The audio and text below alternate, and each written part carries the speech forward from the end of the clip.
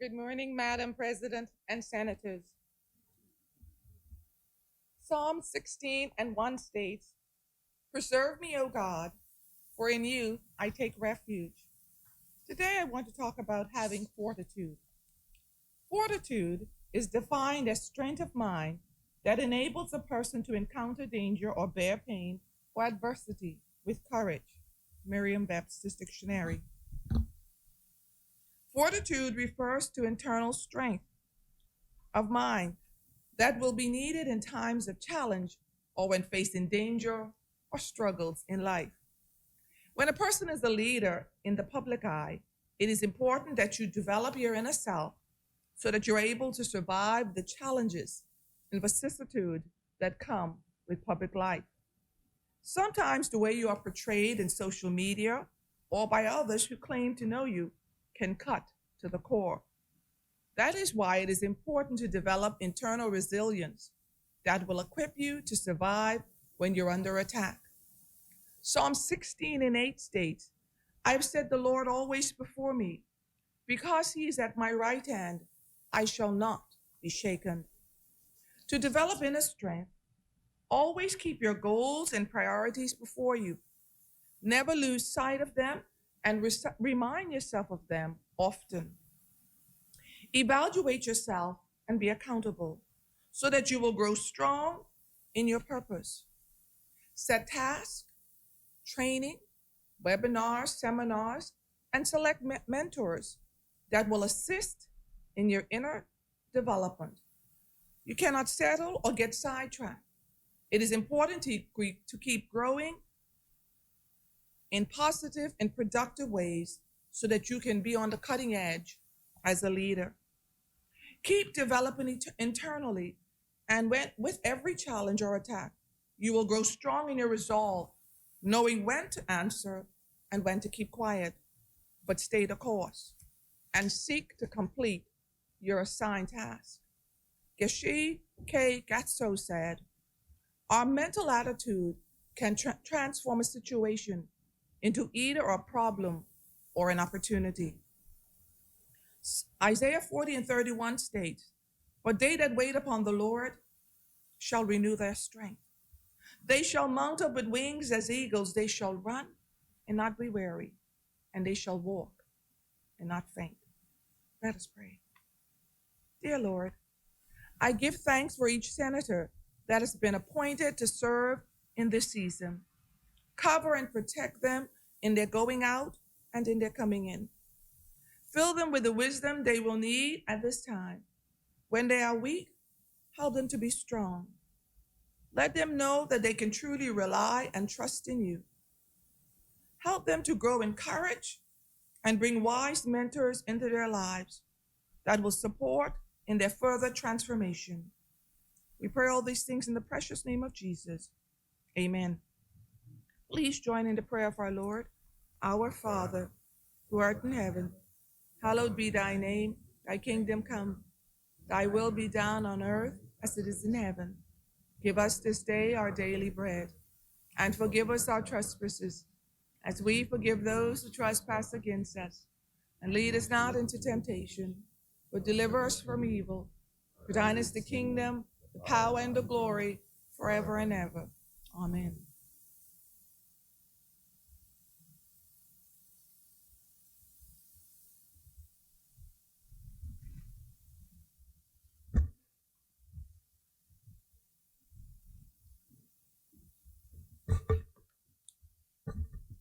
Good morning, Senators, Madam Chaplain, clerks.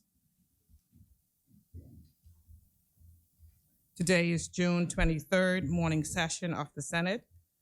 Before I proceed with the agenda of the Senate, I just want to offer two condolences and thank you, Madam Chaplain, for your meditation and prayer as always. Thank you.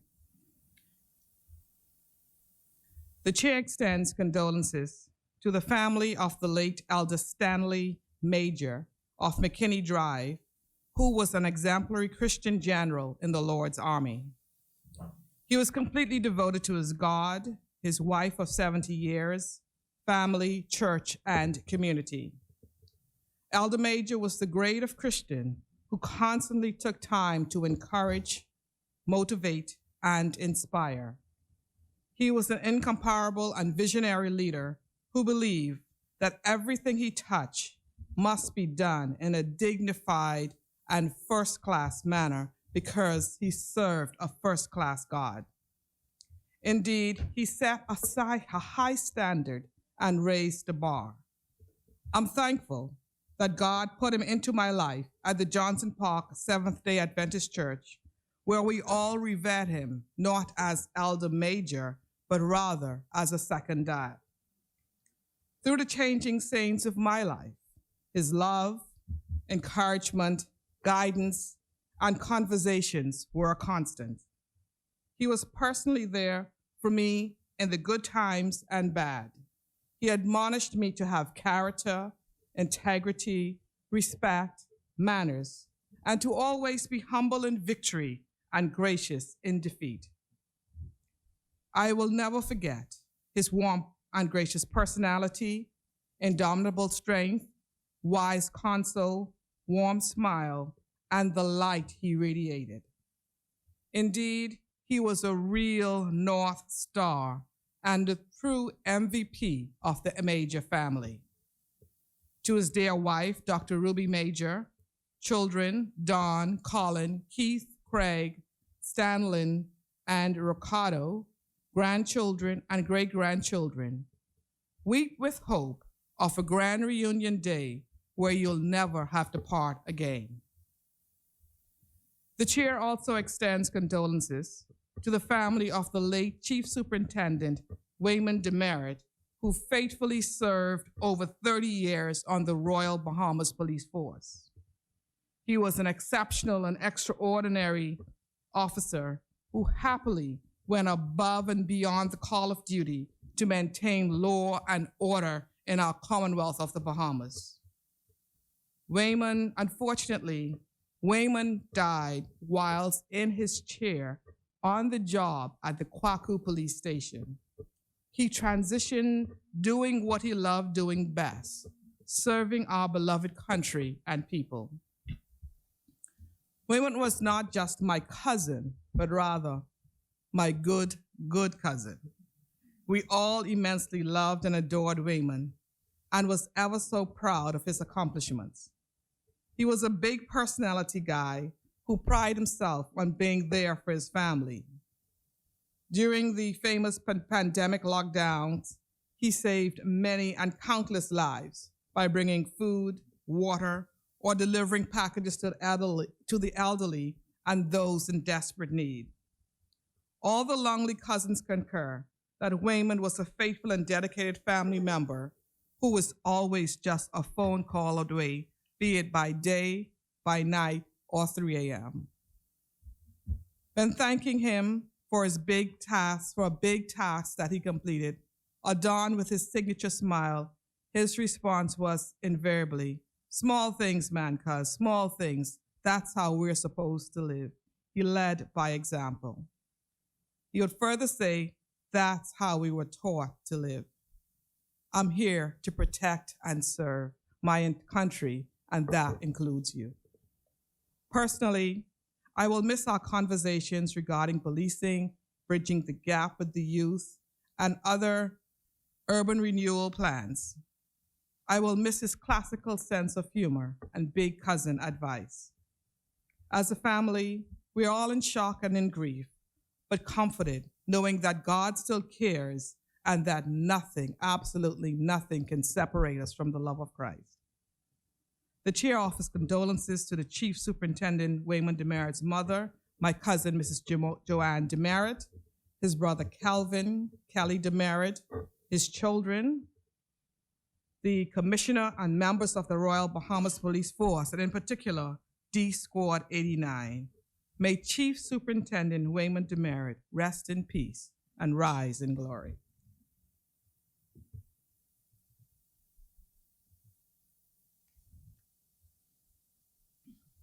Returning to the agenda, Committee of the Whole Senate.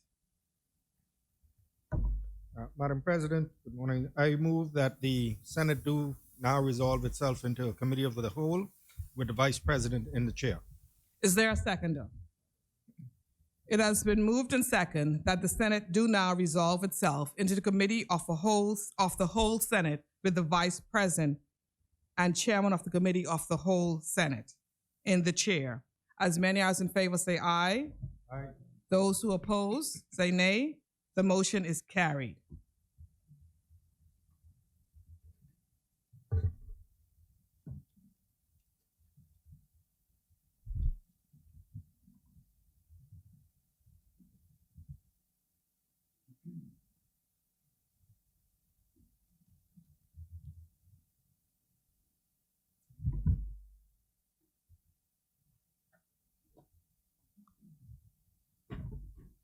Committee of the Whole.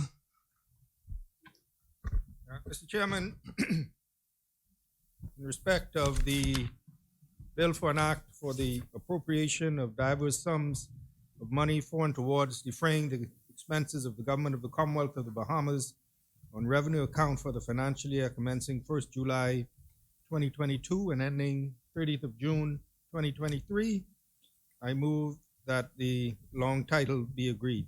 Is there a second? Second. It has been moved and seconded that the long title of the bill be agreed. As many are in favor say aye. Aye. All those opposed say nay. The motion is agreed. Mr. Chairman, I move that the short title be agreed. Is there a seconder? Second. It has been moved and seconded that the short title of the bill be agreed. As many are in favor say aye. Aye. All those opposed say nay. The motion is agreed. The short title is agreed. Mr.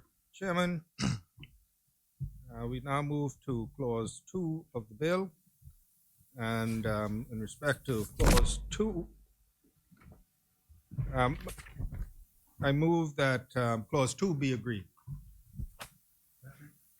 It has been moved and seconded that clause 2 of the bill be agreed. As many are in favor say aye. All those opposed say nay. The motion is agreed. The motion is carried. Clause 2 of the bill is agreed. Mr. Chairman, with respect to the schedule, I move that head 1 be agreed. Is there a second? It has been moved and seconded that head 1 of the schedule be agreed. As many?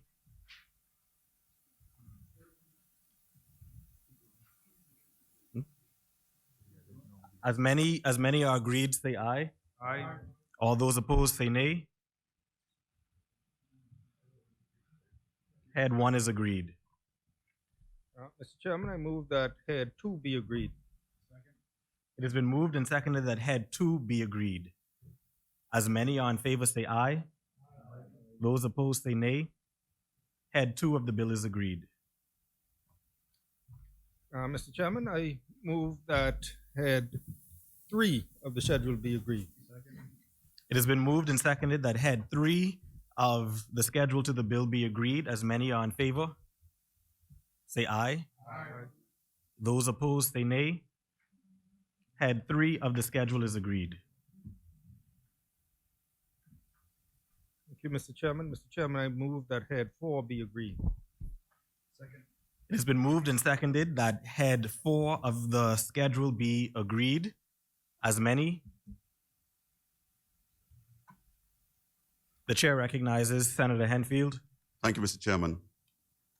Under head 4, line item 225118, I'm just making really an observation here that I want placed on the record, which deals with tuition and in-service awards subsistence. And then we'll move to line item, if I can have your indulgence, 2251129, which deals with staffing. The amounts laid for these very important elements of the Auditor General's office, I believe they are a little paltry, and I wanted to make that observation. As we know, the Auditor General has a lot of work to do in the country and outside of the country, and we'd like to see him in a position, or her in a position, to be able to do that work with proper staffing and proper training. Thank you. Yes, Mr. Chairman, the point is taken, and this has been an issue in terms of recruitment and engagement of qualified staff with the Office of the Auditor General for some time. What we have done is, as a sort of, I don't want to say stopgap, but as a measure to help to address the issue of being able to recruit the qualified staff, is that we have traditionally provided an amount for external audit, which allows the Auditor General to be able to engage external accounting companies or accountants to be able to assist him in his work. And so we see that there is an item number 2251138, external audit, which we are allocating $100,000 this year. The amount allocated, the amount that was spent last year for the first 9 months was approximately $73,000. So we're giving a slight increase for that.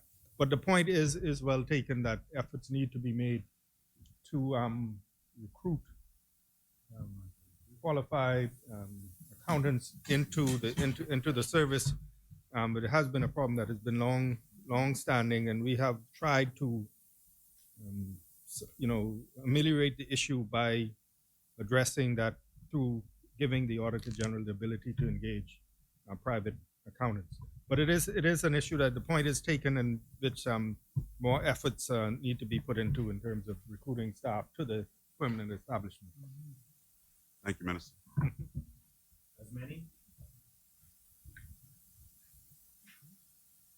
So it's been moved and seconded that head 4 of the schedule be agreed. As many are in favor say aye. Aye. All those opposed say nay. The motion is agreed. Head 4 of the schedule is agreed.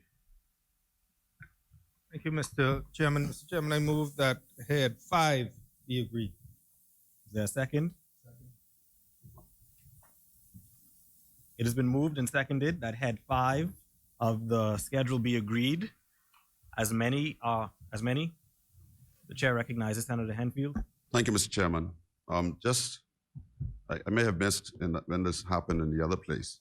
And so just as a for points of clarity, under head 5, line item 211102, salary and contract workers, there seems to be a marked increase here from what we spent, 2.7 perhaps, and we're now asking to spend 6.4 million. Is that correct?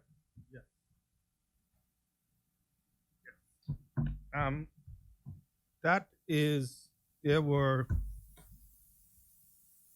amount is being increased for salary and contract workers, and that is for all of the active. There's an increase of $2.9 million, and that is for all of the active contract workers who are currently engaged and college and high school graduates hired so far during the period 2021-2022.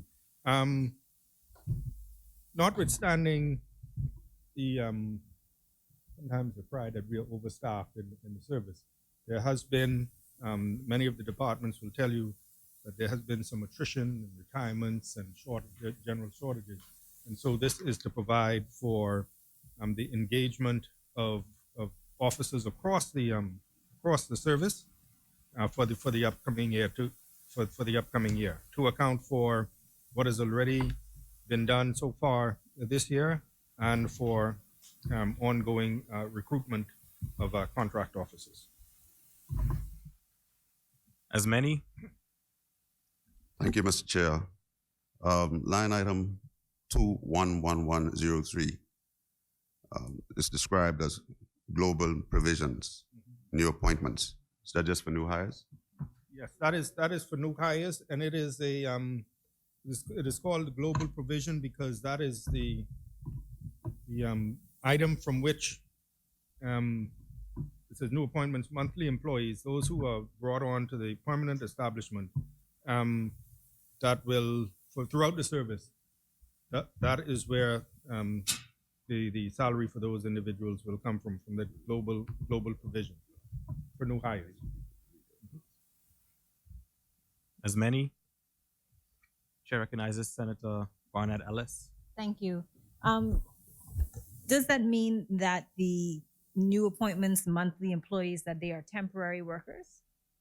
No, I think when someone is appointed to the public service, they are appointed, if I'm correct, on what they call month-to-month terms until they have passed probation, and then they will become permanent. So those will be permanent employees that are engaged throughout the service. So, for example, if someone is hired at the Ministry of Works, for example, the funding will be available in that global provision. But when somebody is my understanding is appointed on month-to-month terms, that they are appointed to the permanent and pensionable pending passing of the probationary period. As many, Thank you, Mr. Chair. Line item just below that, 107, new appointments, college recruits. I know we had a policy where we tried to encourage, because I think it's a similar thing with the Auditor General's office, where you try to find qualified individuals, degreed individuals, to come in, and you know, it's difficult to get people with degrees to come and work at the salary that the government pays. So we see this line item moved from 600,000 to 2.4 million. Is that right? No, I think that is salary adjustments. that's adjustments. Yeah, that's for the Okay, so this one went from 0 yes to 1.5 to 1.5 million, Yes, right? but, well, 1.5 last year. Yeah. You know, you can't tell me it's my allocation anymore. You know, you had a supplementary, you had a supplementary budget. You had a supplementary budget that subsumed mine, right? Yeah. The prior years. I'll accept that. Yeah. I'll accept that. I'll Go ahead. Yes, the item for college recruits is 1.5. Last year, we're maintaining it at 1.5, and the member, the senator is correct, Mr. Chairman. There was a program to engage the college graduates, and like the former Prime Minister championed it to bring more young degreed individuals into the public service.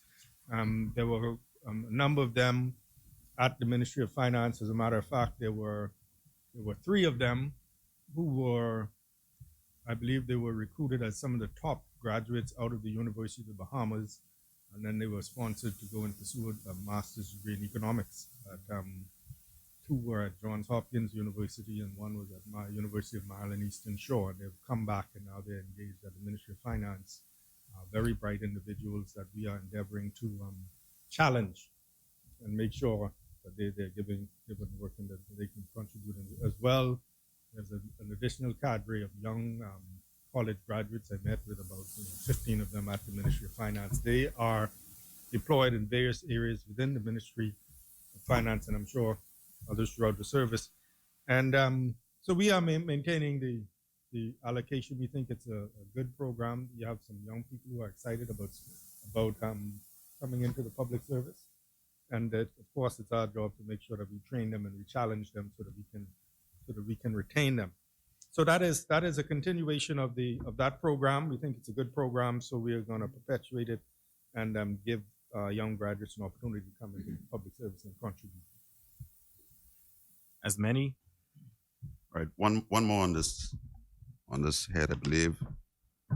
If we go to page 53, line item 2251111, security services. We've gone from 35,000 to 171,600. 225111111. Yes. Yes, that is it's an increase of $51,000. And as I I'm advised that as we get additional premises, and we have to engage additional securities. We are having there has been an issue with within the public service with accommodations. And so when we get to the point, if we look at it for example, for the lease arrangements, we had to lease additional properties for some of the buildings that are, have issues in terms of not being adequate enough in terms of space for the staff, and as well, in some cases, there were some issues in terms of mold, etc., where people had to move. And so that is because we have to do we move into additional premises, we have to do additional security. As many?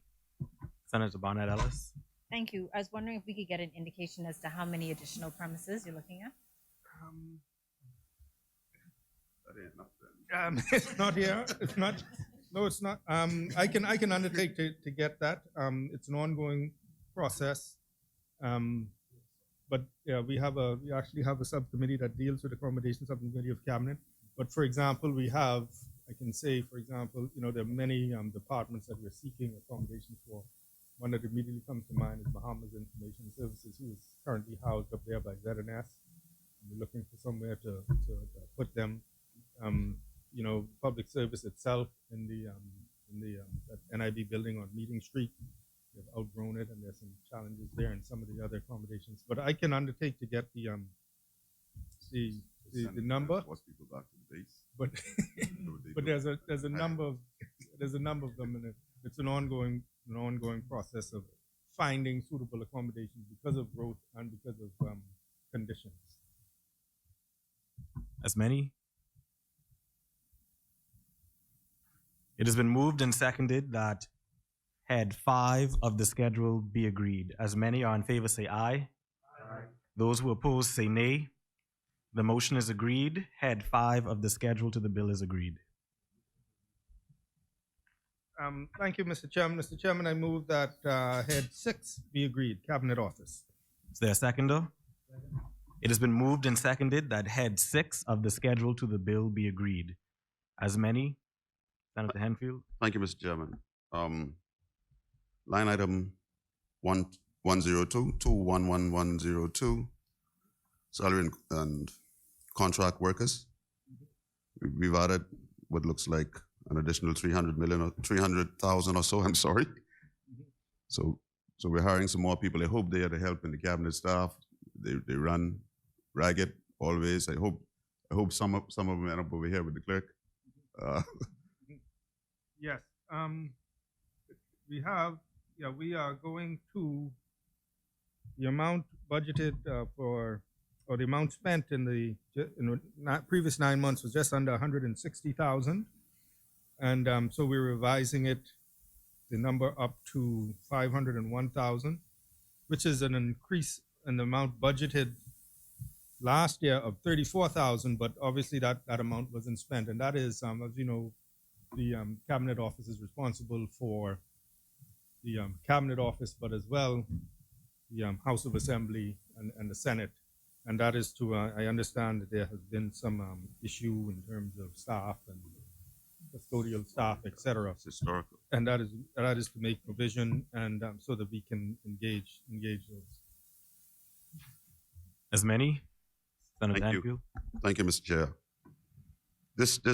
I think we beat this item deliberately throughout this line item 2241207 because it is a market increase from less than $1 million to 5 million. So it increased by about 4 million. Yeah. And I know this is a lot to do with the 50th anniversary of the country, which is very important. We must celebrate that.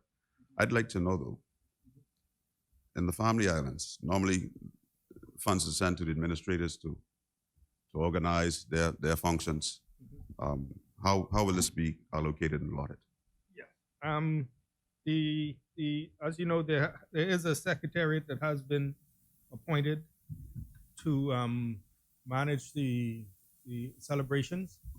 I call Ambassador Leslie Bryce. Okay. I say Williams. Hi, Commissioner. Yes, has and as well and P.S. P.S.'s name?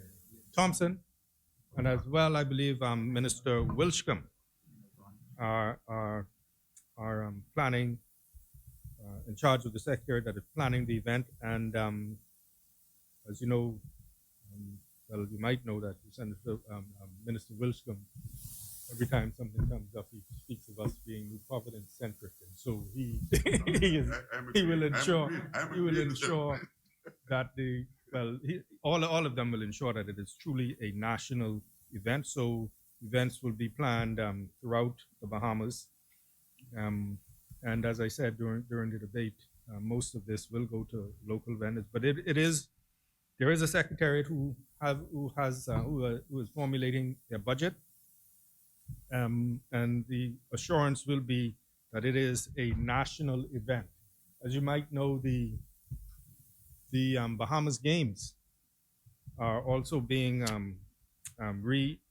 restarted, and that again will serve as a unifying event in terms of reaching out to all of the family islands. But definitely, the idea is that the whole Bahamas will be celebrating this milestone of 50 years of independence. So yes, to the question, celebrations will be managed by the Secretariat, but to ensure that all islands are able to participate. Yes, please.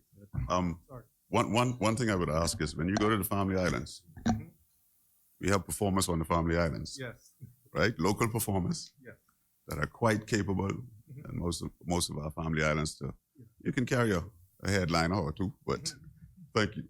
Yes. No, I agree. I agree 100%. And this is definitely an opportunity for us to really showcase the entire Bahamas and all its people and artisans. And I think we are in for a good treat with this upcoming celebration. And this is a final thing on this is that there's expected to be a series of events leading up to the actual July 10th, 2023. Yes. So it's not all for the one, Clifford Park or wherever. There's a series of events that will be planned, that will be published as well. As many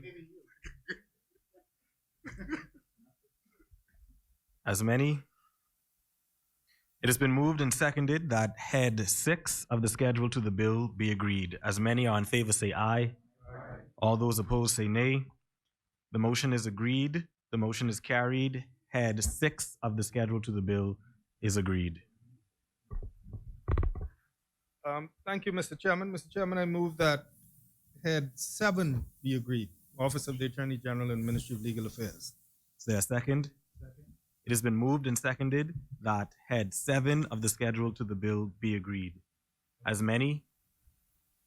Senator Barnett Ellis. Thank you. With relation to salary contract workers, item 211102, there's a significant increase in contract workers. I was wondering if we can get an explanation as to that. Sure. Thank you very much. As Senator Ellis would know, and I've announced a few times in this place, we are undertaking an aggressive recruiting campaign for attorneys and other legal officers within the Office of the Attorney General, and we're likewise looking to build out additional attorneys within the Public Defender's Office. We think that that is an underutilized agency of the government, or at least of legal support to those that are indigent. And as such, when you do undertake these recruiting exercises out of the private sector, especially for attorneys, a lot of times they will come in on contract rather than designed to be PNP, because they may not be choosing a lifetime career, but they're coming to get the experience for a number of years.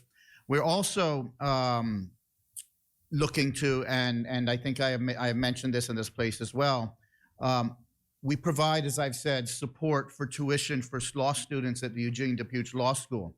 We're implementing a program that will be bonding those students that we provide the tuition assistance on back to the Office of the Attorney General for 2 years, about up to 20 attorneys every cycle in graduation class.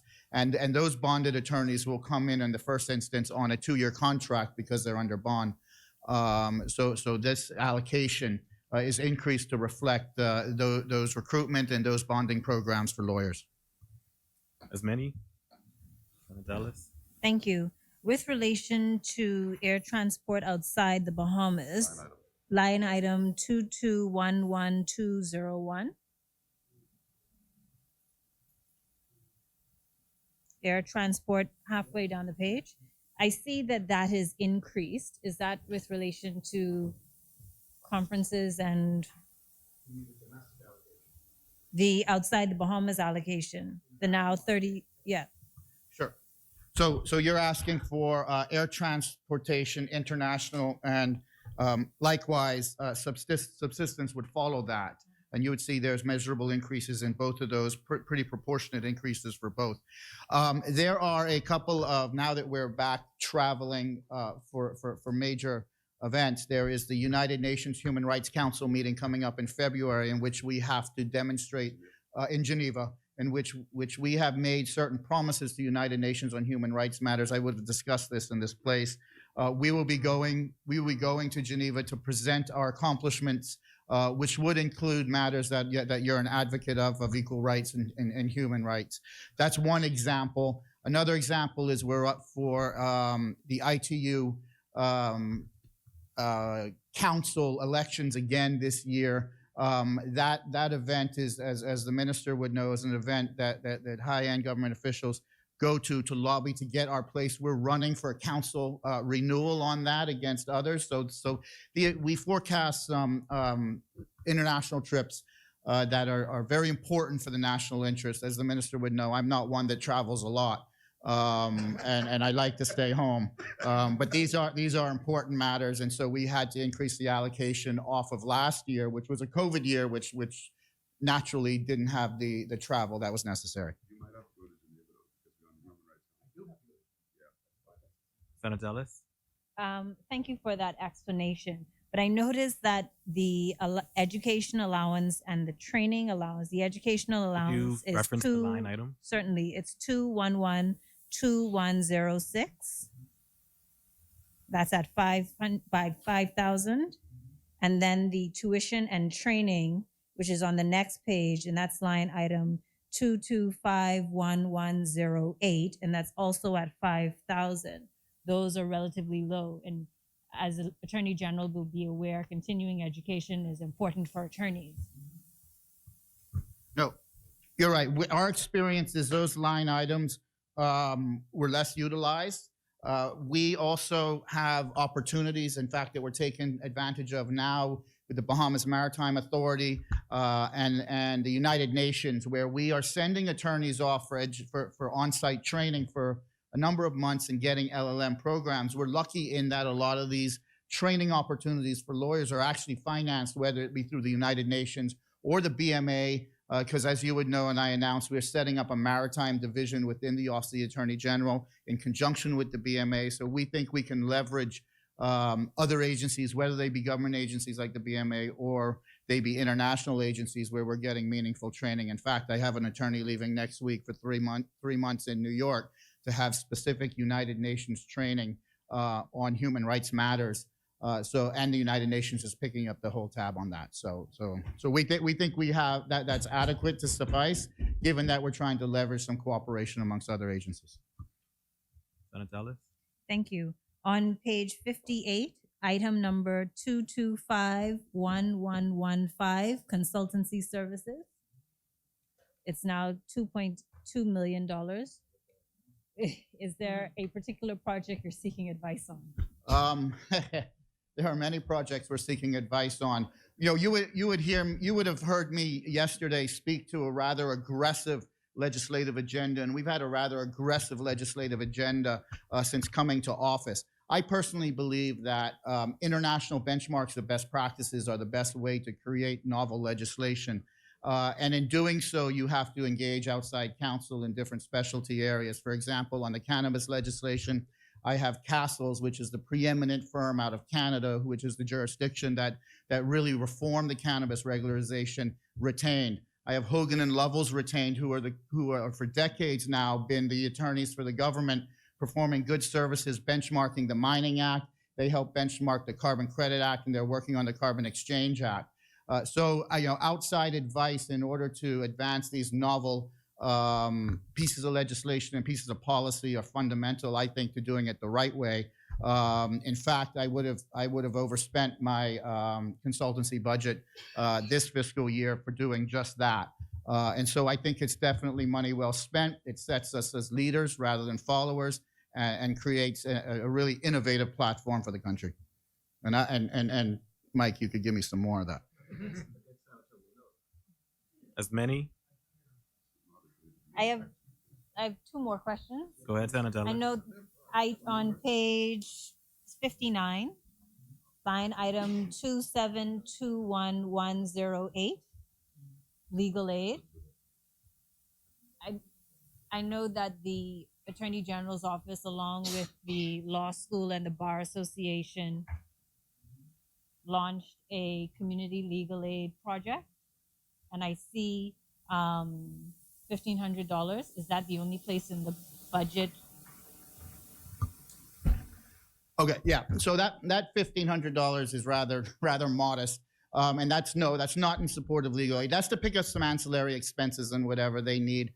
A lot of the legal aid budget comes through the Eugene DePuch Law School budget, as they are the hosting agency for the legal aid clinic. And certainly with respect to the matter you raise on the community legal aid, we were able to purchase the mobile home out of this year's capital budget of the Office of the Attorney General. So that's already been allocated for this year's capital budget, along with some of the technology has been in this year's capital budget. We tried to hustle that in because we had some money in the capital budget we could spend. And thank you to, you're no longer on the council, but I know you're a long-serving Bar Council member.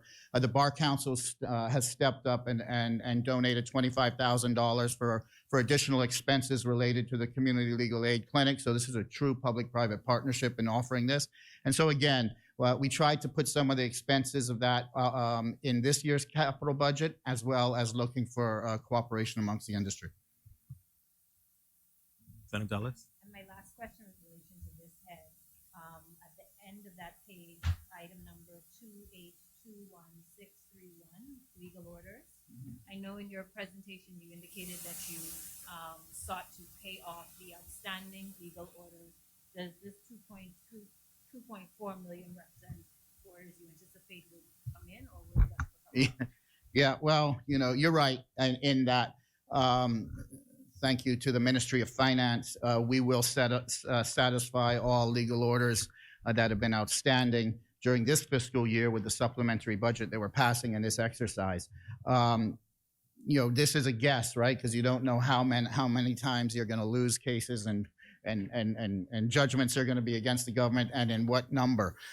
We believe, I'll tell you historically, that, for instance, you would have seen $3.5 million in last year's fiscal budget. That was extinguished by October of this year. So this is never enough. I anticipate the 2.425 will likewise be extinguished prior to the end of the fiscal year, and I'll have to go with my hand swinging to the good minister. But I think we will make the necessary allocation to make up that on that number when we have to. Again, we don't know what judgments are forthcoming. That's the best I got for you. As many? Senator Henfield? Thank you very much, Mr. Chair. AG, there's a line item. Am I still in the Attorney General's office? No, I think head 7, right? 282111406, cellular liberalization. Okay, you would have noted that number was previously allocated 90,000, and that has been taken away and gone to 0. The reason for that line item is actually for Holdco and the government's interest in Alive. And historically, that really has been either an underutilized allocation or not, or utilized for other purposes, because that is intended to pay the stipend for the board members of Holdco and then the government members that sit on the Alive board. The dividends that come out of Alive to Holdco have historically been sufficient to pay the board remuneration. And so we've decided to take that line item out because of the dividends that are received, pay the remuneration for the board. As many. It has been moved and seconded that head 7 of the schedule to the bill be agreed. As many are in favor, say aye. All those opposed, say nay. The motion is carried. Head 7 of the schedule to the bill is agreed. Thank you, Mr. Chairman. Mr. Chairman, I move that head 8 be agreed. Is there a second?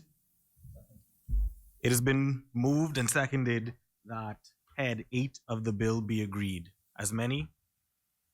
Senator Henfield? Thank you, Mr. Chairman. Line item 2251134, special projects. I was wondering if the Attorney General perhaps shed some light on. I know you talked about a lot of developments and what have you. 2251134, special projects. It's now we spent last time I think 50,000. We projected $1 million. Now we're back to 500,000. So this line item has to do with the special projects of modernization that are underway in digitization at the judiciary. As you would know, the Chief Justice has been working tirelessly to implement his system of digitization of the courts. He is certainly nearing the finish line on that. And that's why we think that the reduction is adequate, because the expenditure to roll that out has primarily been done in the last 2 fiscal years. And so we think that's adequate to take him all the way to the finish line on that special project. Thank you. As many?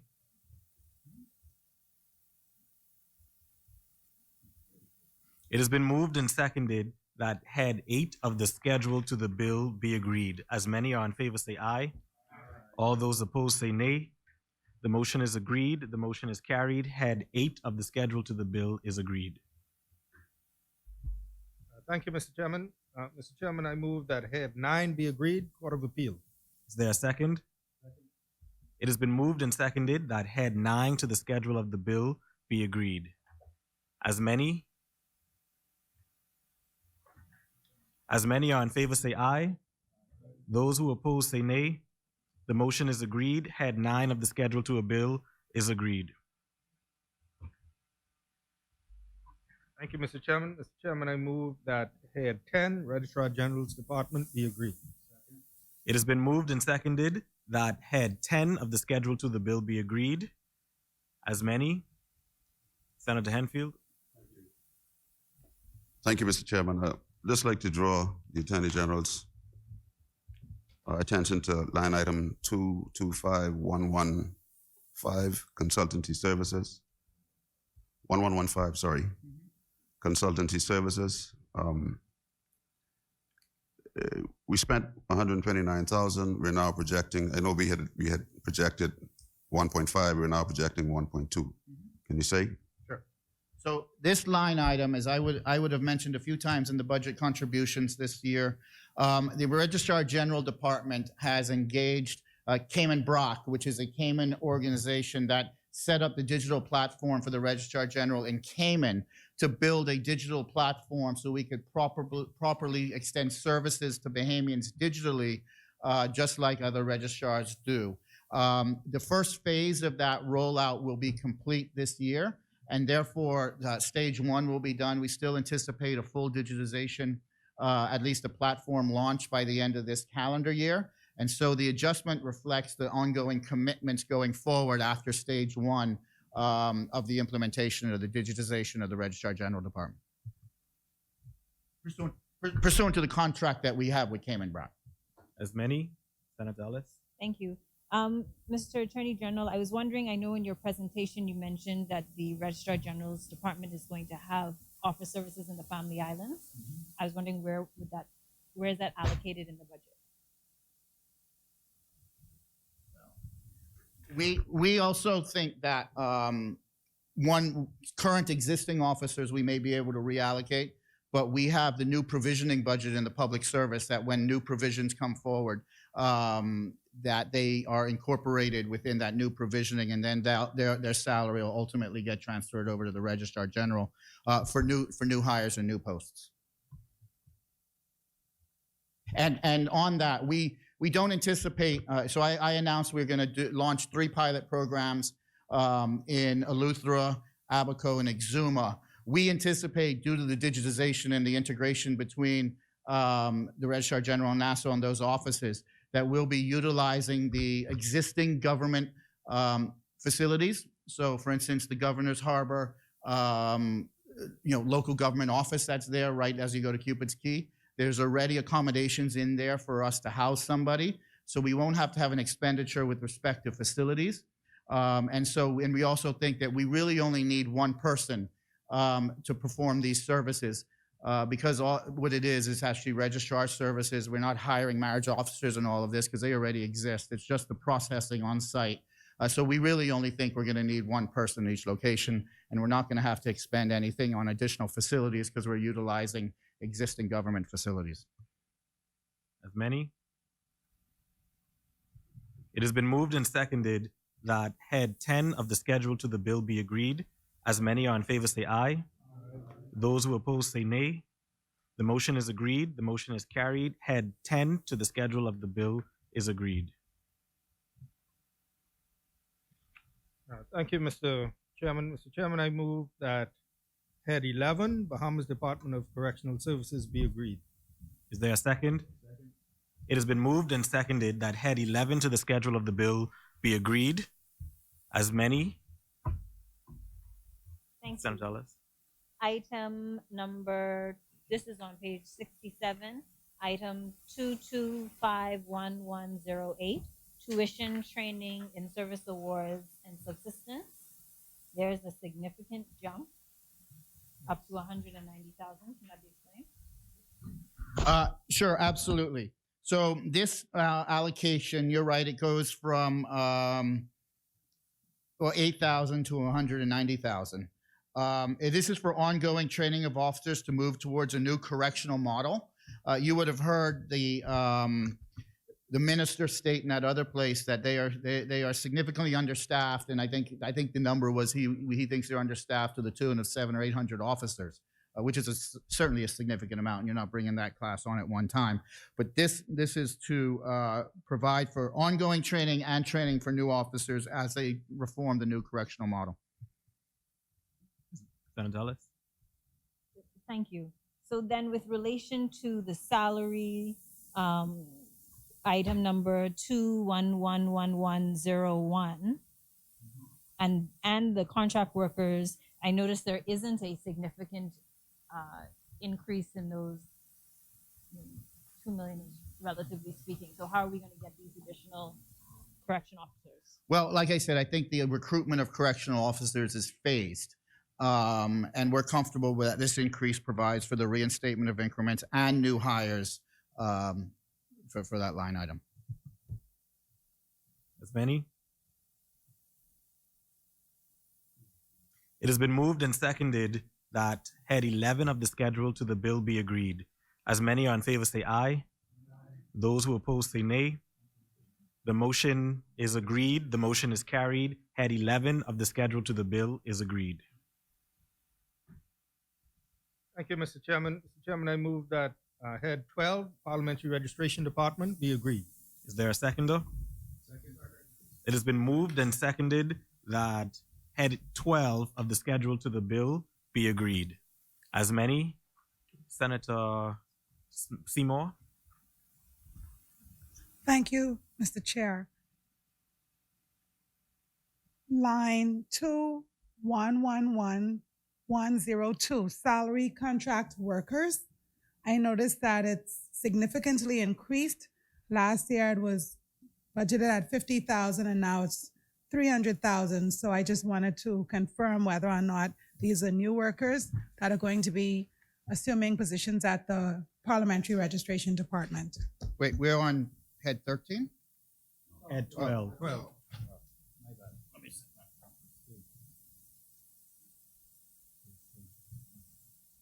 For everyone, Yeah, Ben. okay, I have it, thank you. The increases with respect to the contractor workers, contract officers, their salary when they were hired during the general election, so they would have been put on contract. And you just don't, you don't just terminate those contracts. And so, no, that's not what we do. We're very equitable. So these are staff that we met in place as a result of being hired for the general election. See? As many, Senator Ellis, Sorry, item in the same head, item 2241299, other supplies. In the previous year, they spent 547,000. I now see an increase to 22,000. Is there a special project that we suddenly need? can you repeat the line item number? 2241299, other supplies and materials. As you would be aware, the local government elections were held earlier this year, and I believe that item, those additional supplies, were related to the execution of the local government elections. Local government elections, I think it was in February. Senator Ellis. Oh. As many, February. Yeah. Senator Ellis, Thank you. Item 2251337, operation of facilities and other services. Sorry, that's on page 70. Those, yeah, There- there's an increase of $62,000. Those whenever we see writing is so small, the operation of facilities, those amounts normally are due to the landscaping and maintenance of the physical premises. It's a 225-1337. 225-1337. Yeah, operation of facilities or other service charges. That includes maintenance of the landscaping, the physical premises, as well as other contracts, for example, sanitation, etc. And so that is the amount is increased by, it's like approximately 60,000. And yeah, that is what that's for. We can undertake, if we have enough time before we leave, to sort of break it down. But under that operation of facilities, it's things like maintenance of the physical premises. Thank you. I would be grateful because that seems like a whole lot of landscaping. Yeah, and cleaning as well, and sanitary. As many. It has been moved and seconded that head 12 of the schedule to the bill be agreed. As many are in favor say aye. Aye. Those opposed say nay. The motion is agreed. The motion is carried. Head 12 of the schedule to the bill is agreed. Yes. Thank you, Mr. Chairman. Mr. Chairman, I move that head 13, the Ministry of Foreign Affairs and the Public Service, be agreed. Head 13. It has been moved and seconded that head 13 of the schedule to the bill be agreed. As many. Thank you, Mr. Chairman. Salary and permanent and pensionable, line item 2111101. We've increased by quite a few bucks. No, man. What was it before? 5? Right. So, this contract. Let's look at the contract worker, 02. That's the one I have underlined here. Yeah, that's the market increase. Relax. We can get it. Don't get all. We doing good, We trying to, And so, can we have an explanation of the contract workers? So there would be an increase in the contract worker allocation, as you point out. As the Minister of Foreign Affairs in the other place would have said, that there is a desire and a plan to open up some new missions and consulate offices abroad. Certainly in the first instance, there's a Toronto office scheduled. And then I think he also may have spoken about a Houston and possibly a Los Angeles office schedule. And so this increase provides for the additional staff in various missions and the new consulate office in Toronto. And we think it's adequate to open those up. You're a former Minister of Foreign Affairs. You would know the expense that's entailed in staffing these operations. I agree, and I know, Randy putting words in my mouth, right? Senator Roll, right? But I know the minister projected that he's also opening up a mission in Dubai and a couple other places, moving it to Toronto because that's where the preponderance of the people are. That's something we would have done as well. But you have to draw attention to this line item. It's a $3 million increase. Okay. No. Last time we spent 608,000. We spent in 3.4 million. So there ain't no 900,000.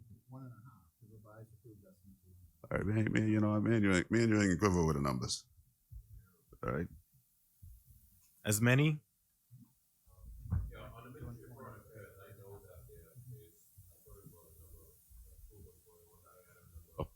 225-1124, page 72, the passport offices and the operational costs. And we see even from the revised estimate, it was 200,000. Before then, it was 95,000, and now there is, in this estimate, 4,100,000 all. Could you update us on what is progressing? Sure, absolutely. The passport office is continuously be going on undertaking e-passports and digitization, and I think the company is Canadian Banknotes that manages that system. That contract is up for renewal, and so we are renewing that contract for Canadian Banknotes, and the additional funds are allocated for the maintenance and support contract of the Bahamas e-passport issuance. That's the Canadian Banknotes, and the control system and electronic visa issuing system. So we hope to be able to roll that out into a second phase of not only e-passports but also e-visas. Seeing that on that point, just for a point of to help illuminate something, we've been having issues with Haiti and the offices there and visas and so on and so forth. How would that be impacted during this? Do we anticipate making sure that we could do the operation there instead of here? Well, I think that's the goal once with the digitization process, and especially in the context of being able to issue e-visas, you'll be able to make sure you do the proper vetting and due diligence, of course. But in the context of the actual issuance, have that digitization that connects our consulates to be able to properly issue those visas and to get them there and issued timely, appropriately, and without delay. As many? Let's come back to page 71, line item 2112108, special allowance, additional qualifications. This seemed to be a new line item. Sure. So, when you have new Foreign Service officers that are posted, and this line item is specific with Foreign Service officers that are supposed to assist with the Bahamian diaspora. I think Minister Henfield, you made the point in your contribution how important it is to form that bond with Bahamians living abroad. This line item is specifically to be able to assist Foreign Service officers with undertaking that activity with the diaspora that lives around the world. As many? As many are in favor say aye. Aye. Those who oppose say nay. The motion is agreed. The motion is carried. Head 13 of the schedule to the bill is agreed. Thank you, Mr. Chairman. Mr. Chairman, I move that head 14, Office of the Prime Minister, be agreed. There a seconder? It has been moved and seconded that head 14 of the schedule to the bill be agreed. As many? Senator Henfield. Thank you, Mr. Chairman. Line item 211102, salary and contract workers.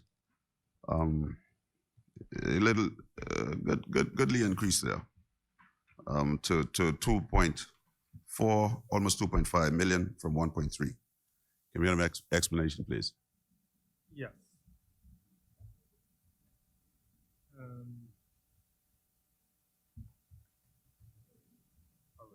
Salary contractual workers, yeah. an increase, yes, an increase from 1.8 budgeted to 2.4.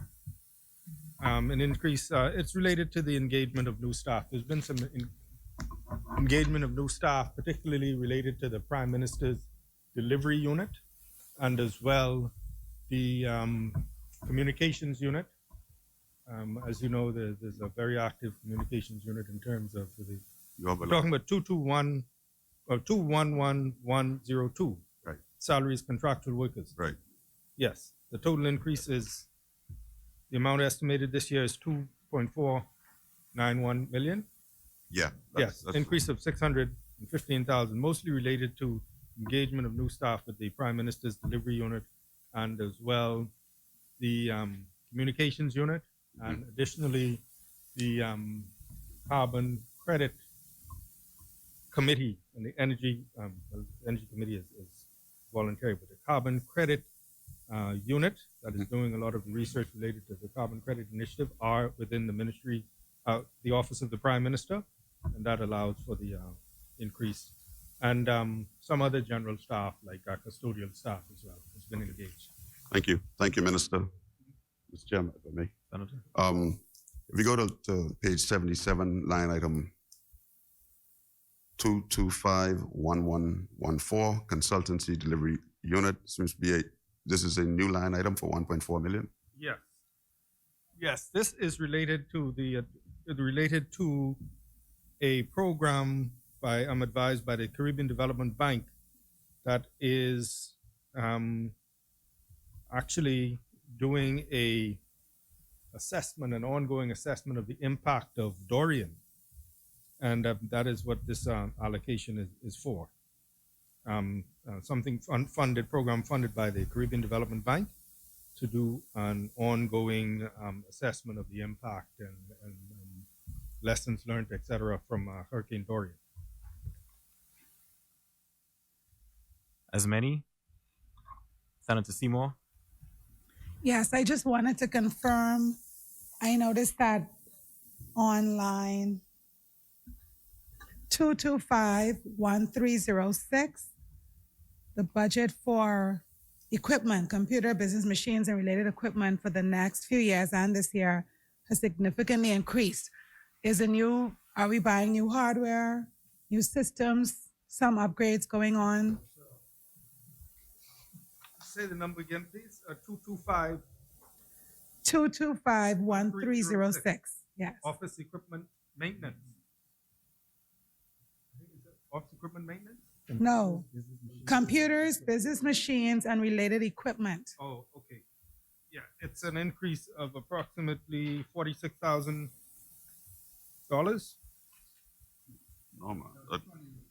It was, you're talking, it is. It was 2251306. Computers, business machines, and related equipment. Machines from 37,000 to 84,000. It was budgeted, yes. Last time we spent 185, but then it was budgeted at 37,000, but now we have 84,000. Yes, that includes not only because of the increase in staff, there's requirement for things like laptops, etc., but as well the in terms of the people, the individuals attached to the office of the Prime Minister. There's a need for equipment, for example. There's several photographers there. There's a need for an upgrade of equipment for them. And as well, there is within the ministry, within the office of the Prime Minister, the entire communications unit that handles the weekly press briefing and the whole studio setup there. Yeah. I would have to. No, well, equipment becomes aged and becomes damaged and needs to be replaced. But in reality, Senator Seymour, it's an increase, I think, of 46,000 over the last year's allocation. Yeah, the last spend. So it's a catching up exercise. You know, it has to deal with, you know, when there's a lot of work that's being done in terms of communication, not only producing the weekly briefing, but also producing programming, and you know, so those things have to be edited and all of that stuff. So you need updated equipment to be able to do that. So that is from the photographers, the communications unit, and the new people who engage, the requirements for them for laptops, etc. Sorry, senators, just for the benefit of all senators, so that we can all follow along. When you stand up, please first state the page, then the line item number, and then you can read that so that all senators can follow. Well, you've been doing it. You've actually been the only one who've been doing it. But no, other senators are asking and beckoning, just so that they all can follow. Because you know, Mr. Chair, we working together nicely here today, Mr. Chair. Yeah, it helps the ministers to be able to follow and answer quickly. Yeah, so, and you know, I state the page numbers because as a minister doing this, it is very difficult sometimes to just find it. And so Well, that's why, the reason we're asking to do it so that they can find it. Okay, so page 77. You're saying exactly what I said. Page 77, line item 225, 1348, debris management. Yeah, it was 3 million. It's now down to 0. Where we put that money? Yes, debris management. It was sorry, I was gonna break down. Yeah, actually, it was budgeted at 5. Yeah. And that has been transferred to. It was budgeted at 5.1 last budget, 2021-2022. 9-month expenditure was about 3,038,000, which is, you know, in line. And that amount was transferred to head number 75, which is, we'll get there when we, sorry. That's Department of recovery. Emergency Preparedness and Response. Okay. So that amount was transferred there. And this year, the amount transferred is 3,376,000.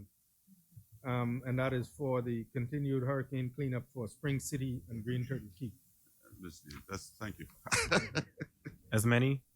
Yes. Senator Raming? Yes, just 2 questions, and I think Senator Alcides did move part of it, and it'll be in reference to, again, page 78, section 282142.0, the Disaster Reconstruction Authority.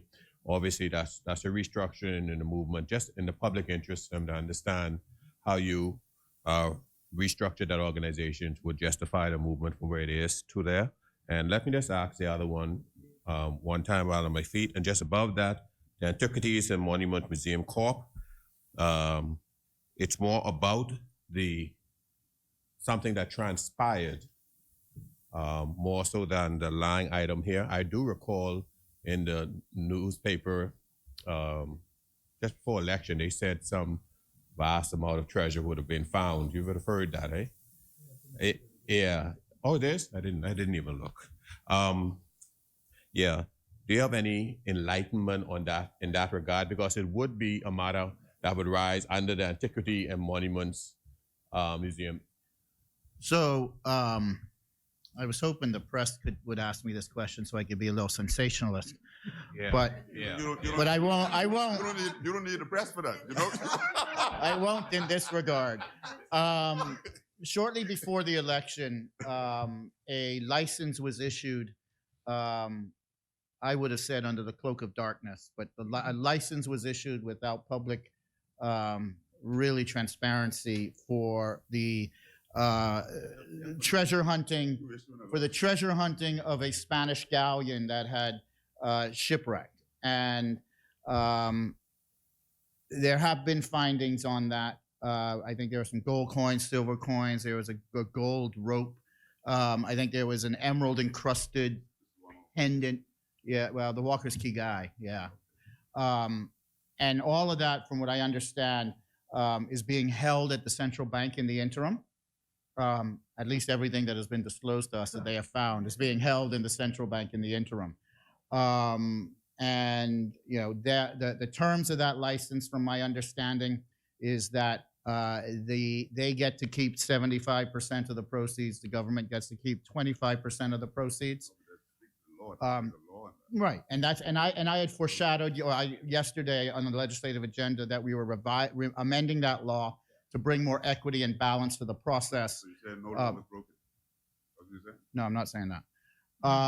So that's the indication on that. From what I understand, is everything that has been turned over and disclosed is held at the central bank. I just have to ask you for more clarification on that. Are you indicating that some law was broken? I didn't indicate that. Thank you, AG. The question from Senator Raming, as I think he was asking about some information on the transfer of the Bahamas disaster reconstruction expenses have been transferred out of the office of the Prime Minister to head number 75, which is called the Department of Emergency Preparedness and Response.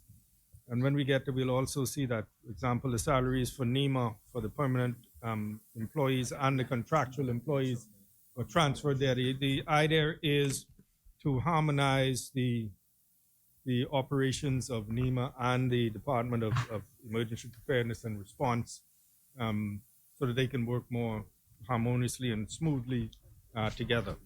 And so the response, I think previously, preparedness had come under NEMA and response had come under DRA. And now this is an effort under the Department of Preparedness and Response to bring the preparedness and response under one umbrella within a particular department. As many are in favor say aye. Those who oppose say nay. The motion is agreed. The motion is carried. Head 14 of the schedule to the bill is agreed. Mr. Chairman, with your leave, before we move on, there was a question that we undertook to answer with respect to the Parliamentary Registration Department and specifically the operation of facilities with a 62,000 increase. The answer to that question is that that is attributable to the maintenance program this year for the computerized voters registration system and the relocation of the Parliamentary Registration Office in Grand Bahama.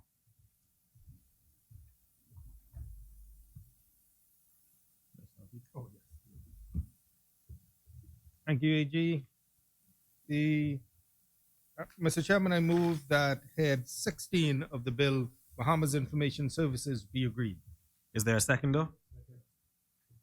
It has been moved and seconded that head 16 of the schedule to the bill be agreed. As many are in favor say aye. Aye. Those who oppose say nay. The motion is agreed. The motion is carried. Head 16 of the schedule to the bill is agreed. Thank you, Mr. Chairman. Mr. Chairman, I move that head 17, Government Printing Department, be agreed. Is there a seconder? It has been moved and seconded that head 17 to the schedule of the bill be agreed. As many are in favor say aye. Aye. Those who oppose say nay. The motion is agreed. The motion is carried. Head 17 to the schedule of the bill is agreed. Thank you, Mr. Chairman. Mr. Chairman, I move that head 18, Department of Local Government, be agreed. Is there a seconder?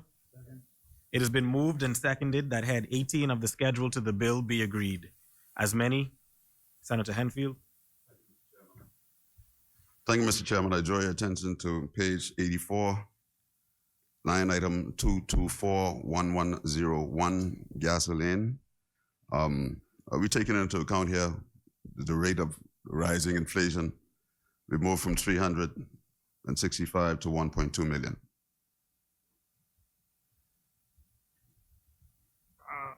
Yes, we're taking into the account, as a matter of fact, the provision this year is 1.2 million. Last year for 9 months, we spent just under 366,000. And so we believe that in addition to the, the rise in prices, additional equipment in terms of, we've acquired some new boats for the fisheries department, and some new vehicles. So the fleet is increased. And so we believe that amount is what will service us 1.2 million for this upcoming year. Yes. All right, so on the same note, then just below that is diesel, which we see move from 22,006 to 130,000. So I understand that. Can I draw your attention then to line item 2251399, other contractual services, from 60,000 to 160,000. So we added like almost 100,000 there. This is bottom of the same page. Can you give us some idea, because local government is all over the country. Yes. Can you give us some idea as to what this is for? 2251399. The actual expenditure, actual expenditure for the first 9 months was 56,000. There was 342,000 budgeted for last year, and that amount for going forward is 160,000, which is a fall of 182,000. And the explanation is that that's the funding and disbursements to the 3 cash districts, Meguana, Acklands, and Crooked Island, for office operations. Meguana, Acklands, Crooked Island, those are the cash districts. Yeah. As many? Senator Ellis? Thank you. I just want to go back to page 83. Item 222101 and 02, the rent, living accommodation, and rent office. Is the Department of Local Government sending additional people to the Family Island, and how many additional offices are they renting?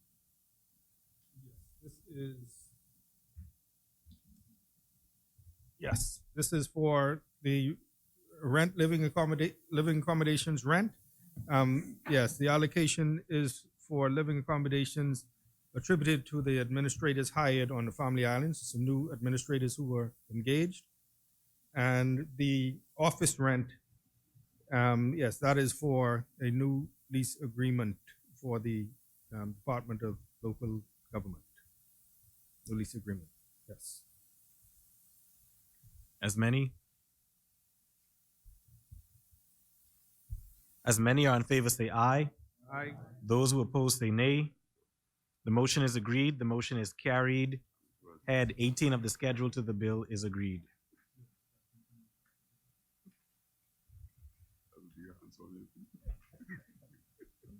Yes. Thank you, Mr. Chairman. Mr. Chairman, I move that head 19, Department of Physical Planning, be agreed. Is there a seconder? It has been moved and seconded that head 19 to the schedule of the bill be agreed. As many? Senator Seymour? Thank you. Just a quick question on page 86, head 2112115. So line item 2112115, responsibility allowance. I just see that there's a decrease, and I'm wondering whether or not the benefits package has changed for someone, or why is it that the responsibility allowance under physical planning is decreased? Sure. The prior allocation was to pay off certain arrears that were in existence. Those arrears have been satisfied, and we think the allowance adequately funds this upcoming fiscal year. Okay, thank you. As many? As many are in favor, say aye. Aye.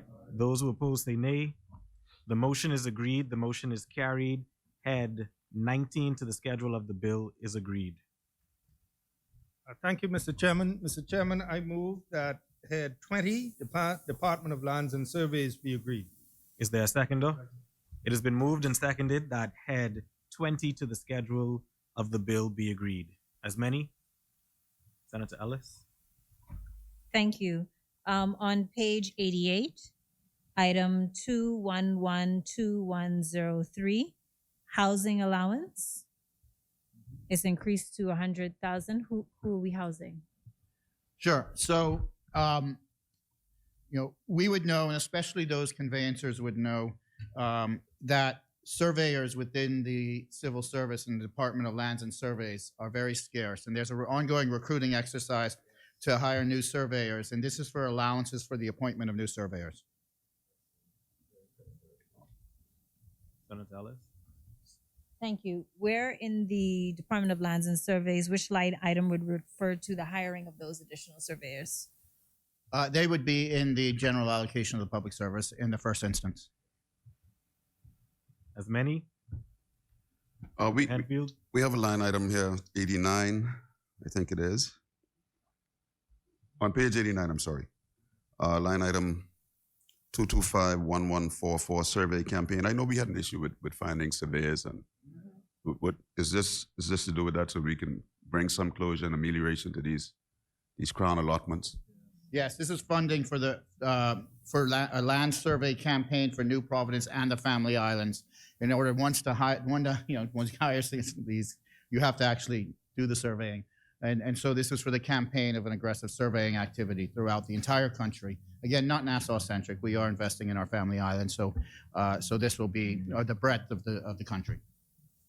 As many? Senator Raming? Yeah, thank you very much for that explanation that you gave. Actually addressed a number of my questions that arise in some of the items, but as relate to the consultancy services, item number 2251115 on page 29, and in consideration 89, and in consideration of what was said before, the survey campaign, and also the salary of the permanent, the trend I see in the contract workers and the PMP workers, and so on and so forth, it brings my mind to one of the more crucial elements. The land registry in which we've been undertaking, definitely this is one of the major first step in even getting that done and finding those surveyors, et cetera, et cetera. But I see I saw the jump in the allocation for the consultative services. And then I see the drastic drop back down to 300,000. Does it mean that there may not be? I'm going to add just one more that you want to do. I want to know what was satisfied with the 2.1 odd million that brings us back down to such a drastic drop. So something major should have, and it may have been outstanding things. And the final point is, as related to this land registry, and this is specifically to you because you spoke to this in Parliament and people have been asking me about it again. Surveying was a critical issue on the Pinewood project as well. And you had gave a good update, but even up until recently, persons has been asking me what is going on. And this is relevant. So on your first questions before we get to Pinewood, the reduction in the allocation on the consultancy services represents the completion of the land mapping registry project. So the mapping project is finished. And now that's when we go into phase 2 of the surveying. So you got to map it, then you survey it, and that's where you see the allocation below in the survey campaign. So it's just a transition on that project from the mapping to the surveying. With respect to Pinewood, we've actually been able to get some information on a few outstanding homeowners to help process those. The conveyances should be pretty much done. They're just finishing the mapping and the overlays. And then we're going to relaunch a new public service campaign this summer for those who have not provided incomplete or not provided any information, to try to go through the process again to supplement the outstanding that are available. So we're still working diligently on that. As you know, it's very complex. As many are in favor say aye. Those who oppose say nay. The motion is agreed. The motion is carried. Head 20 to the schedule of the bill is agreed. Thank you, Mr. Chairman. Mr. Chairman, I move that head 21, Ministry of Finance, be agreed. Is there a seconder? It has been moved and seconded that head 21 of the schedule to the bill be agreed. As many? Senator Henfield? Thank you, Mr. Chairman. Page 90, line item 211103, global provision, new appointments, monthly employees. We projected $1 million, we spent 0, and now we're to just under 10 million. If I'm reading that correctly, can you give some explanation as to? Yes, that is the provision for the hiring throughout the public service in this upcoming year. So whichever department is seeking to engage, most of there are 1 or 2 as we go on, you might see where they still have a provision, but this is from where all new hires will be drawn for the 2022-2023 fiscal period. So it gives a bit of it's an effort to control it, centralize the provision within the Ministry of Finance so that when individuals are hired, it is drawn from here, and so we can manage it better by having the provision in the Finance Ministry. Okay, so thank you, Minister. So I suppose there's a similar explanation for the line item right below that, salary adjustments, which have gone from 33,000 to 20 million, Yes. 20.5 million. Yes, it's gone from we spent just 33,000. There were estimates of 9.2 million for last year. 33 was spent, and this is to facilitate staff promotions, reassessments, and reclassifications. Okay. Thank you, Minister. Just for As you know, Senator, there are several departments where promotions have been outstanding for quite a long period of time. absolutely. And the Ministry of Public Service has been, I know Customs is one, and I hate to name, Yeah. but there are many departments where promotions have been outstanding for a long time, and the Ministry of Public Service is working to bring those to conclusion. You know I like customs, and you know why. Yeah, and so this is the provision for when those matters are concluded for the promotions and reclassifications, et cetera. Okay. Thank you, Minister. Just below that, line item 211205, employee pension contributions. I know you're going to now try to have contributions for. Yeah. For you want to. I have to draw it to the public's attention as Yes. it appears to be a new line item, and it's Thank you very 10 much. million. Yes, no, thank you for drawing it. It's an item called employee pension contributions, and there's an allocation for $10 million. The intent is to eventually move towards a contributory pension plan. Of course, those who are already in the system are, the idea is that they will, the status quo will remain for them. But the idea is that beginning with new engagements and individuals who have, who are below a certain threshold, they will begin to contribute. And part of that, of a contributory pension plan, is that the government will also have to make contributions. Good. So this is an anticipation that we really intend to do this reform this year, and that this represents the portion where the employee will pay a portion and the government will pay a portion. And so we put a round figure here of $10 million so if we get that done, and we plan to this year, this is where it will be drawn from. This is a reform that we have been speaking about for a long time. We did a study on it back in our previous term, and I think some more research was done on it in the previous administration. There's been some discussion with the public sector unions to see what is the best way to do it so that we do not adversely impact individuals who are already in the system and who enjoy a non-contributory and who are vested. There's a lot of support for the reform. We think it's a way to go, and this is something that we will be moving forward with in collaboration, in conjunction, and consultation with all the stakeholders, particularly the public sector unions, because we believe it's time that we do it, and that over the next 10, 20, 30 years we will see the benefit of it. But that's the long answer. Short answer is that is to provide for the government when we do implement a plan. That is where the government will draw its contribution from. I applaud the effort. I think if it had been done when I joined 30-something years ago, I would have benefited far more than I did. I think the next line items on page 91. There's several of them, but I think your answer might be all the same, because this looks like the central purchasing facility that you put in place. But we're going to spend 18 million On water supply, that's 301. We're going to spend 3 million on gasoline. They will get their fuel from the Ministry of Works, I suppose, as normal.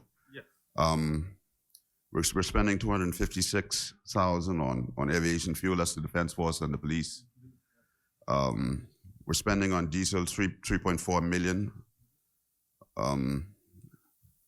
We're spending office supplies 1.6 million. That's why, you know, people should hear these things, so that when you go to the government office, you know, we handle the supplies as if they're our own, you know, as if they're our own, you know.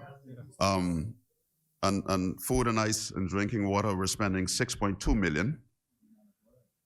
And you know, even to keep the facilities clean, we're spending on toilet supplies 2.15, right? So perhaps you'd like, Minister, just to speak universally again to those who didn't get that.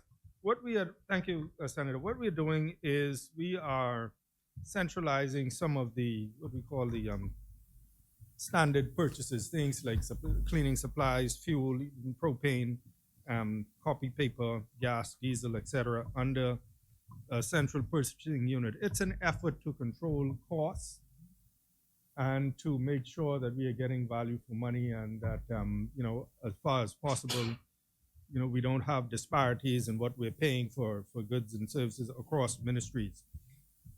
There is a concern, and it has arisen about, you know, the centralization of purchases and running the risk of, for example, a department running out of toilet paper or out of water or out of copy paper. And that is something that of course, we will seek to avoid, to make sure that everybody, you know, all ministries are adequately resourced.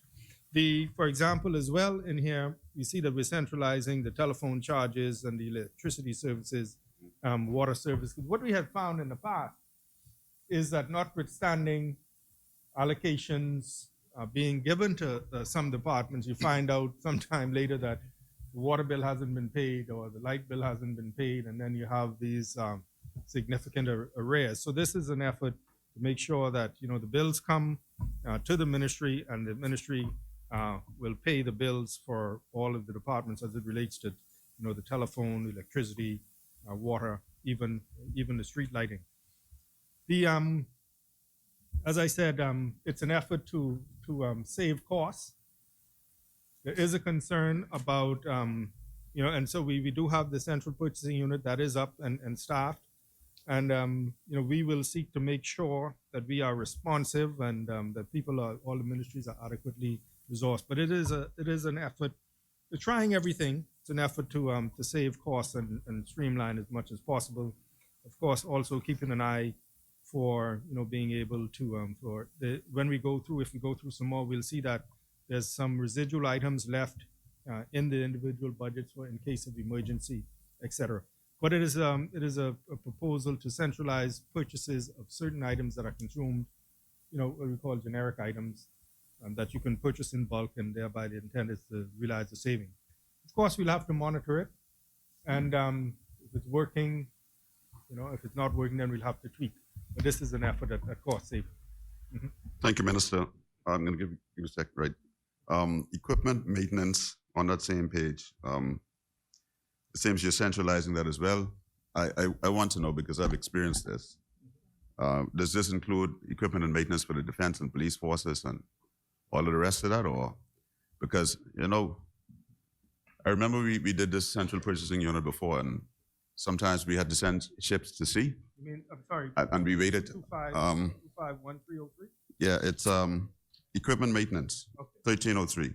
Yeah. And we had to wait for food stuff to be brought to the base, whereas we had a warehouse on the base that we kept supplies in for 5 minutes notice to move, Right. and we could move. So when we're looking at equipment maintenance and that kind of thing, Yes. I think we should look at the peculiarity of the agencies like the police and defense force and Yeah. others like that.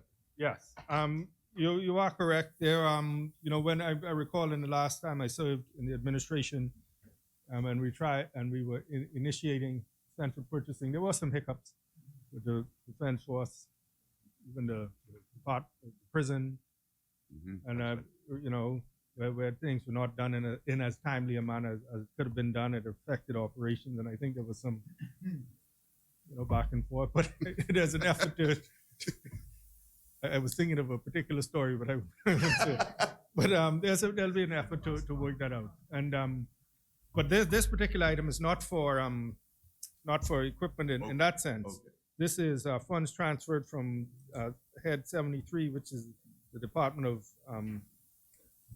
Digital Transformation. Okay. That's for the payment of copier rental lease agreements for various agencies. So again, seeking to streamline what we pay for copiers, leases, and maintenance. The chair recognizes Senator Hepburn. Just for clarification for the general public again, approximately how much do we think we'll be saving the country by this consolidation?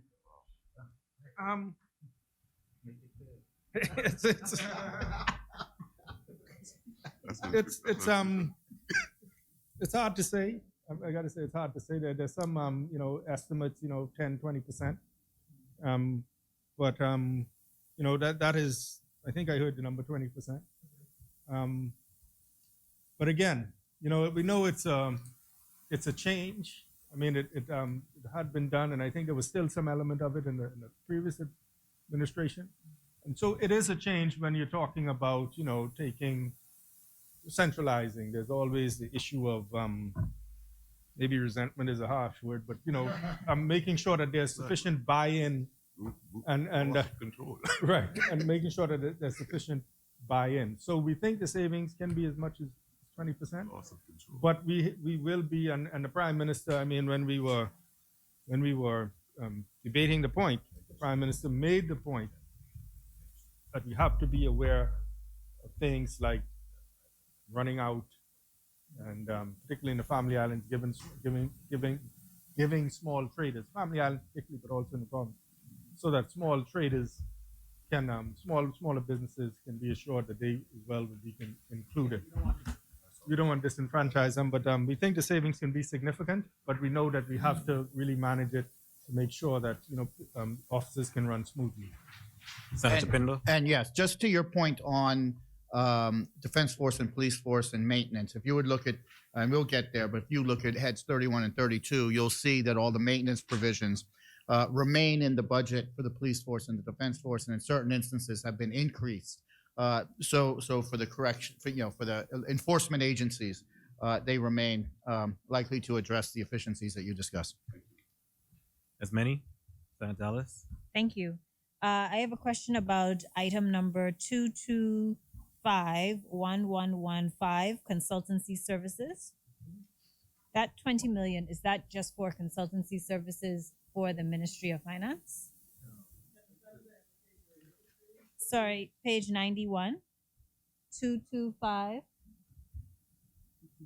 1115, consultancy services. Yes, this is what is happening is, you know, as we move more and more towards digitization of services and even the standard operation of the Department of Information, DTAD, transformation of Department of Transformation and Digitization, we get services from a number of software providers, and a lot of this is for the support services. So that item number 2251115 is for provision of ongoing and new consultancy services for the upcoming budget year, includes expenses for IT consulting services as well as cybersecurity services. We will be developing a national cybersecurity initiative. And so the bulk of this is for, you know, when we have even the government computer systems and all of the, you know, there's certain vendors that we have to pay these ongoing support services. And so that is what that is for. That is related to IT and cybersecurity. As many. Senator Henfield. Thank you, Mr. Chair. May I direct your attention to page 92, I'm sorry. Line item 2281104, tax reform, we're spending $10 million. Yes. Please tell us why.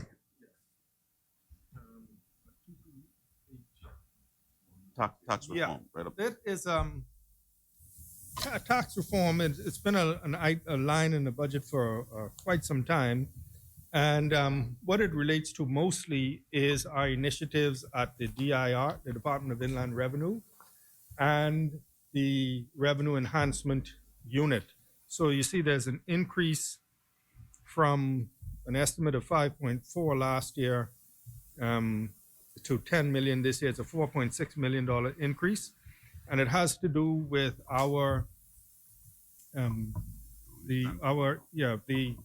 we have engaged Tyler Technologies, or we continue to engage Tyler Technologies, who is working with us on real property tax reassessment. And we have a consultant with tax administration, and we also have some consultancies related to the Bahamas Customs. There's a company called T-Tech and Boho Consulting, who is working with the Bahamas Customs Electronic Single Window Project, as well as we have McKinsey and Company, the consultants, working with us on revenue enhancement. And so it covers those engagements, as well as, we brought on some additional people. We've moved, taken occupancy of Courtesy House, which is the old Royal Bank office on Michael Road. And so in that as well, there's computer equipment and other equipment, et cetera, for those folks who are engaged with the Revenue Enhancement Unit. So it involves some consultancy, particularly as it relates to revenue enhancement. Thank you. Thank you, Minister. Same page, Special Economic Assistance Measures, 2721907. We spent 29 million, almost 30, and now you're projecting zero. Where did you put that money? 92, page 92, the bottom of page 92. Okay. Yes, what that is the, as you know, the government during the COVID pandemic had initiated through the NIB a special unemployment assistance program that assisted those. It was in addition to the normal NIB program, and so that represents the fact that the discontinuation of the unemployment benefit program. So that, as we know, that came to an end December 31st. So that represents the discontinuation of that program, special unemployment program. As many?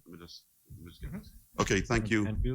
Thank you, Minister. On page 93, CLECO obligations, 2821110. My mother-in-law would not forgive me if I didn't ask this question. Neither did yours, right? Where are we in the midst of this CLECO fiasco? Yeah. Where are we? It's been a long, I think fiasco is perhaps an appropriate word. The liquidation continues. The liquidator believes that that he's seeing some light at the end of the tunnel, and that we can actually realize some assets. It's his words to me. We'll be looking to wrap this up as soon as possible. But it is ongoing. There are some matters that are before the courts in some other jurisdictions. As I said, the liquidator in his words to me, believes that we have a good opportunity to be able to get some assets. As it stands, the remnant of the policies continue to be managed, but this 3.8 is what we believe that the government would have to put in for this year, down from 7.4, and we are hopeful that we will soon see the end of it. As a matter of fact, we'll be working towards wrapping up this whole liquidation so we can all move on. As many? Senator Ellis? Thank you. Line on page 92, line item 228, 2104, rent arrears to NIB. I noticed that the budget allocation is now 0. Does that mean that the government has paid up on its rent? Yes, yes, we've paid up on our rent. Um, yeah, we've paid. Yeah, that represents the liquidation of the arrears. We have been over the past few months. I'm doing a number of liquidation of these arrears. We have the supplementary budget that we'll do today as well that will reflect some of that. And as well, we've been paying back some of the advances that we got from, as you know, the NIB financed the special unemployment program, and with a promissory note from the government, and we're in the process of as well. We've paid down some, and we're continuing to pay that down. But this is an effort, yes, to liquidate those rent arrears with NIB. A similar thing with the drug plan arrears, where we've paid some of the money, paid the money that we are owed, about $6 million that we owed NIB to liquidate that. Just As many? just about one or two more, and then we'll let you go to this area. Page 93. For my edification, but line item 2821267, budget reserve appropriations. We spent $3 million. We estimated last time 23 million. Now we're looking at 54 million. Am I correct there? Yes. Okay. Yes. What has happened is,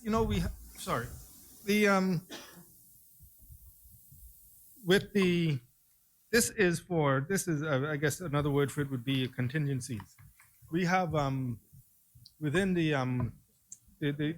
Public Financial Management Act, they're very strictures, right, as to how much you can deviate. And as you see, we had to when we paid off some arrears, the mechanism we had to use is come with a supplementary budget to be able to do it. And so this is this flexibility. Could be styled a contingency.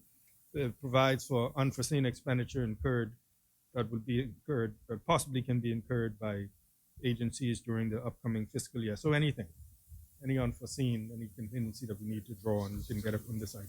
Yes. Senator Seymour? Go ahead. Thank you, Chair. On page 93, line item 2821425, Bahamas National Statistical Institute. And if I'm not mistaken, that's would be formerly called the Department of Statistics. Is that what that is? Yes.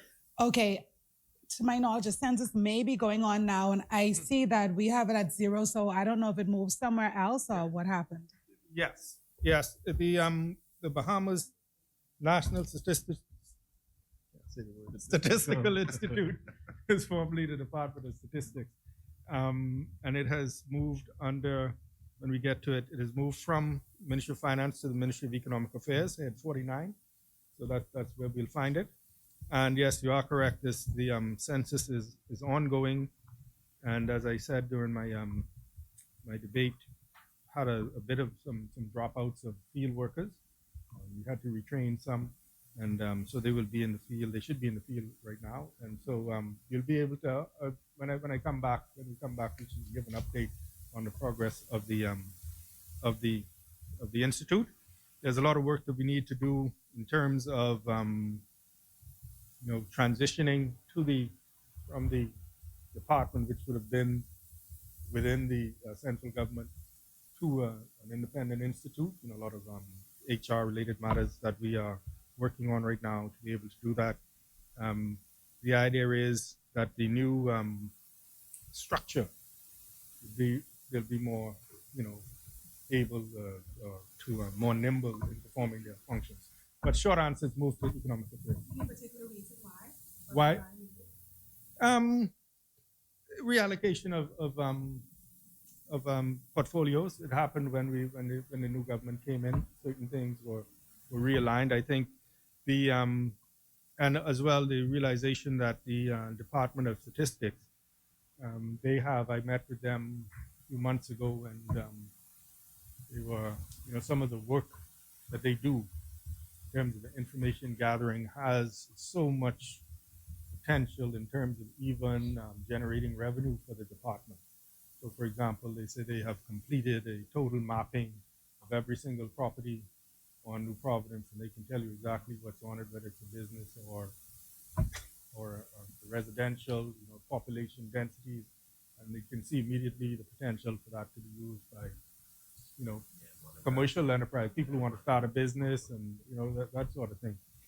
So the idea is that to move it there, we can give it some attention and integrate it more, not only in data gathering and that stays there, but data gathering that they can actually commercialize and use to help fund the operation.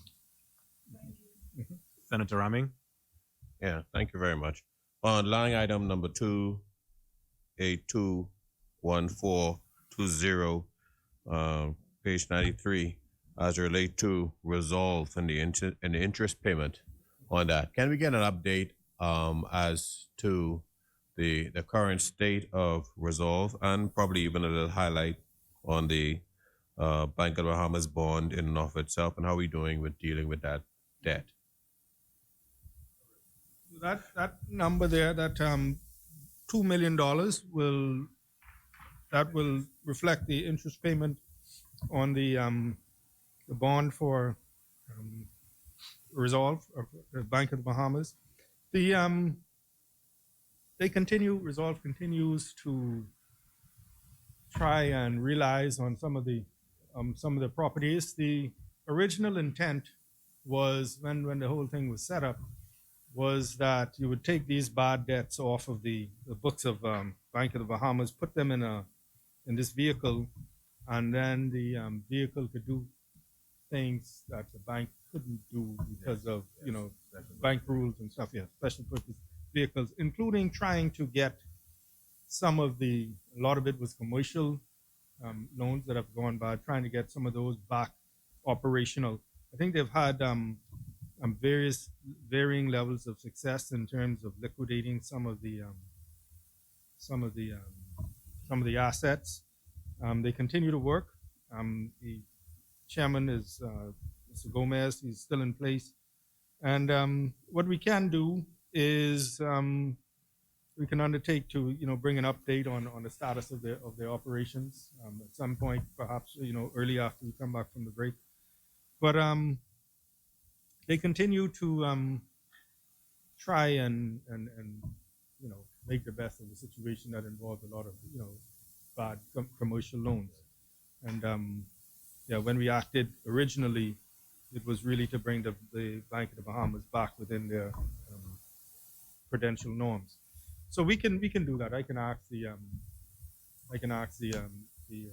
chairman to put a report together, and we can agree and bring it back in this update to public, because it was a significant amount of money from that was invested in it, and I think it's useful to be able to update the public on that.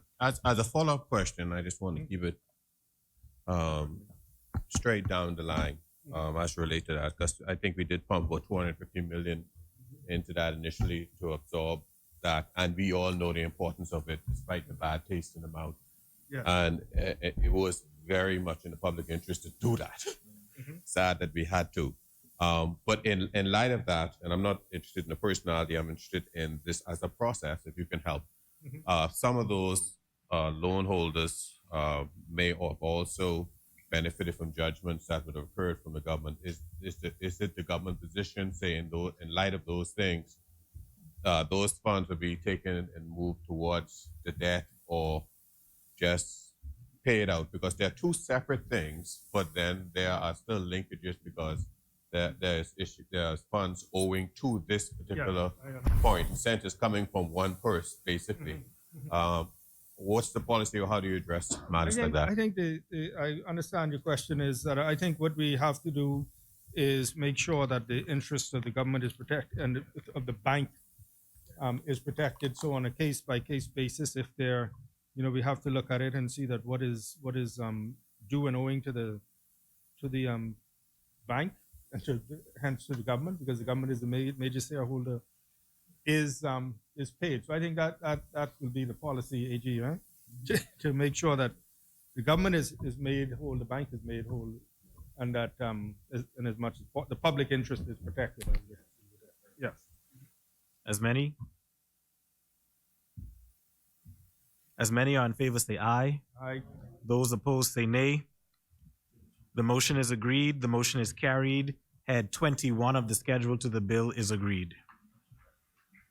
Thank you, Mr. Chairman. Mr. Chairman, I move that head 22, Treasury Department, be agreed. Is there a seconder? It has been moved and seconded that head 22 of the schedule to the bill be agreed. As many? Senator Ellis? Thank you. With relation on page 94 to head 211101, salaries, permanent and pensionable. I see that there is a reduction. If you look at what we spent over the 8-month period and multiply that by, divide by 8, multiply by 12, there's a reduction. So Yeah. can you give an explanation as to that? Yes. What has happened is we have over the last year, we've had, for example, we've had the treasurer retire, we've had the deputy treasurer retire, and we've had, we've suffered loss of, through attrition of, resignations, et cetera, of several treasury staff. And so if you look at the line below the contract workers, you see that we're allocating for an increase so that the idea is to be able to quickly bring on some more staff. But what has happened is we've been suffering attrition of qualified accountants who have, gone into the private. Some have retired, like I said, Ms. Mary Mitchell, Mrs. Donna Delancey, who was deputy and also acting as treasurer, and several others who've gone on to the private sector or retired. And so what we're trying to do now is recruit some more. So the 8 million will be enough for what we have, and we're seeking through contractual means to gradually bring on more treasury officers. Thank you. With relation to on page 95, line item 2251122, credit card service charges. We're now looking at 7.5 million in credit card service charges. Are we issuing more credit cards? Or 500, sorry, 5 million, 5 million. 5.1 million. Yeah. And we had budgeted 3. Yeah. We had budgeted 3 for 2021, 2022. And for the 9 months of 2021, 2022, we had already exceeded that by about $1.5 million up. So we spent in the 9 months up to from July 2021 to March 2022, we spent 5.1 million, which was already exceeding the budget from last year. So we increased it to 7.5 million, which is an increase of approximately $4 million over last year's budget. But in reality, it'll probably end up just about $1 million more than what we actually spent. And that is for payment of processing fees charged in relation to credit card use. So when people use a credit card. And I think it's because more and more services now are being paid for online. And so we have to pay more for the credit card fees. As many? Senator Seymour? Thank you. In terms of fees, same page, 95, a few questions. So line 2251128, fees and other charges. I noticed our actual last expenditure in a full year was like around 88,000. And then last year was about 16,000. And now we estimate it to be about 175,000 plus. Yeah. What is captured there, please? Yes. This has to do with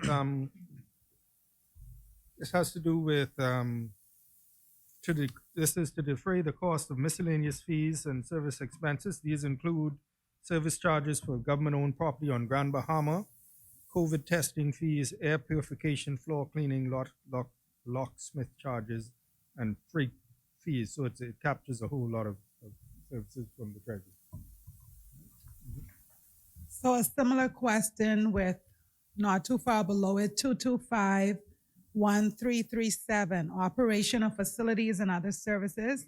I noticed that there's a jump there as well. I mean, close to double. Would you provide an explanation for that, please? Yeah. Well, last year was budgeted 400,000, and this year we're budgeting 450,000, so an increase of 50. But actually, the actual expenditure last year for the first 9 months was just 244,000. So if you extrapolate that for, that would probably be just over 300,000 for the full year. But this amount, we raised it to 450,000.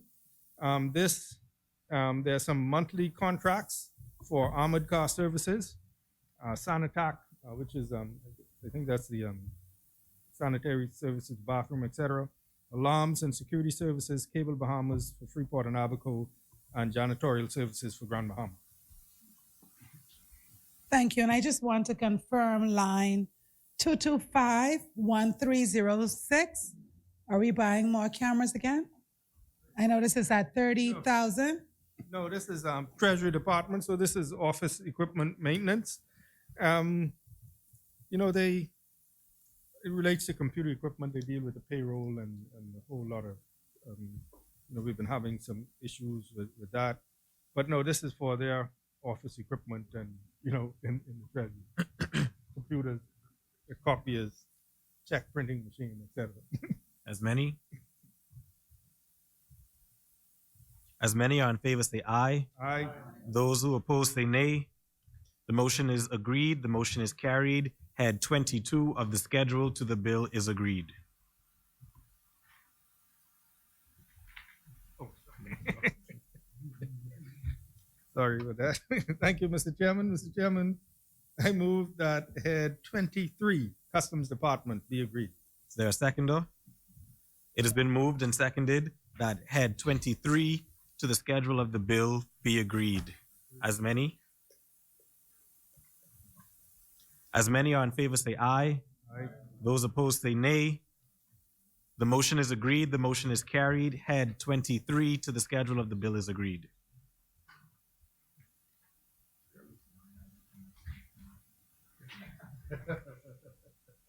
Thank you, Mr.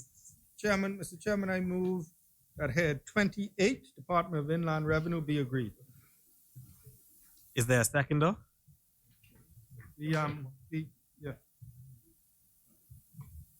Oh, because there are. What's that? The other ones don't have anything, so we have Yeah. to pass them, but there's no question. Yeah, what's happening is the public debt, the debt servicing, and the debt redemption. Those are statutory expenditure, and so we normally don't. That is why we go from 23 to statutory, meaning they're mandatory. I mean, we have no. Okay. We have no. You want to move 24 to 27?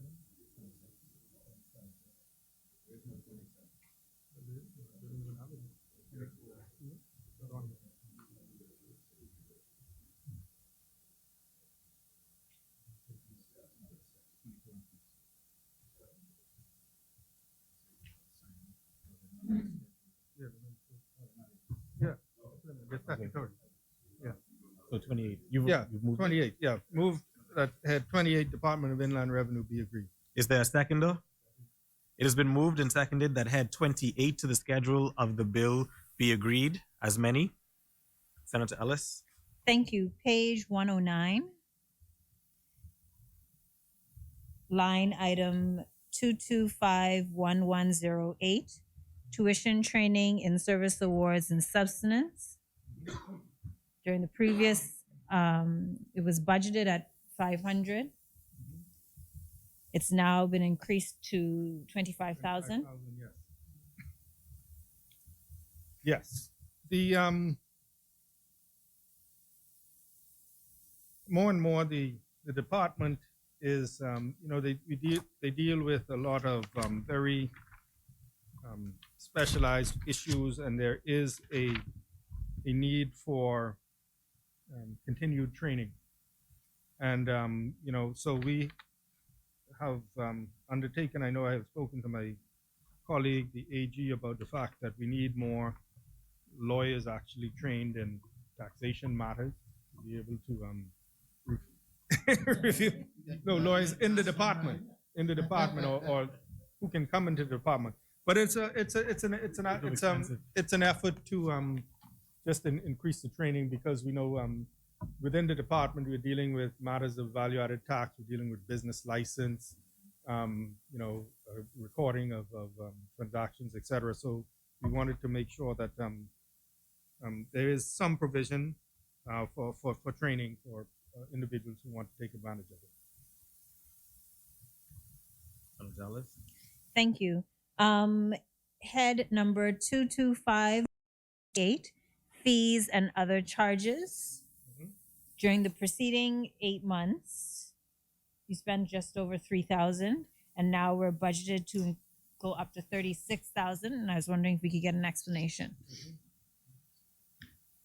Yes, that is when we put it here. It's the note is just miscellaneous fees and charges. 37,000. It is a significant jump from what it was, and what normally happens here is that they're trying to forecast what they can expect. I mean, it's a significant jump, yes, but in an $8 million budget, it's fairly small. And what they're saying is sort of miscellaneous expenses and transactions, I guess, petty cash. If I would put it that way, not to say that 36,000 is petty. I was just going to say that's a lot of that. But to just for miscellaneous, so that they can have some flexibility when they need to pay fees, etc., and miscellaneous expenses. Thank you. Now, item, same page, 2251336, the Sanitac maintenance contract. Yes. It seems to have doubled. Yes. As you know, we Inland Revenue was in the building at there was one building there in the Burger King Plaza, I'll call it, or Scotiabank Plaza at the back. Now we are there, as well as in Courtesy House, which is the former Royal Bank building for Michael Road. So now we have two spots, and so that is to accommodate the fact that you have now more than one location. So it's gone up.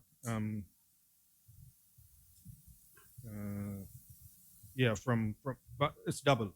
Now we have two locations. Is that the same explanation for item 2251339, janitorial services contracts?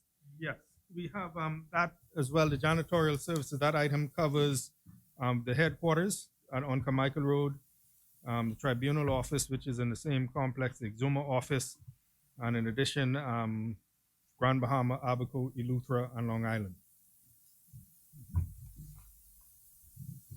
Thank you. Below on that page, line item 2261201, transportation equipment upkeep. Last year for the 9 months, y'all spent 16,000, or we spent 16,000, and now it's increased to 68,000. Yes. Was there a breakdown? Yes. Department has approximately 47 vehicles. As you know, the department is responsible for real property tax assessments, as well as they do certain business license inspections. And so they have 47 vehicles.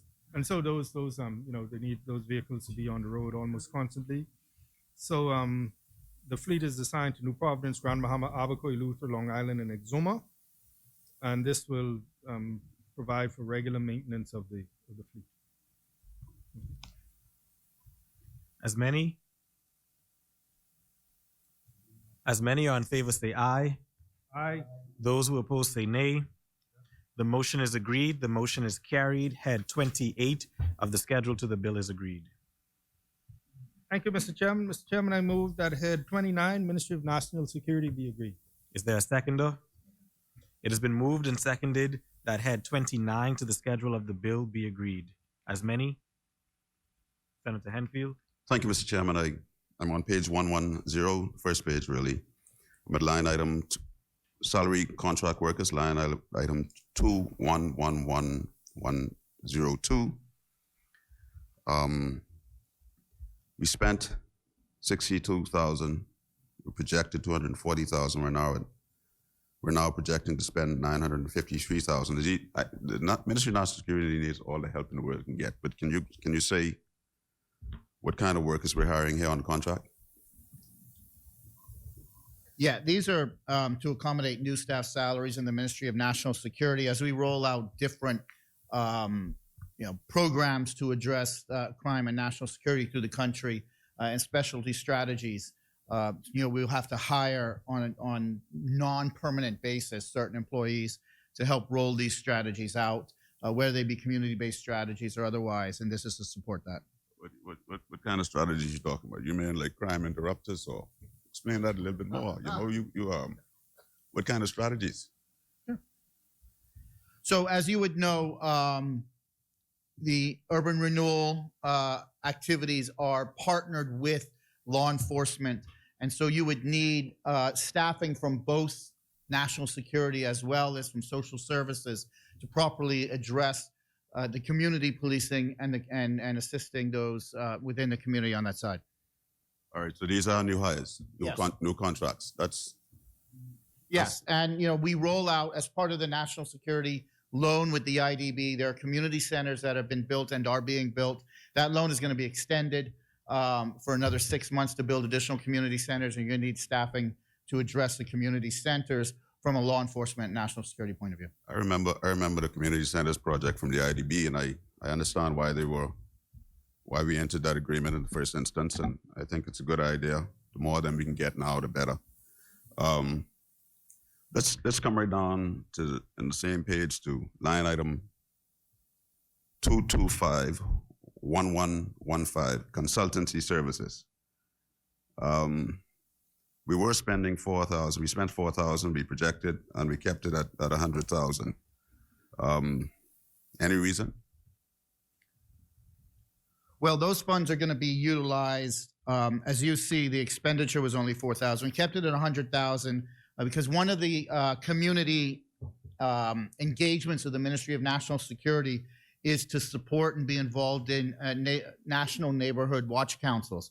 So, as you would know, there are neighborhood watches throughout the country, throughout the islands. And this is to bring it as a national scale community watch program supported in part by the Ministry of National Security. And this line item allocation is specifically going to be for that. Okay, so this is just support neighborhood watches. Yeah, and probably, I'm not the Minister of National Security, but to roll that out in an organized fashion and to bring them together. We've actually had outreaches both at the Ministry of National Security and at the Attorney General's office, specifically with the community legal aid clinic on my side, of heads of neighborhood watches. And I think this is to bring it into a national umbrella, to bring them together and to give a support system rather than ad hoc on a national neighborhood watch council. I remember in the last administration we had the neighborhood watch groups at the Paul Faxon headquarters, and we recognized those persons that were doing a great job in their neighborhoods. And so we really support this initiative, and I don't know, it may be a little underfunded. If you go to page 111, page 111, we have a line item 2251353, maintenance of audiovisual integration system. We'd spent 120, we projected 177, now we're spending $835,000. Yeah, so this is for scheduled maintenance and required funding for the maintenance contracts under the ShotSpotter, audiovisual, and ComStat room. So this was based on a maintenance schedule that's in place to support those activities. Forgive me being a little cheeky here, but boy, all the beating we get on short spotter, you're gonna improve it. That's wonderful. Well, we're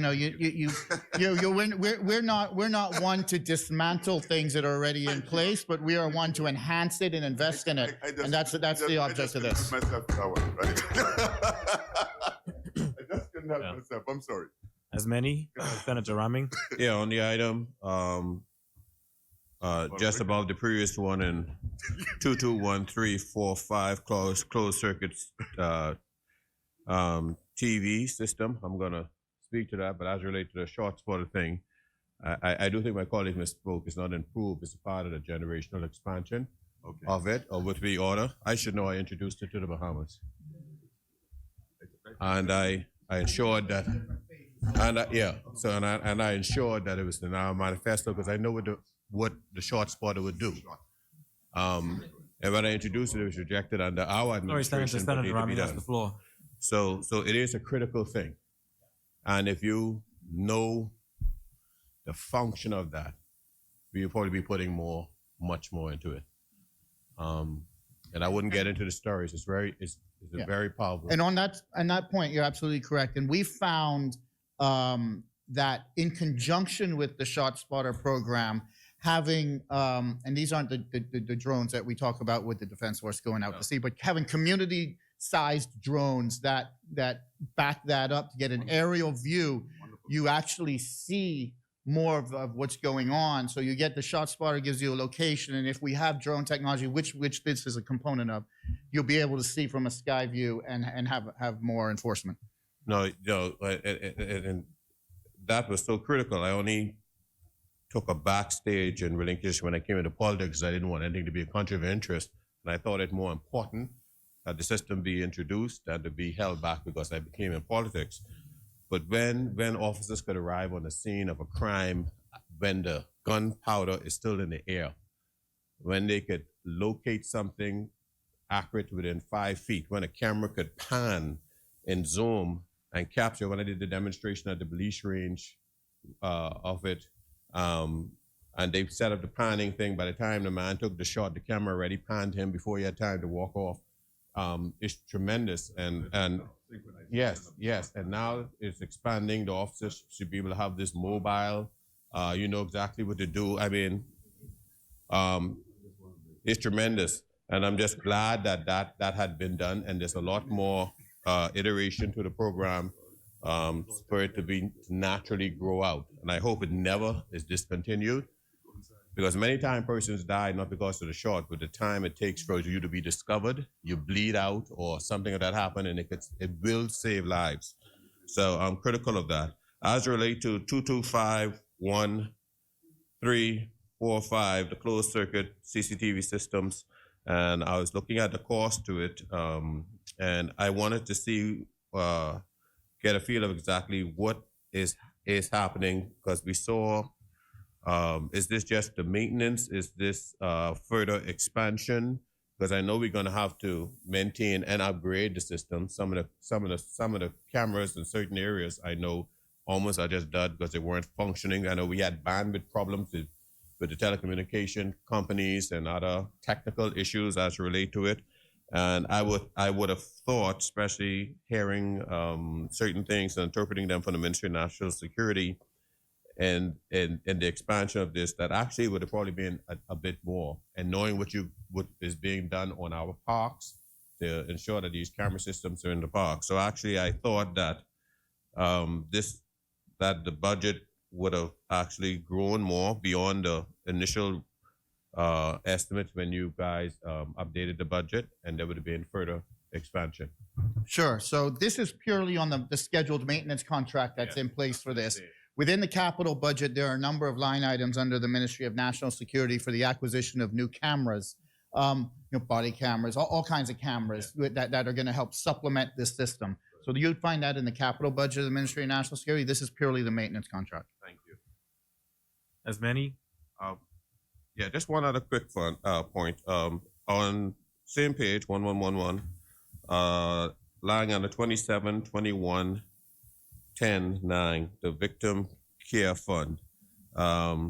I'm glad to see the increase, but it still seems to be, a bit marginal. When I look at that, how is that fund performing, and how is that benefiting? Which I assume over the years has been expanded rate of victims that may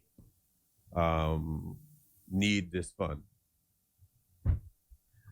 Sure. As you would see, it's been increased over the allocations by almost $11,000. But if you would look prior to that and the funds that have been actually allocated over the prior 2 fiscal years on this, it's much lower. Yes. It's $18,000. Yes. So this would reflect, to your point, a renewed focus on providing proper care for victims. And due to the increase in the allocations, our intent to actually spend the allocation and to provide better care. It's probably never enough, but certainly we look to revamp it and actually make the expenditure for victim care under this line item. Just to the AG on that point, and this is to him as AG, is anything on the table to address, to enhance victim compensation, victims' rights, et cetera, et cetera? I'll even give an example. Just coming home the other day, a young man hit 2 cars, a truck whose was that high. The wheel got rammed into the chassis, ran into Eric, who was a Kawanian, just got his car. The young man that was driving with the young man had a broken leg. He was in an accident, just came out also saying how he tell him, listen here, man, slow down. And he said, I got this. And he got it and he killed him. Guess what? No insurance. So we find that a lot of things, and then, the courts and the Road Act thing, which was addressed to Road Act. And what are we doing legislatively to more protect persons who become victim of these things? Is something envisioned going forward or anything that you recommend that can be done? For innocent victims of traffic events and the like, that's a very difficult position from a legislative action, because really it's an enforcement matter, right? Because we do have laws on the books on this, and it's purely an enforcement issue. Frankly, what we may look into, and I'll speak to the minister about it. We have offer social assistance to many people in the country. We may want to look to an enhanced or specialized social assistance program for victims. Because a lot of times they become either permanently dismembered or injured, and may have a job that they can't fulfill anymore, or something to that effect. So we'll take a look at that. When it comes to social health, that is very, very dear to me. And we contribute to the Police Force Dependent Funds on a regular basis, because these things are critical. And I also understand government cannot do it all. And so also to those here, we encourage to give to these types of funds in that regard. And as you would have heard raised by our leader, we see organizations and NGOs, again, even like FOOM, we see the struggle, and it costs me to also see more how when these persons who were killed and their children are left behind, and it causes social ills and social burdens on that. It is vexing, and whatever we can do to close these loopholes, garnish wages, bring greater degree of accountability, and like you said, enforcement, it is critical, and it needs to happen. And even after the pandemic, as you well know, doing the necessity, the important things like, suspending the licensing processes and so on and so forth. Now we see abuse of it. Every time we try to help, some people take another away. So there's still a lot of unlicensed vehicles. There's still a lot of things that is out there. And I'm hoping through national security, through recruitment and other things, that through our new commissioner, they can step up just to address that. As many are in favor, say aye. Those who oppose, say nay. The motion is agreed. The motion is carried. Head 29 of the schedule to the bill is agreed. Thank you, Mr. Chairman. Mr. Chairman, I move that head 30, Department of Immigration, be agreed. Is there a seconder? It has been moved and seconded that head 30 to the schedule of the bill be agreed. As many? Senator Seymour? Yes, I just would like to know more about the plan to expand employment in terms of Department of Immigration, page 113, and line 211101, and the, well, if you're able to answer at the same time, the 3 consecutive lines dealing with salary, permanent pensionable, salary contract workers, and then new appointments. Sure. So you would know that in fiscal year 2021, 2022, there were a number of hires in the Department of Immigration. There was a recruitment exercise that was undertaken. And this increase provides for, one, the reinstatement of increments, and two, the recruits that were hired for the last fiscal year now falling under the line item of a permanent and pensionable. The contractual workers, I think you said also you had a question on that. Estimates allow for the engagement of additional contractual workers as needed on this basis. And then the global provisioning are for anticipated new hires coming up in this fiscal year that would go under the global provisioning line item. And then next fiscal year, you'll see those transition into the permanent and pensionable line item. As many? Senator Ellis? Thank you. With relation to fees and other charges, we're looking at page 114, 2251128. We had previously budgeted 42,000, and now there is a budget of 150,000. Can we have an explanation? It's anticipated that certain servicing fees will be increased over this upcoming fiscal year, and this is the provision to pay for those. With relation to just further down on that page, item 2251302, building maintenance, there's a significant increase. Is there another building? No, this is for general maintenance requirements planned for this upcoming fiscal year. As we would know, the Department of Immigration is up on Hawkins Hill, but they also have other buildings that they're responsible for, and these are just general maintenance requirements. Some of these buildings are rather old and need investment. Senator Seymour?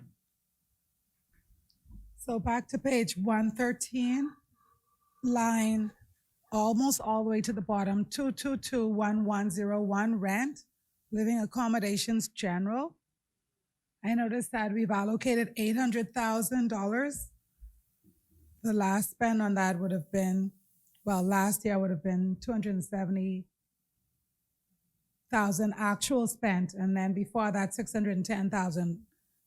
So the 800,000. This is line 2221101, rent, living accommodations under the Department of Immigration.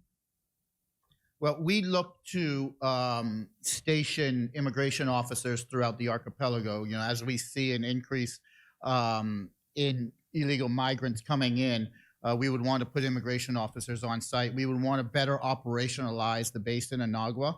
One of the plans that we have in the Office of the Attorney General is to ensure that the remote court facilities are adequate there to be able to have magistrates be able to come in, but you do need the immigration officers there. If you would have noticed in the Miami Herald actually a couple of days ago, they said the Cuban migrant coming in to South Florida this last year is larger than the Mariel boat lift.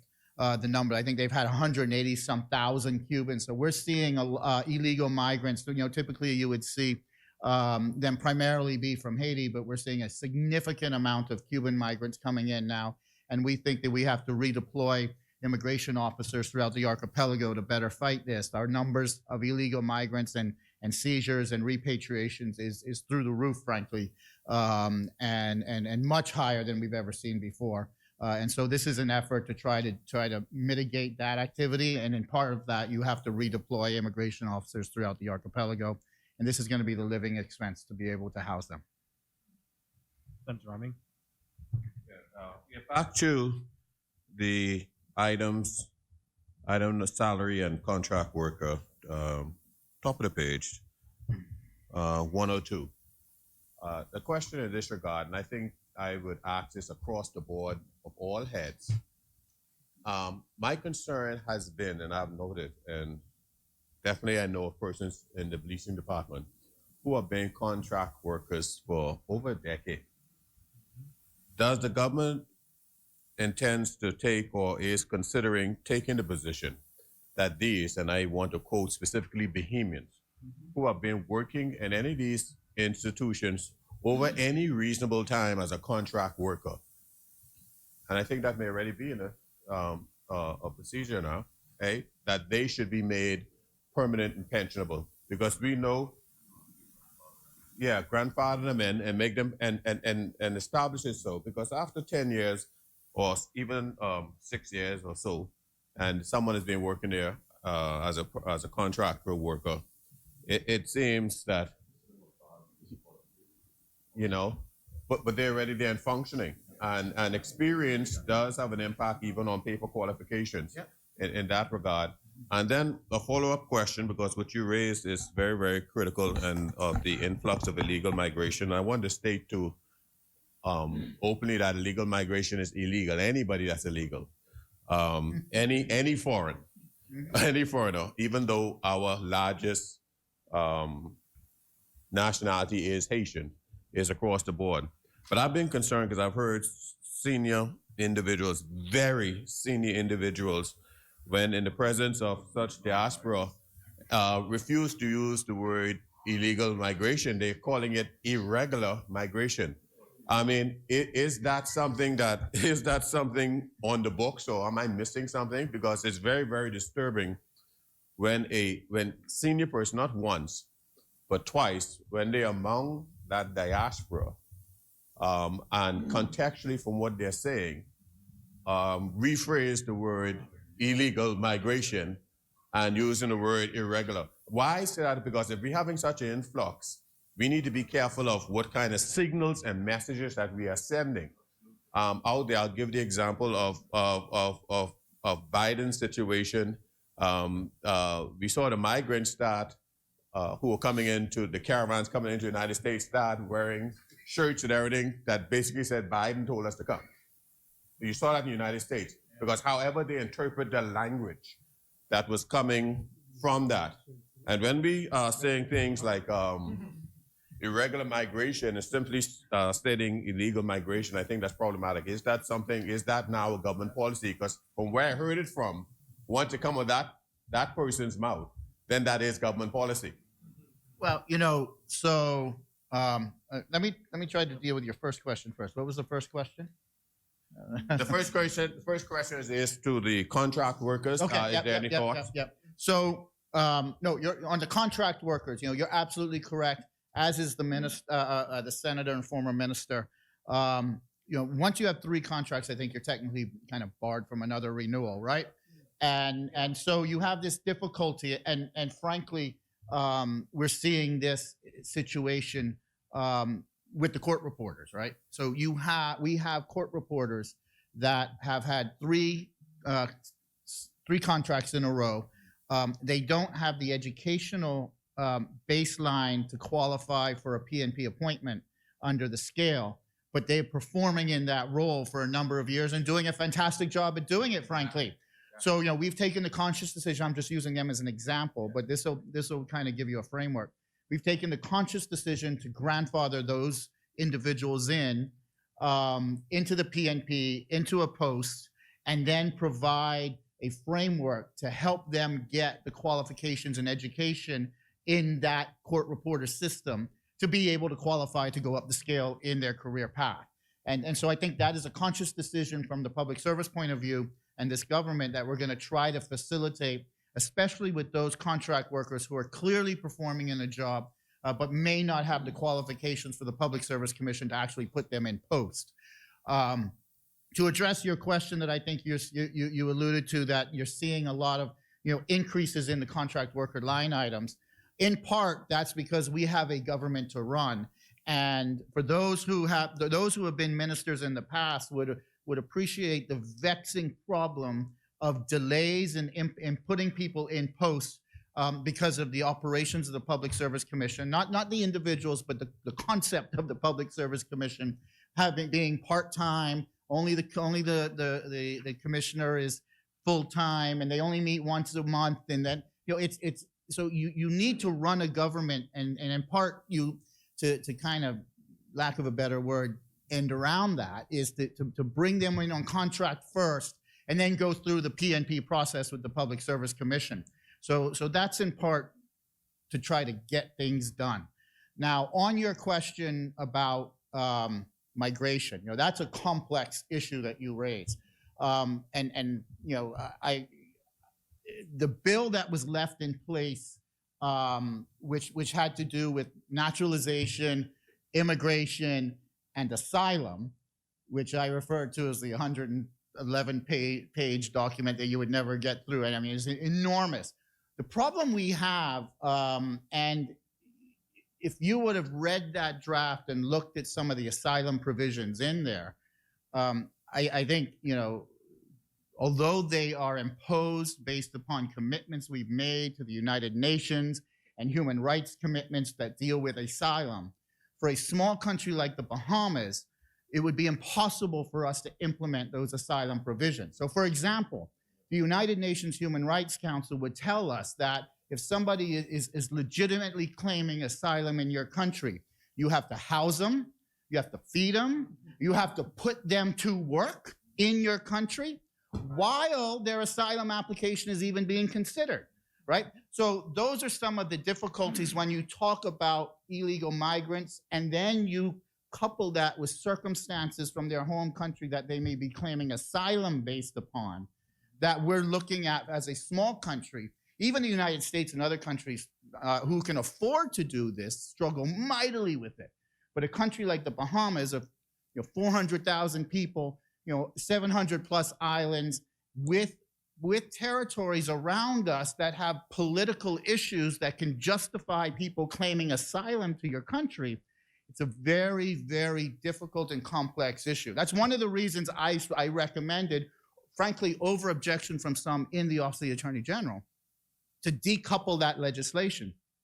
Because when you look at issues of asylum and you then start convoluting it with things that you have a political mandate to fulfill, such as equality of citizenship rights, you never get it done because of the complex nature of other things that we have, one, committed to, but we struggle with how do we implement it in legislation, policy, and then on the ground.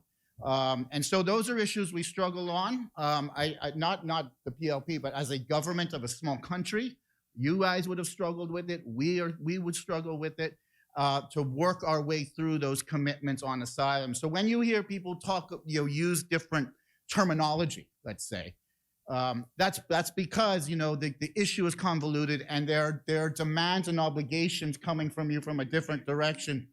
Right, but you're legal when you're legal. But I think his question was he had heard terminology, and I'm trying to give you a baseline from why that terminology may have been used.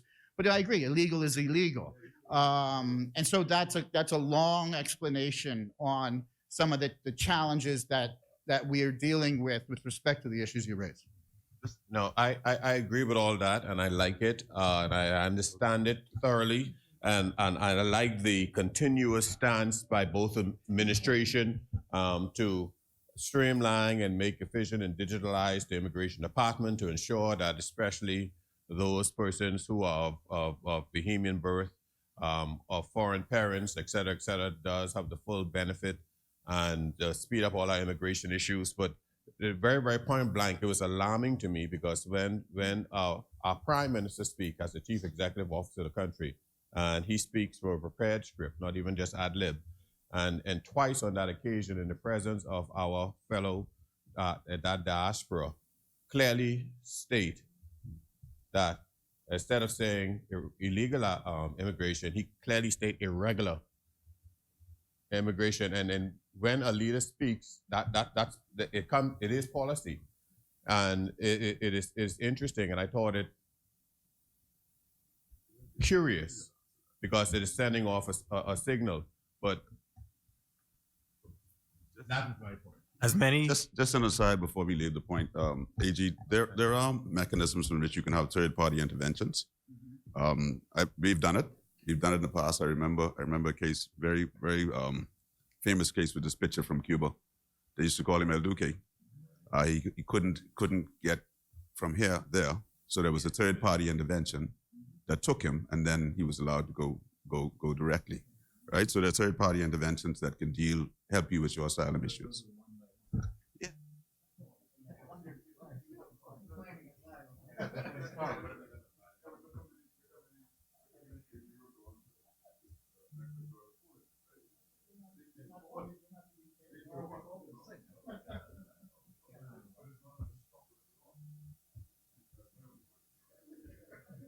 as many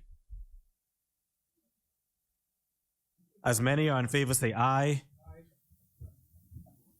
Those who oppose say nay.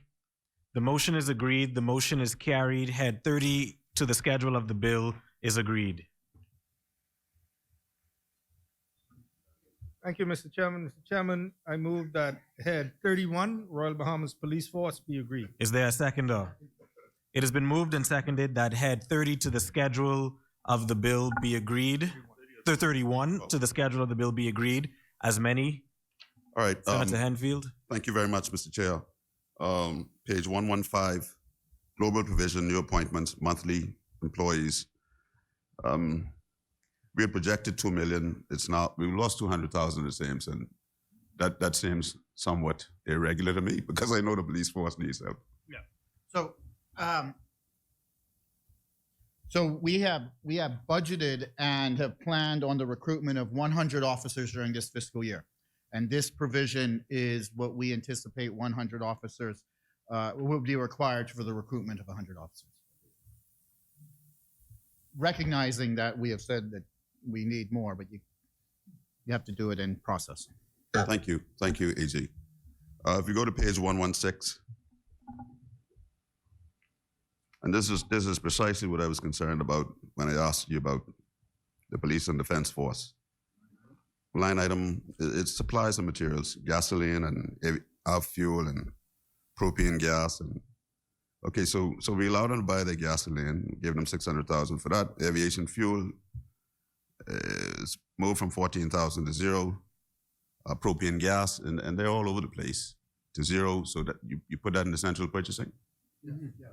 And we've so we put that in central purchasing, but to the senator's point before, we have left some in there for emergency provisioning in the case that emergency provisioning is required. Okay.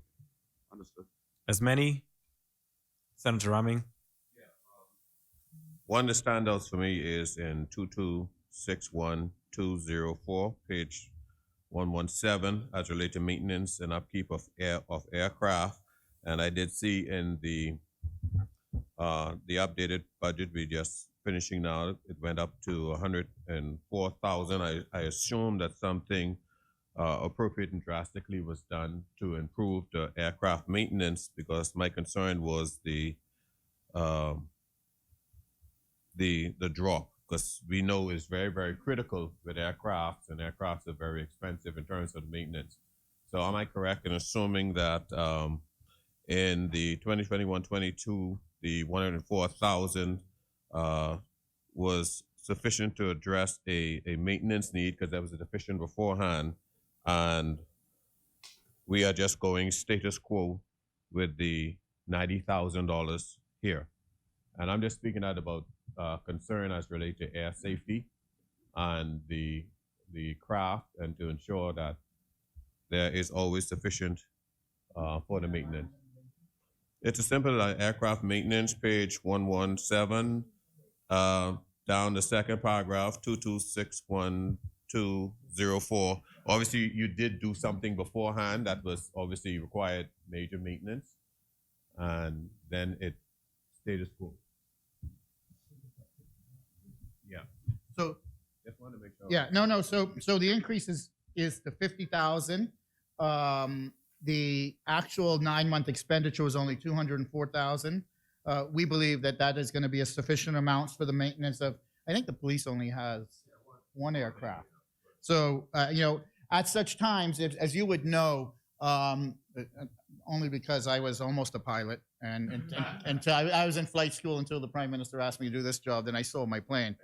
But knowing that you have both 100 hours inspections and you have annual inspections, and then once you get to a total amount of hours, you have an overhaul.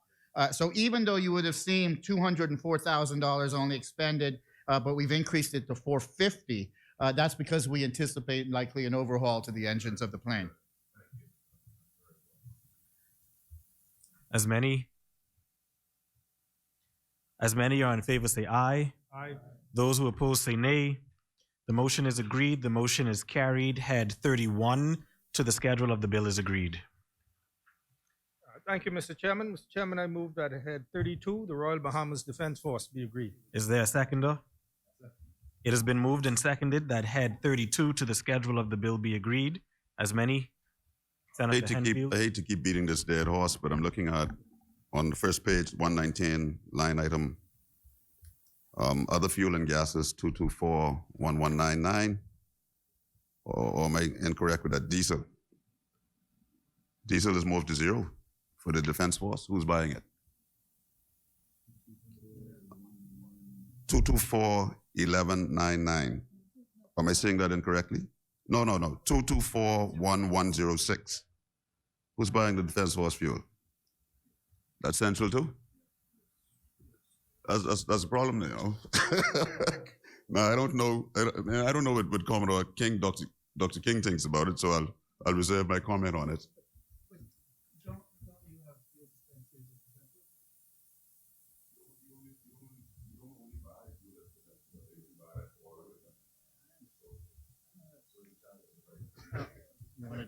Yeah. No, it is yeah.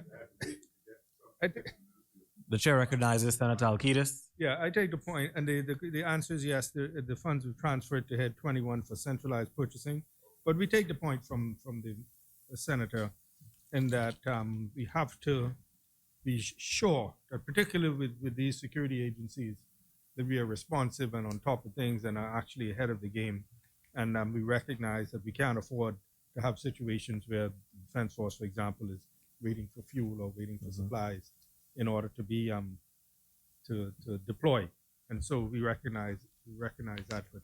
But yeah, it is for centralized purchasing, and the idea is to make sure that they are properly resourced. As many? Senator Ellis. Thank you. Just to go back to page 115 and the heading regarding wages and salary, 118, sorry. I noticed in the police force, they have a line item for global provision, new appointments, monthly employees. But in the defense force, they don't have a line item for new appointments. Does that mean that they aren't doing any new appointments, or do they classify it differently? You mean the salary item? Go ahead. So, and this may be just an anomaly on how the line items are set up, but if you look at regular weekly wages, the increase there is for funding for proposed recruitment exercise during this fiscal year. So that's where it'd be found. As many? Just one more, because I love this one. We're purchasing a new vessel for $600 million. I think that's $6 million. I'm sorry. I think that's in the capital part of the budget. Where are we buying this vessel from, and what size is it? Go ahead. Well, I only know what the minister alluded to, and the minister alluded to that there's a vessel out of service, the 80 Hannah. Yeah, that's what I'm saying. Oh, I think this is a replacement for that. That's what I was getting at. That was destroyed. We look to buy, and I think it's from Damon as well. I'll have to double check. No, okay, don't take that as gospel, because I'm not sure of that. But a larger class vessel to replace that. So it is anticipated to be a larger class vessel than the current class vessels we have, to replace the 80 Hannah. And it will be renamed the 80 Hannah. Senator Raming. Yes, thank you very much. And on that very same note, and I am willing to allow you, if at another debate, to be able to answer this question so you can get the correct information. It is a matter of concern because we've heard many times of, and it's inevitable, damage to vehicle, vessels, et cetera, that we can get an update on the state of the fleet, which is very, very critical. We've seen that some of our critical vessels, like the Ro-Ro vessel that was damaged when it was doing its humanitarian work, these are critical because they're critical to our preparedness, they're critical to where we are. So I totally understand, except if you're not able to do it off the top of your head, because it's a little bit broader than just that. But at any appropriate time that we can get an update, that would be. Yeah, I'll get you an update from the minister on the state of the fleet and any fleet additions that are coming. Mhm. As many are in favor, say aye. Aye. Those who oppose, say nay. The motion is agreed. The motion is carried. Head 32 to the schedule of the bill is agreed. Thank you, Mr. Chairman. Mr. Chairman, just for our housekeeping, we intend to go through the luncheon. I think we are roughly about halfway with this matter, and I think this is the most detailed, the most work it will be on this one. But I think we'll go through, and I'm advised that we'll just go all the way through without the need to put the president back in the chair and asking for an extension. So,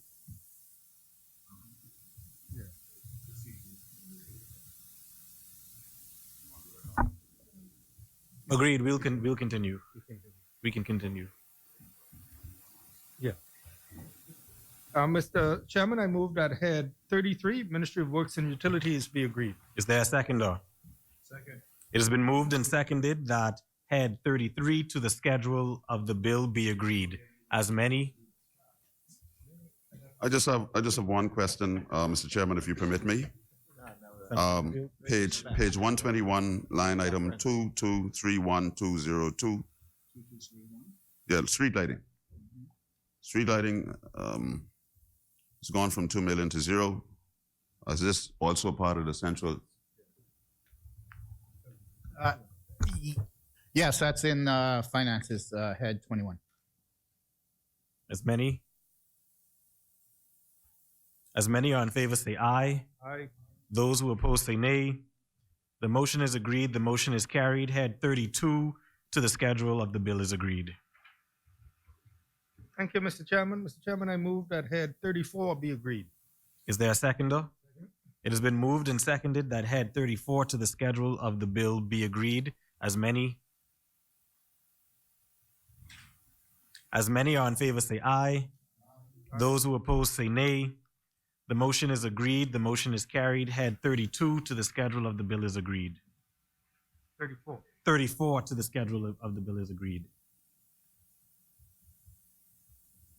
Thank you, Mr. Chairman. Mr. Chairman, I move that head 35, Department of Education, be agreed. Is there a seconder? It has been moved and seconded that head 35 to the schedule of the bill be agreed. As many? Senator Ellis? Thank you. With relation to under salary and wages, page 126, 211102, contract workers. There seems to be a substantial increase in contract workers. Can we just get an explanation? Contract workers, yes. Line 2. Yeah, I got it. So, contract workers under salaries in head 35, Department of Education, correct? And this is for the provision of all active contractual staff, including school board employees and health and safety workers throughout the various government school properties. We think it requires an increase, especially with respect to school now being back in service and trying to get more, the school board employees back into the management of the schools.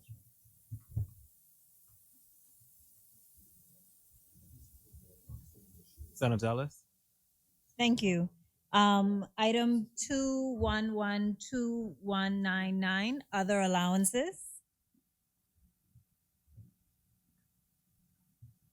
The expenditure over that 9-month period was 341,000, and now we are estimating a budget expenditure of 700,000. Can we get an explanation? So these allowances are estimates for the planned after-school and extended learning programs for schools throughout Nassau and the Family Islands during the upcoming academic year. Certainly, you can appreciate with schools being closed in the prior fiscal year that this increase in the budget allocation. And I know that there is an active focus on having after-school programs put in place for our students.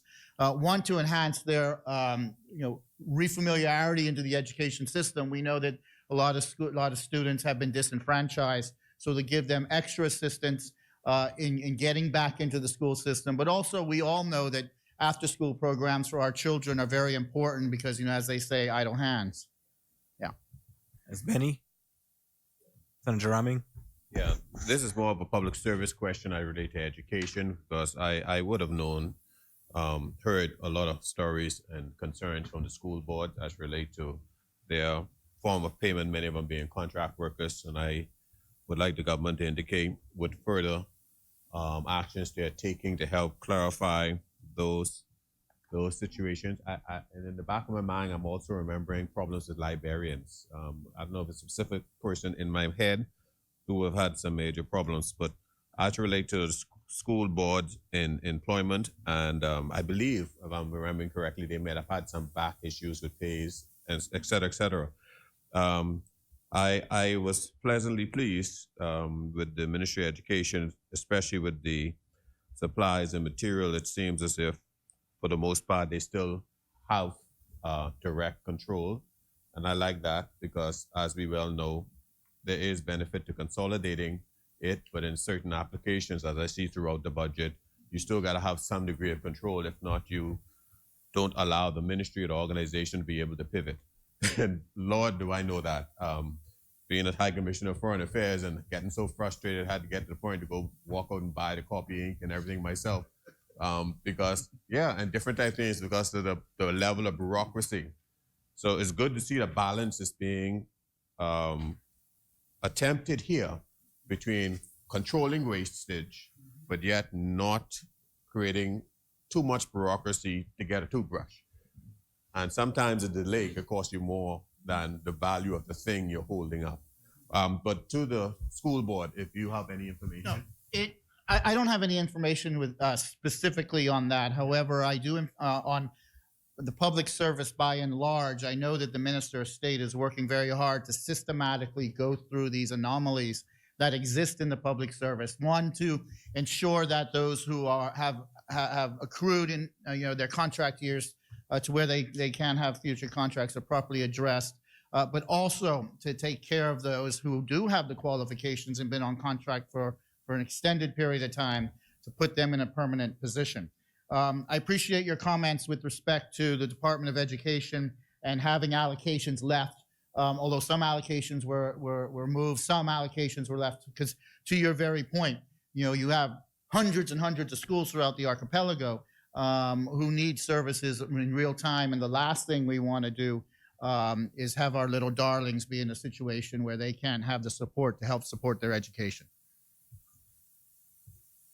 Senator Seymour? So on page 128, line item 2721104, National Lunch Program. I have a two-part question. The first part has to do with the fact that there is no increase and whether or not there's any concern in terms of, global supply chain disruption and other things impacting the cost and the vendors still being able to provide a quality meal to children for the same price as before. And then the second part of that question is, I think I've heard some reference made to being able to provide students with multiple meals a day, that is breakfast and lunch. So if that does happen, will that be accounted for here or elsewhere? Thank you for that question. If you look at the actual expenditure in 2020, 2021, it would have only been $2.5 million roughly. I understand. It fell to 1.6 million.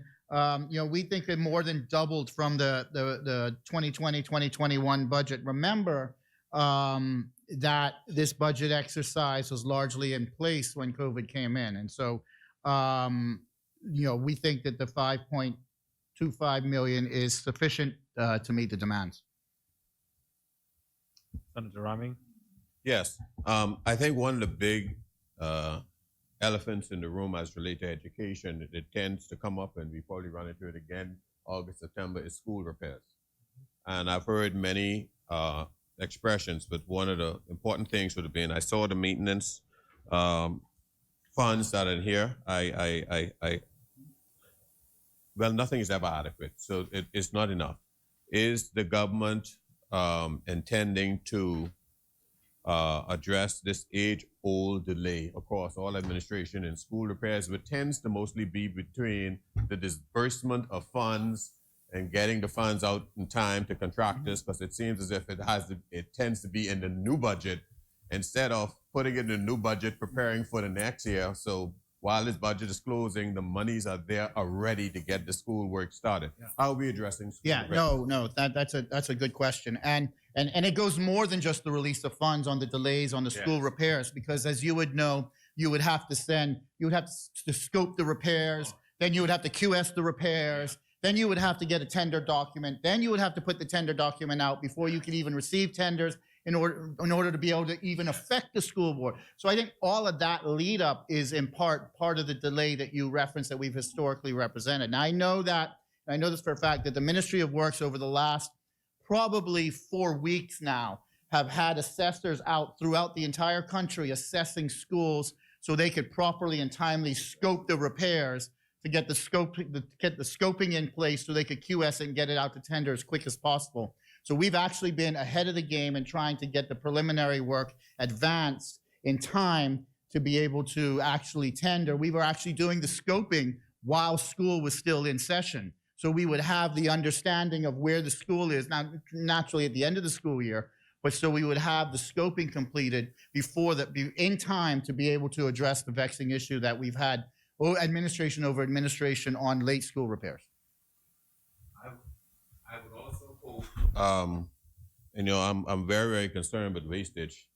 As a man who knows what it is to work for every dollar, and wastage is a serious issue with me. I've noticed even during our administration and looking at work, we need to pay even closer attention to the quality of work that these contractors offer, and those who are actually responsible for those inspections really need to be held to higher account. It is frustrating. I'll give you an example. The school in my constituency, the year after we came in power, you guys just built a whole section of cabinet. Why am I walking back in there? And all of them are full of termites and everything else and so on and so forth. I literally had to go to the schools and ensure, brother, spray these cabinets for termites, because we ain't supposed to be fixing cabinet every year. It's almost as if it's like the bush mechanic who you go for a tire problem, he sabotages the engine so you can keep coming back. We need to find a way to ensure that the level of repairs is of that standard, so we can mitigate against these unnecessary cost overruns. And a lot of it happens in the work that is done in school repairs. As many are in favor, say aye. Aye. Those who oppose, say nay. The motion is agreed. The motion is carried. Head 35 to the schedule of the bill is agreed. Thank you, Mr. Chairman. Mr. Chairman, I move that head 37, Department of Archives, be agreed. Is there a seconder? It has been moved and seconded that head 37 to the schedule of the bill be agreed. As many are in favor, say aye. Aye. Those who oppose, say nay. The motion is agreed. The motion is carried. Head 37 to the schedule of the bill is agreed. Thank you, Mr. Chairman. Mr. Chairman, I move that head 38, Ministry of Education and Technical and Vocational Training, be agreed. It has been moved and seconded that head 38 to the schedule of the bill be agreed. As many? Senator Ellis. Thank you. Page 138, item number 225115, consultancy services. Over the preceding 9 months, we spent 334,000, and now we're budgeting 1.7 million, which is a budget increase about. Could you explain? Sure. So as I had indicated prior, that a major vexing issue coming out of the pandemic is learning loss for our young students. And I think the Minister of Education, Minister Glenys Hannah Martin, would have given statistics over and over and over again about learning loss, about how the digital platform wasn't effective because students weren't signing on, and there were a lot of issues. So the increase in the consultancy services is attributable to estimates for the engagement of consultancy services for 3 studies to address the learning loss outcomes of the public school students.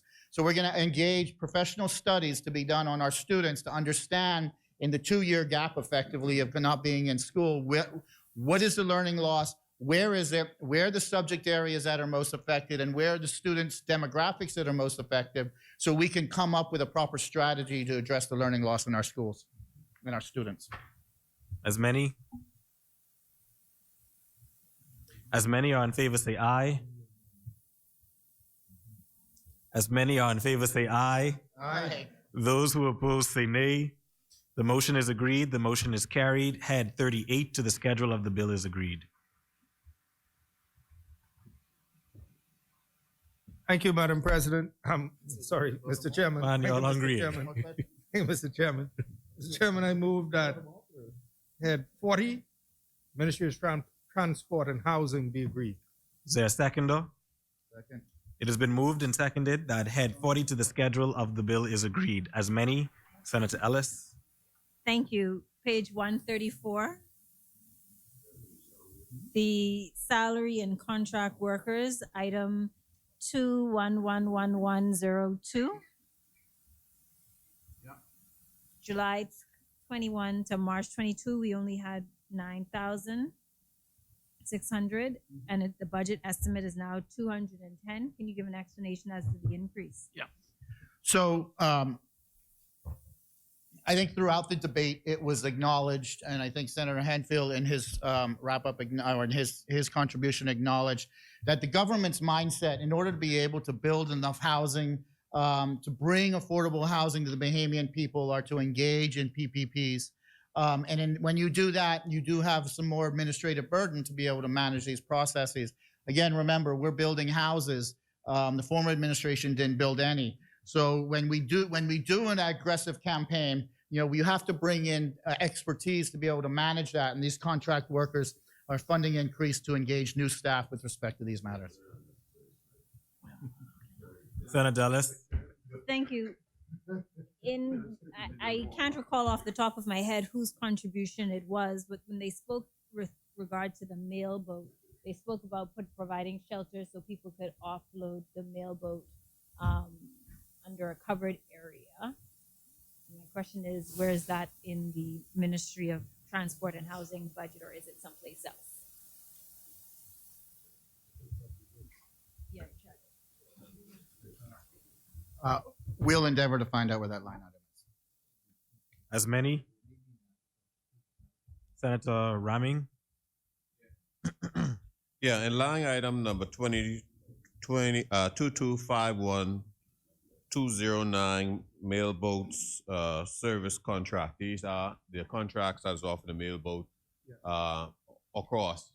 I remember there was recently when they were also discussing, it might have been some time back, I think Glenys Hannah Martin was the Minister of Transport there. They're looking at an increase. In light of the current situation and the unforeseen and I think that's we're predicting that this fuel crisis may go on for an extended length of time. I was looking at the budget that had been allotted for the mail boat, which had actually reduced from the 10 million in the 2022-21 budget. It was reduced in your supplemental budget, and it's remained status quo.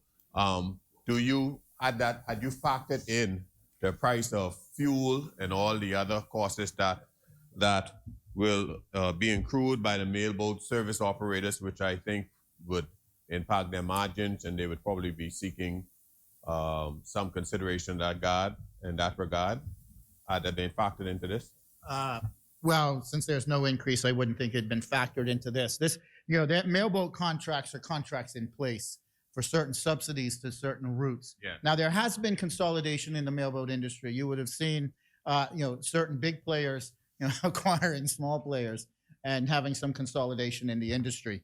Having said that, to your question with respect to fuel or additional expenses of operation, I think that would be more appropriately dealt with respect to subsidies rather than renegotiation of existing contracts. And so if they come to the Ministry of Transport looking for some assistance, I'm sure, we have a very compassionate minister that represents my old constituency. And I know she would entertain, requests when there are hardship due to fuel increases and the like, due to the inflation.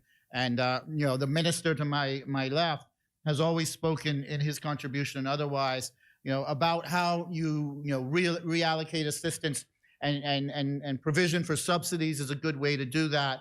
And so I'm sure that would be entertained if that is a dire need. As many? So we would not be relying on the compassion of the honorable member for transport, Ms. Jobette Colby, or like say the name good. We would actually be relying on the compassion of the Minister of Economic Affairs, because I do believe subsidies is not within her purview. It's under. So I believe credit should be given where credit is. Well, I give credit to both, but this is an entire compassionate government for the Bahamian people. And then when you sit in cabinet, you have collective responsibility of compassion. So we're all very compassionate people. But thank you very much, because it is on a serious note that in preparing a budget, when you see especially global events that you could almost predict, and no one wants to improve a contract before somebody come to ask for it. So I understand that. But nevertheless, you prepare. And I think we saw that in the budget where it was 50 odd million set aside. Just, so you don't have to get to the point of having to come and do a supplementary this just because. So there is cushions because of global events that is actually out there. So that's very, very critical. And I'd add to it the value of things to the economies of the family islands and other things are very, very crucial. So the forethought is very, very important, because the few dollars that may be saved or haggle over is going to cause a ripple effect throughout the family of islands in terms of their provision of goods and services, et cetera, et cetera. So thank you so much for answering that question, addressing it. Senator Seymour? Thank you. So I've heard the minister was just described as compassionate, referred to a new rent-to-own program. And I just wanted to know whether or not the Economic Affairs Minister could point out for me where in this particular head that's reflected.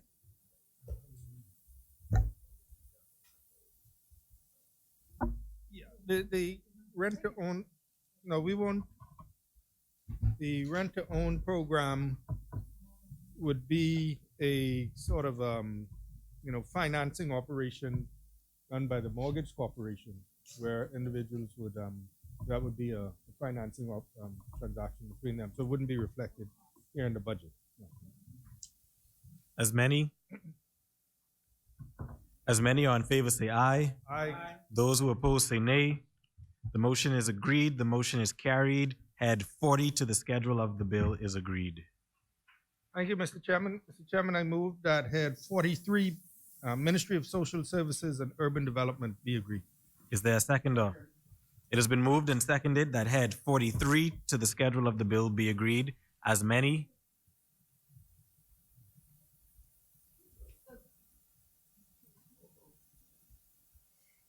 Sorry, with relation to salary contract workers, that's that number 2111102. There is an increase of about 200,000 in contract workers. And can you tell us which areas that is in? Where are they being added? Give me the number again, please. 211. 2111102. Salary and contract workers? Yeah. Salary contract workers? You said there's a. So during the proceeding? Yeah. The actual expenditure for the first 9 months of 21-22 was 344,434, and the estimates for this year are 591,850. So actually, there's a decrease in the estimate from last year, but an increase in the actual amount that was spent. It looks as if we'll probably end up spending about 500,000, maybe 460,000 odd for this year, and the reduction reflects the gratuity payments to the Department of Urban and Rural Contract Officers during 2021, 2022. So I think there were some contract officers that were not renewed, and so hence you see the difference in the reduction in the estimate from last year to this. With relation to item number 2251111, security services contract. Last year that was 0, and now that is 200, and now that is 200,000. Can you provide an explanation? Yes, that is for in addition to the introduction of security and fire alarm services at the Ministry of Social Services. So security services and fire alarm services at the ministry. As many? No. Senator Seymour? Thank you. On page 138, line item 2281153, the Community Affairs Division. I just wanted to know if you could speak, and of course, I'm happy to see the major increase, but if you could speak more specifically to what the intention is there. Yeah, I think, yeah, the intention for that is the outreach to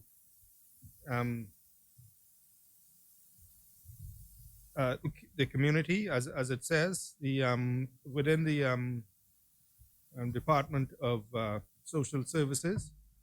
The services for the elderly, activities for them, and various as you have events during the calendar year, just to have a presence for the Ministry of Social Services to do things like outings and stuff, particularly for the elderly. I believe that is what that is about.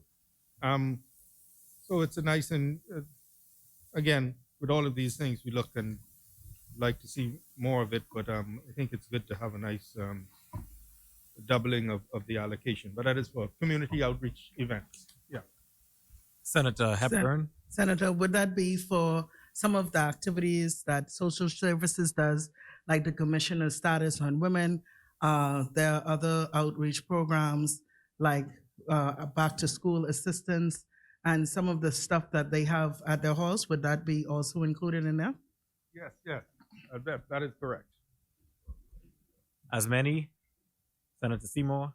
Yes, and so again, I'm happy, but with urban renewal, are you able to speak specifically as well to exactly what's captured in the increase?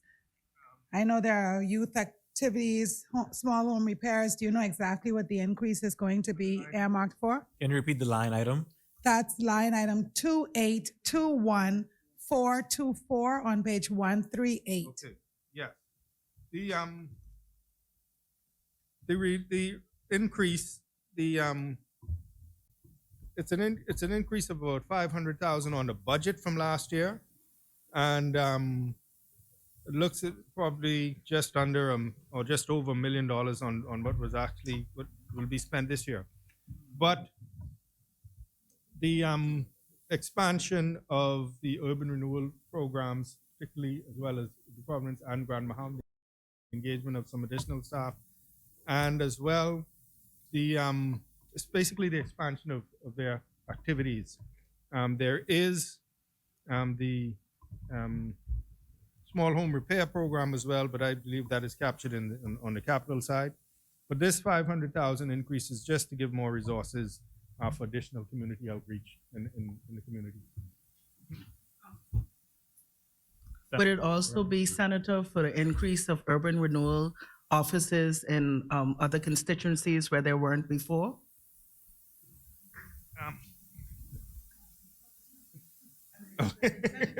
Yes.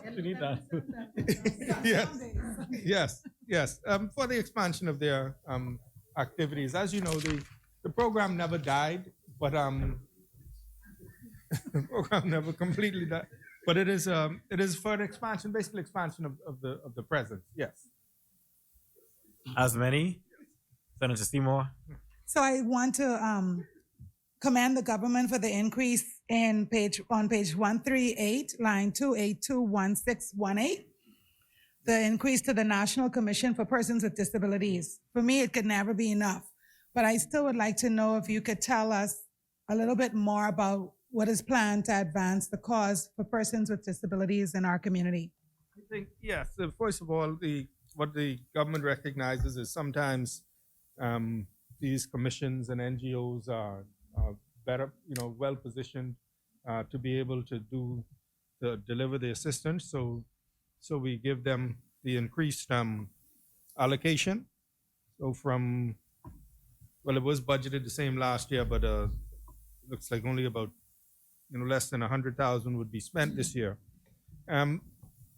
But the idea is to, number one, make sure that they do get the full allocation that is being allocated, the whole amount, and to continue to do things like enforcement of the access, et cetera, and the disability. I think it's the Disabilities Act, to make sure that that is enforced and to make sure that the government is complying with it. When Senator Russell did his presentation, he spoke about the intention of the Social Service Department to make sure that they take the lead in complying with the act in terms of a certain amount of people living with disabilities who must be hired. I think is 1 per 100. No. I'm saying speaking generally to the function of when we speak about what the government is doing in terms of disabled. I'm saying making sure that we enforce those provisions in the Disability Act, not specifically with this item, but generally the function, making sure that Persons with Disability Act is enforced and the government takes the lead in complying.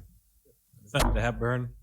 So, Senator, you're saying that the National Commission with Persons with Disability, will also be responsible for continued raising awareness for persons with disability and ensuring that all of the services that they provide is known by the general public, which we see a disconnect now. Well, that is excellent, and we're hoping that this increased allocation will assist them with that. But the whole idea is we need to work together. The government has its role, and sometimes these commissions and NGOs are even better placed to do things like raise awareness and deliver services. So the idea is to work hand in hand with the NGOs to increase services and recognition for those living with disabilities. As many are in favor, say aye. Aye. Those who oppose, say nay. The motion is agreed. The motion is carried. Head 43 to the schedule of the bill is agreed. Thank you, Mr. Chairman. Mr. Chairman, I move that head 44, the Department of Social Services, be agreed. Is there a seconder? It has been moved and seconded that head 44 to the schedule of the bill be agreed. As many? Senator Seymour? Okay, so I have a few questions starting with page 140. Line 2721001, social assistance benefits. Yes. Okay, perhaps you can explain for us how it is that the budget is zeroed out on that line. Yes. What this is the reduction in the allocation represents the winding down of the special COVID-19 assistance program that's returning to the traditional social services program. So that line actually represented the special COVID-19 assistance program, which has been wound down. The other assistance in terms of food assistance and special emergency assistance, emergency desk, still in the budget. But that represented the the COVID-19 assistance program. Thank you. Now, to be clear, you said the reduction, but it's actually at zero now, which is a reduction. Yeah, the zero. But zero. now my thing is that, obviously we're not where we were, thankfully, at the height of the pandemic, but our unemployment rate is still, possibly impacted. I don't know by what empirically, but it could be the pandemic. So it's at zero now. So it's one thing to reduce it, but it's gone to zero. And I just need a little more clarification on that, please. Yes, because if you look at the food assistance, now, like I said, that represented the special COVID-19 food program assistance. But if you look at food assistance, which we call the regular, is described as the regular social service program, there is $21 million allocated for that, $21.5 million. That's 2721106, which is actually, if you see back in 2020, there was that $58 million was spent. That was in the height of the COVID-19. But if we look back, well, we can't look back here because it's not here, but 2019, before the pandemic, the number was $14 million. So we are at 21, which is about roughly 50% more than it was pre-pandemic. So no, we're not at the levels that we were during the pandemic, but we recognize that there's still people who need help. So we are still at $21 million for food assistance, and we have $3 million for subsistence support, and another $3 million for circumstance and emergency assistance. So about $28 million in total. Again, not in the height of what it was in the height of the pandemic because we are winding down, but still an increase over what it was before the pandemic. Thank you, Minister. So what you did was actually, substantiate what I was just saying. The food assistance program line that you mentioned does show a decrease, right? But what I'm trying to say is that social assistance, particularly food assistance, was where it was. We decreased it considering that, most people have gone back to work, but social assistance decreased to zero. And so I'm still trying to get a clearer understanding. I think social assistance and food assistance are two different things because they're two different line items. Yeah. So I'm just wondering whether or not we're not providing any more social assistance, but we've decreased what we'll provide in terms of food assistance. Sorry. No, we are providing the item there 272 that you referenced that went from there was a $25 million item there, but $5 million was spent. So it wasn't like it was $25 million allocated, $5 million was spent up to the month of March. So that is, and I may not have been as clear. The food assistance is a separate item. Food assistance, $58 million spent 2020, 2021, $19 million for the first 9 months of this year, and $21 million is allocated for this upcoming budget, 2022, 2023. Right, so what I'm saying is the $58 million, which was spent in 2020, 2021, was at the time when there was the massive food program being done.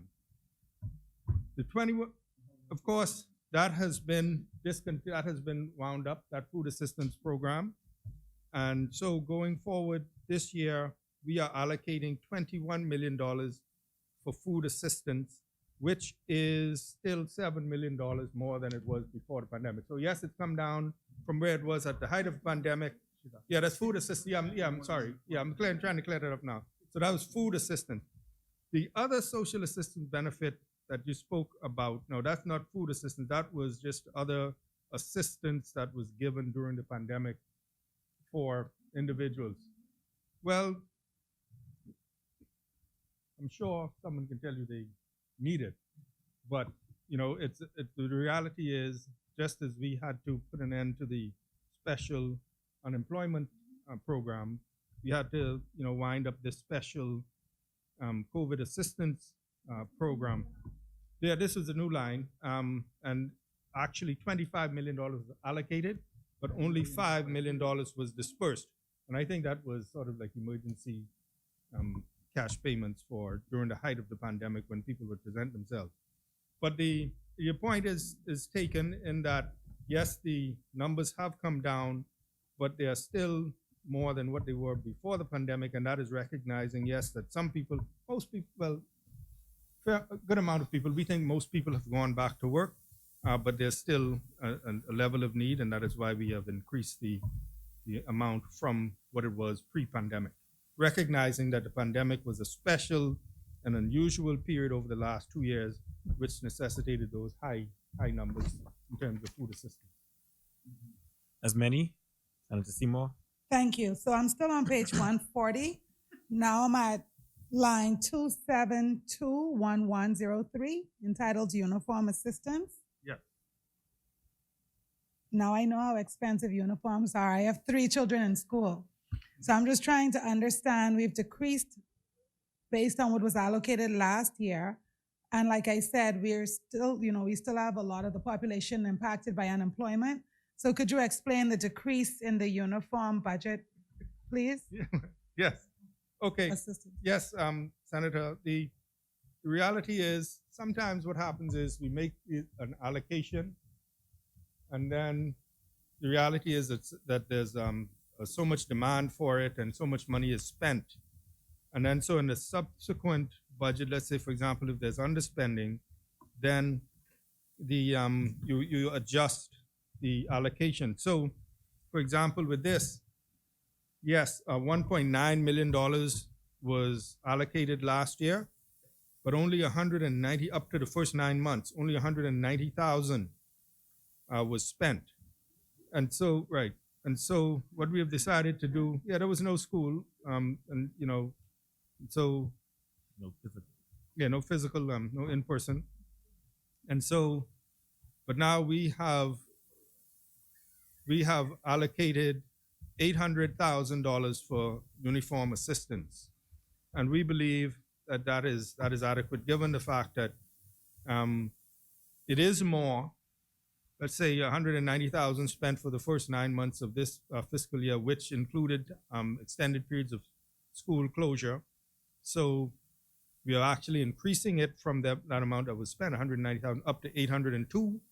Not quite back up to the 1.9 that was budgeted, but we believe that the 802 will adequately provide for those who need the assistance. Yeah, if necessary, you will find more, of course, because there is emergency. As we said, there's a line item below that for circumstances and emergency assistance.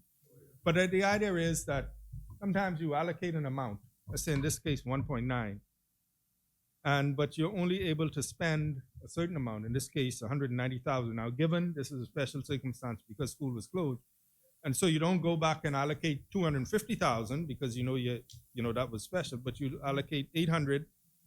And we believe that will be sufficient for school uniforms for the upcoming year. Bearing in mind that it's not that everybody you're providing for; it's people who come for assistance. And so this is what they say that they need, and we think that will do it. And bearing in mind, if the demand is great, and we're not talking a lot of money in the scheme of things, so we have to go back and find another 200,000 or 100,000, and you can easily get it from emergency assistance. Again, well, I mean, if you believe it'll be sufficient, I want to believe with you.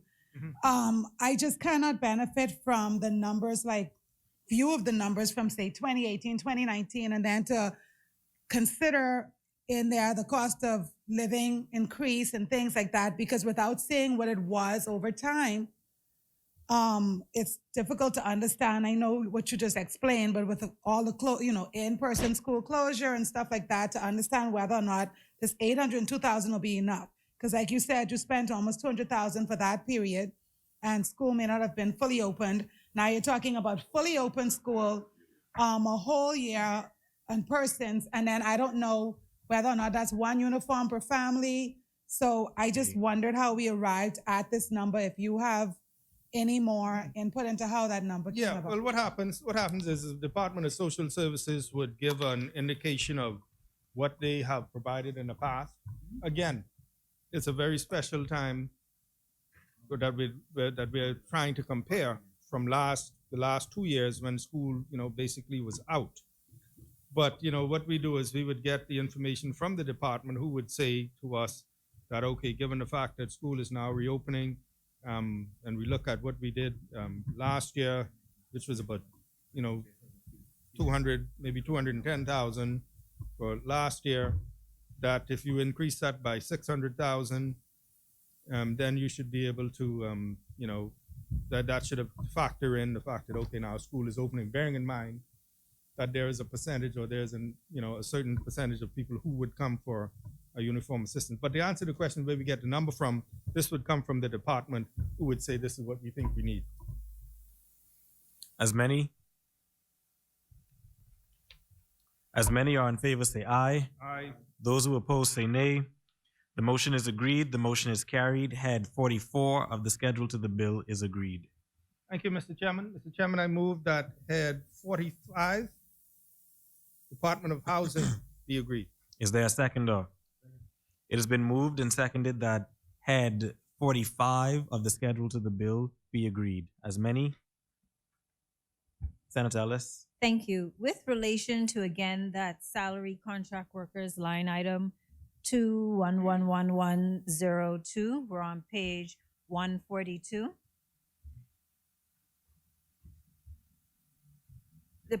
For the preceding 9 months, it was 27,000.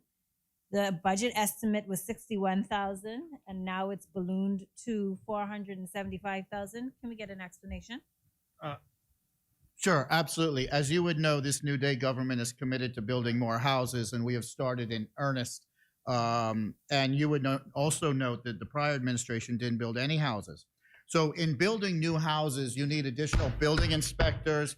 You need additional persons that go out and inspect the quality, inspect the locations, and associated staff to ensure that the actual homes that are being built properly. And so this is an allocation for new staff to inspect the new locations. You would note that we have about, I think, 4 simultaneous housing projects underway or launching at the same time.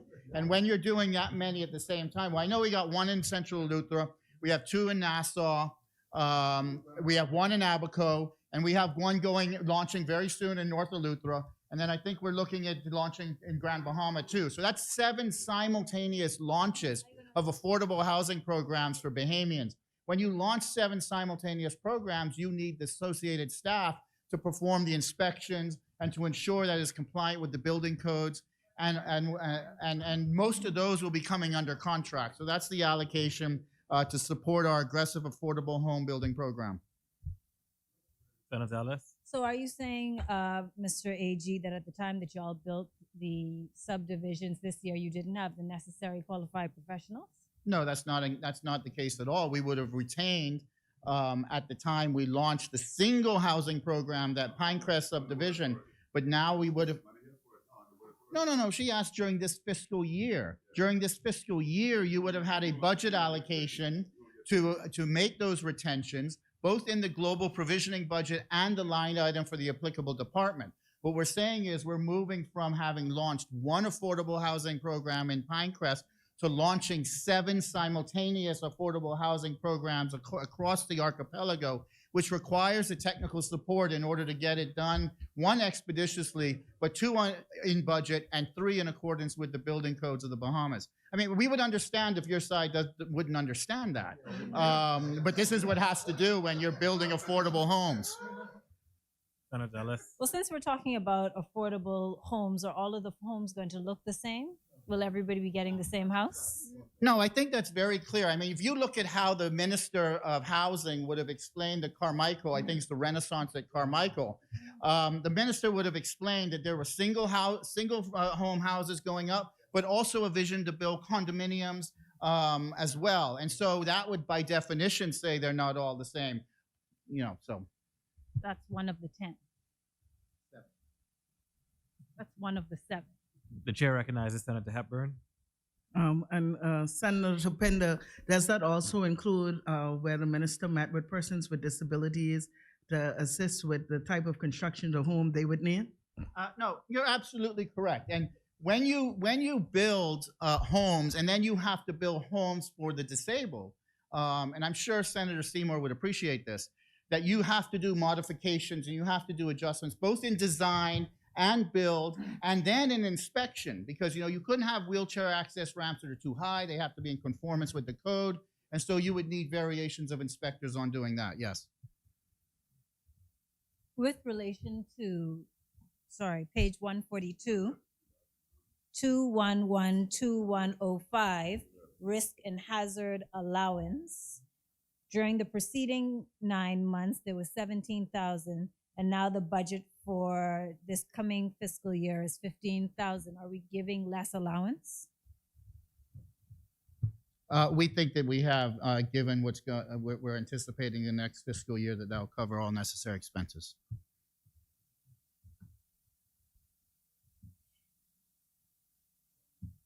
Senator Ellis. So, thank you.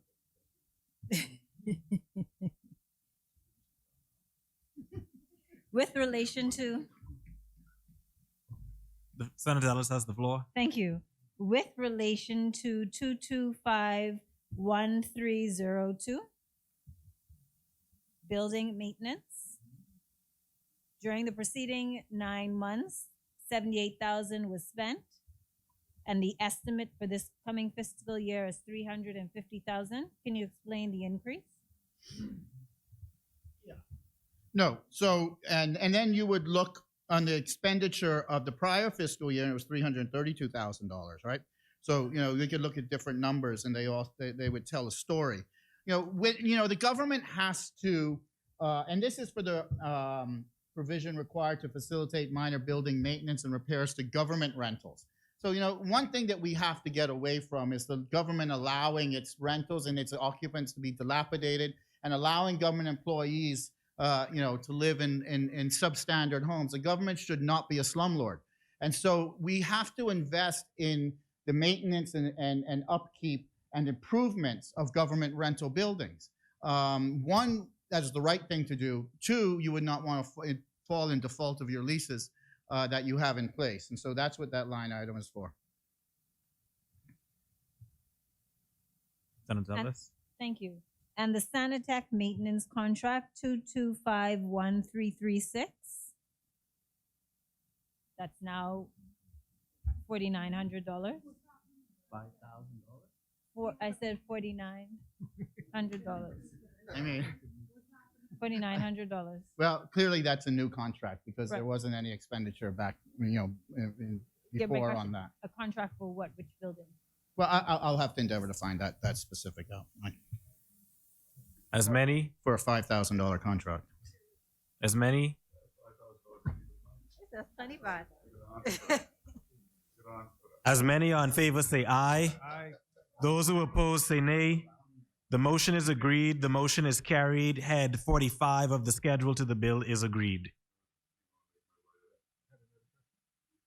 No, I was on the next head.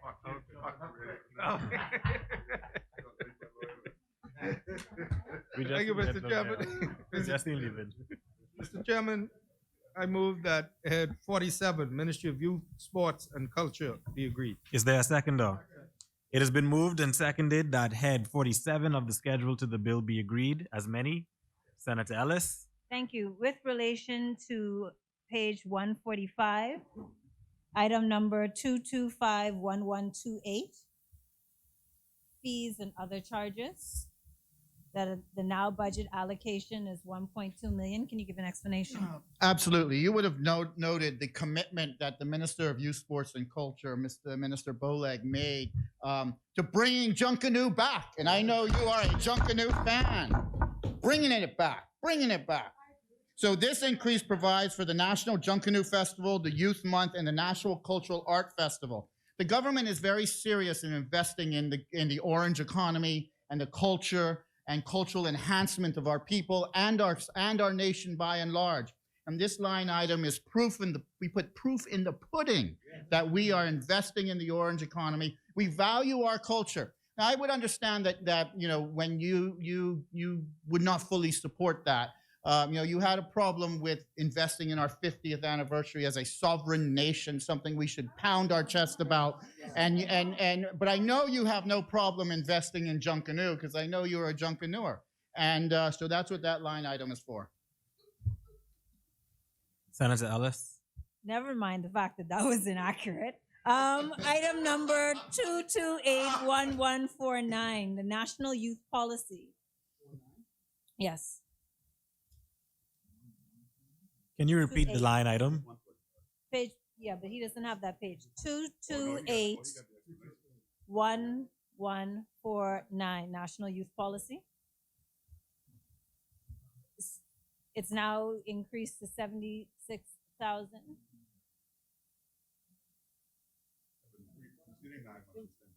Right. So. No. That's fine. I appreciate that. I appreciate the observation. So the minister is formulating a policy to approach national youth empowerment and a global policy. And so this line item is the launch of that policy. Policies you would draft them anew, and so there wouldn't be anything prior. And even though we may have put it in the supplemental budget mid-year, this is going to be a fiscal year launch this year. Senator Ellis. Thank you. On page 146, item number 2821115, I think that's 3 ones. Prime Minister's Cultural Grant Award. I see that it's been moved, or has it ended?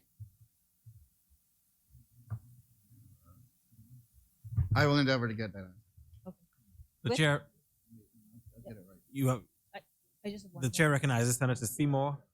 Thank you. I noticed that we are bringing we're trying to bring the IAAF World Games. We're bringing the Bahamas Games.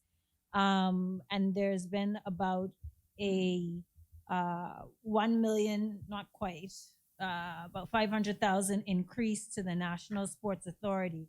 And I didn't see anything in the Ministry of Works or in the capital expenditures with relation to work that needs to be done to the stadium pool and any other facilities that we would use for Bahamas Games or, yeah, I looked in Works. Building gymnasiums was in Works.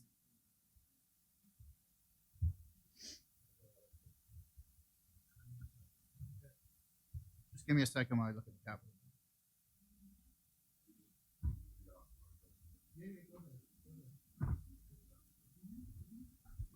Whilst Chair the, recognizes Senator Henfield. whilst the AG figures out how to answer that one, if we can go to page 147, Carifta Games, 2821272. We had no previous measurements. How did we come to the conclusion that we need 1 million, or maybe we need 1 million more? Maybe we need something more. How do you come to those assessments? That is what we do is that we are committed to hosting Carifta, I think, which will be the 50th Carifta Games, and at our 50th anniversary of independence, and that is an estimate to put in the line, make sure that we save the line. You allocate $1 million. As we know, we will probably need to do some maintenance and upgrades to our facilities, but that is the initial estimate of what it would cost for us to host the Carifta Games next year. No. Okay, right on the same page, the National Youth Council, 2821604. Is this to run an office or $2,000? $2,000. National Youth. The line item is 2821604. Bahamas National Youth Council. That is a grant to the National Youth Council. It was $2,000, and it went up. Everybody got a 10% increase, so it went up to $2,200.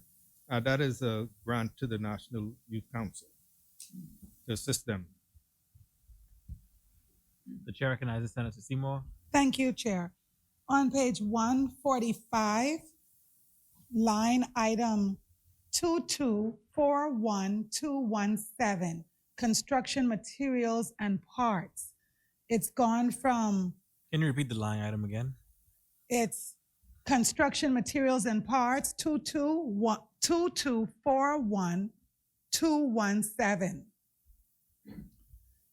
It's gone, well, really from 0 to 80,000, and I just wanted to know what we were building. Is that for the Chankanu costumes?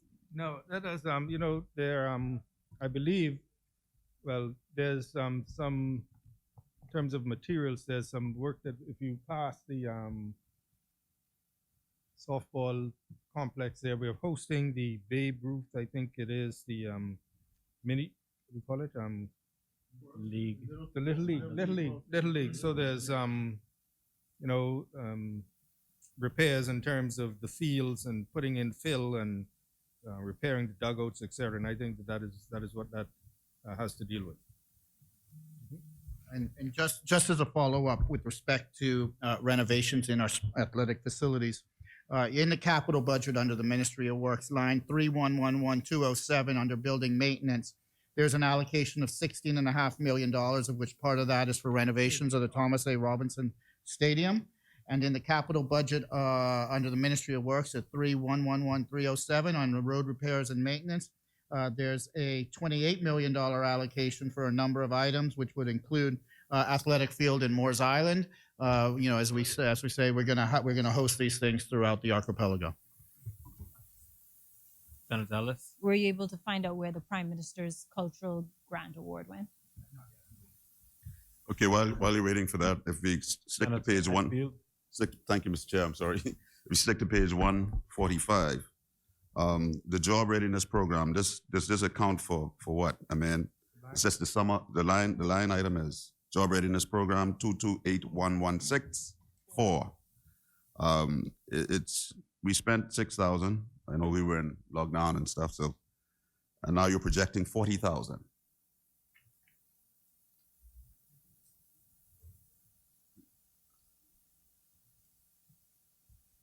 Job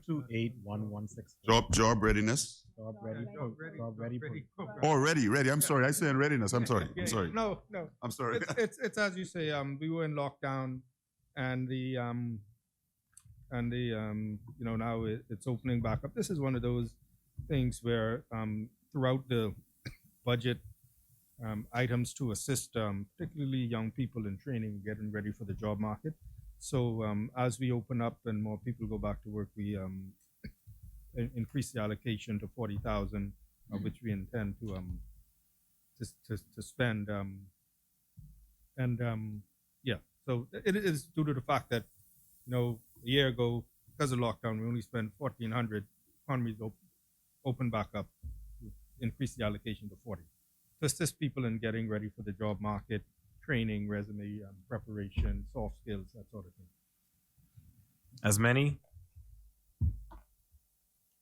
As many are in favor, say aye. You can come back. Those who oppose, say nay. The motion is agreed. The motion is carried. Head 47 to the schedule of the bill is agreed. Okay. Thank you, Mr. Chairman. Mr. Chairman, I move that head 48, Department of Labor, be agreed. Is there a seconder? It has been moved and seconded that head 48 to the schedule of the bill be agreed. As many. Senator Ellis, ready to go? Thank you. Again, the line item about salary contract workers. Previously, it was not in the budget. Was this moved from someplace else, or now all of a sudden they need 700,000 contract workers? Dollars for, you know what I mean? Yeah. We know what you mean. I mean, I would suspect that this was in a different provision because the explanation is it provides for all active contract workers. So they would have probably moved this from a different provision. It may have been found in the ministry, likely maybe the ministry or maybe the public service. Senator Ellis. Thank you. With relation on page 149, with relation to item 2251111, security services contract. So that line item was transferred from the ministry.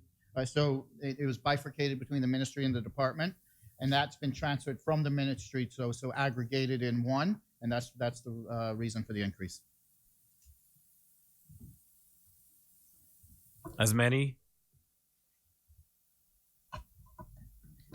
are in favor, say aye. Aye. Those who oppose, say nay. The motion is agreed. The motion is carried. Head 48 to the schedule of the bill is agreed. Thank you, Mr. Chairman. Mr. Chairman, I move that at 49, Ministry of Economic Affairs be agreed. There, seconder. It has been moved and seconded that head 49 to the schedule of the bill be agreed. As many, Minister, I think I know the answer, but I'll ask it anyway. Under line item 2251109, licensing and inspection of vehicles, it's now to zero. Yeah. Okay, so that's the answer for that. Ministry of Finance. Okay, so The Ministry of Finance will handle the licensing. And all right, Yeah. Understood. Okay, so under subsidies to private enterprises, 2521009, support for small businesses development center. We had projected 4.5. You're now down to 2 million. Can you add some more clarity? Yes, the what we intend to do is that this amount will is for the daily operational expenses for the Small Business Development Center, and in terms of the support that they provide, they have some resources. They have significant resources that they will deploy, mostly in terms of guaranteeing some grants, but mostly guaranteeing the loans, et cetera, for small businesses. So this amount will satisfy the daily operational expenses for the year in terms of salaries, et cetera, and the terms of support. They have significant resources available to them already. Also, Minister, there was $1.3 million in the Ministry of Agriculture for grant programs, yet the mechanism wasn't there to actually process those grant programs. Those funds are being utilized through the SBDC for grant programs for agriculture and fishers. So you may see that allocation in agriculture, but it's really going to be funneled and awarded through the SBDC. So you'll have an extra $1.3 million focused on our commitment to agriculture and food sustainability in the form of grants, as I was speaking about subsidies and a global subsidy and concessionary program to benefit agriculture. One of the challenges that I'll let you know, one of the challenges that I found with that as an MP is there are grants available for citizens, but they bifurcated in so many different places, and so if you don't go to a one-stop shop to say, listen, you can go, this is, you get that kind of, and then people are not aware that I can go to agriculture and fisheries and get a grant to do this, or I can go to BAIC, and so we need to find a solution for. No, and I think this is the solution. You're right, and I think that's why the funds that were allocated in agriculture for grant programs, because you need a mechanism, right? And my colleague, Senator Lightburn, would tell you from the BDB point of view as well, they're a mechanism for awarding assistance. So a ministry may have the allocation, but not have the proper mechanism. And so you're entirely right. And so I want all fishers and agriculturalists to know that $1.3 million was allocated in agriculture, but will be facilitated for grant programs through the SBDC, which will be the operative entity to do just as you say. You're exactly right in that observation. the chair recognizes Senator Seymour. Thank you. So I'm happy you made reference to the 1.3 million in agricultural grants that's available.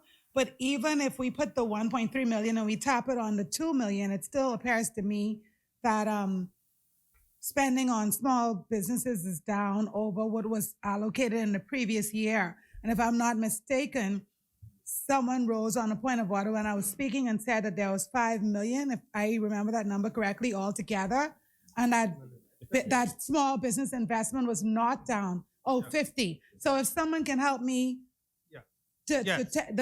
exactly where I could Yes. find that? Because he Yes. said 1.3. So Yes, there's several areas. For example, the Bahamas Development Bank. We are, I think when we get to the capital, we'll see where we are putting an additional $4 million to capitalize to the bank, Bahamas Development Bank. Bahamas Development Bank is working with the Caribbean Development Bank to access funds for on lending. So it wouldn't appear here, but the resources, we're working with the CDB for them to provide funding to the Bahamas Development Bank. Within the SBDC itself, there's significant resources that are there within the SBDC that have not been loaned out as yet.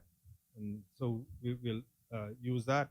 And as well, when we talk about BAIC and what BAMSI is doing, Venture Capital Fund, all of that, when we take all of that together. But it goes to the point that Senator Enfield made, is that we have all of these programs, and we have to do a better job of communicating to individuals how they can access it. And that was one of the points I made in my meeting with the SBDC, is to make sure that we get to the underserved, those people who might not even know that something is available. And as Senator Pinder said, to be able to have the proper mechanism for the aid to be delivered. But there are significant loan resources within the SBDC already. Development Bank has resources, and they're getting more from the CDB. We have the Venture Capital Fund, and we have as well, BDB has a grant program. And so, as I said, we're moving away from the SBDC itself giving loans and back to what was the original intent, was to provide guarantees and expertise and support, etc.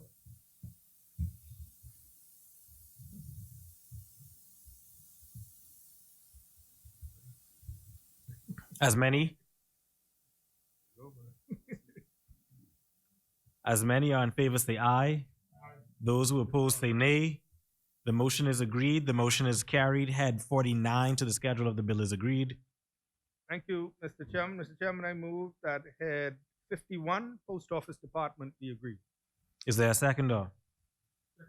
It has been moved and seconded that head 51 to the schedule of the bill is agreed. As many, Senator Henfield. Thank you, Mr. Chair. Line item 211101, pensionable, permanent pensionable. Are we turning over P&P some contracted workers, or what are we doing here? No. So this increased provision of 271,000 is for the reinstatement of increments. Okay, fair enough. As many, Senator Raming. Yes, could you advise in section 2251337, operation of facilities and other service, what was accomplished in the revised approved estimates? Page 154. Second cluster paragraph 2251337, operation. So that even though the allocation was in the supplemental budget, those funds were transferred to the security services line item, which would be 2251111, which you would see a measurable increase there. And those funds, just so we can finish the story, are provided for security services for all post offices. The contracts were previously paid from the operation of facilities line item, so it's just a reallocation of funding.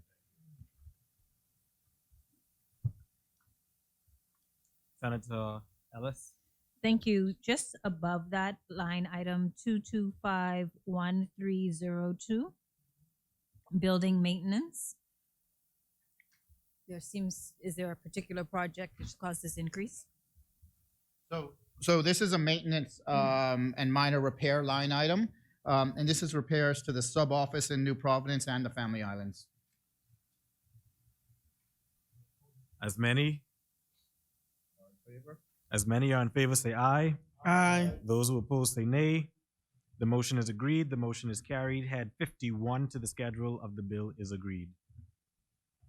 Thank you, Mr. Chairman. Mr. Chairman, I move that head 53, Port Department, be agreed. Is there a seconder? It has been moved and seconded that head 53 to the schedule of the bill is agreed. As many, Senator Ellis. Line item 2221102, rent office. I don't know if this is a new office or whether this has been moved from someplace. It's a relocation of the Port Department, and this is the payment of lease for that relocation. Although I don't know exactly, presumably that is because of the development that is going down in the cruise port. As many, Senator Henfield. I just saw something here. It looks like a new line item. It's not that much. It's $4,000, but it's people's money. It's called Freight and Express, 2251203. What is that about? I'm sorry, page 157. 2251203. What is that? Okay. Okay, so I mean, I would suspect that's a new line item based upon, freight charges that they would make. Do The you Port repeat, Department Senator? would have to, Senator. the Port Department would have to be an archipelagic, Port Department, especially with respect to licensees and charters and other things that they regulate throughout the families of islands and the growth. So, but I can get even more detail if you'd like. thank you. Senator Henfield. Thank you, Minister. We go to building maintenance. We didn't spend any money. 2251302. And we're spending now, I didn't say we didn't spend any. We spent like 1,000 and change, and we're spending now 30,000. Yeah, so well, okay, I understand. Now, okay, so we have this one is very, very interesting to me as a seaman. You have line item 2251309, upkeep and navigation aids, lights and buoys. It seems we haven't spent any money there in quite some time. So you would have seen that on the opening again of the housing project that we undertook in Abaco, that the Minister of Transport, along with, I think, the Charge d'Affaires of the United States, visited Hopetown. And in Hopetown, we witnessed again the lighthouse in Hopetown needing candy shop, needing significant upkeep. So this is specifically attributable to the maintenance and upkeep and improvements with respect to the Hopetown Lighthouse. Thank you for that. As many are in favor, say aye. Aye. Those who oppose, say nay. The motion is agreed. The motion is carried. Head 53 to the schedule of the bill is agreed. Thank you, Mr. Chairman. Mr. Chairman, I move that head 54, Department of Road Traffic, be agreed. Is there a seconder?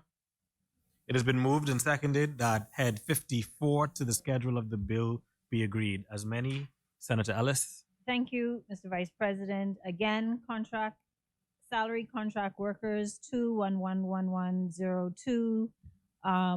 During the preceding part of the financial year, we spent $3,000, and now the budget estimate is $1.1 million. Could you explain if these are specialized? No, I mean, again, this must have been a line item reallocation because this is for active contract workers. So there's no indication of new hires. So this must have come out, this may have been likely under the global provisioning the fiscal year before and coming in under the contract line item. As many, Senator Danfield. Thank you, Mr. Chair. Line item 2, it's on the same page, 159, 21120102, overtime monthly employees. We spent in the preceding 9 months 21,000. Now that seems to be doubling. Is there any reason as to why they're doing some special project, or what is it?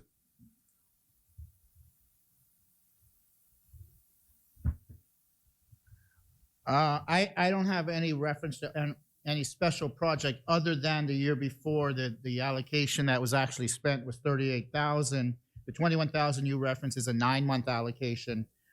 So consistent with 2 years ago in a full year, especially a full year where it was probably COVID related, we think the allocation is adequate at 45,000. I'd appreciate it if you don't take me back a whole year, man. Let's look at acting allowances. We had responsibility allowances. 2112115 responsibility allowances. We're spending 12,000 there. Can you say why? Well, consistent with our mandate to the public service and having longstanding overdue promotions be put in effect, as you would know, when you get promoted to a senior position, you are entitled to a responsibility allowance, and this is as a result of promotions, that the allowance that would come with a promotion to a senior officer level. That's fine. Senator Ellis. Thank you. On page 160, line item 2251142, road traffic automation. It looks as if maybe it was something that was moved, or is that a new item? Road traffic automation. Sure. So this is actually a new item. It's for the digitization of the road traffic department in the Family Islands. So as we go through a digitization program, we want to make sure that we include in the Family Islands, and Family Islands was likely phase 2 of a project. So this is a digitization of that. Again, we are not a Nassau-centric government. We have provided the greatest increase in the history of the since independence to provisions within the Family Islands, and we look to continue to do that. Senator Ellis. Thank you. Line item 226120. Sorry, Senator Ellis has the floor. Senator Ellis. 2261205, motor vehicles materials.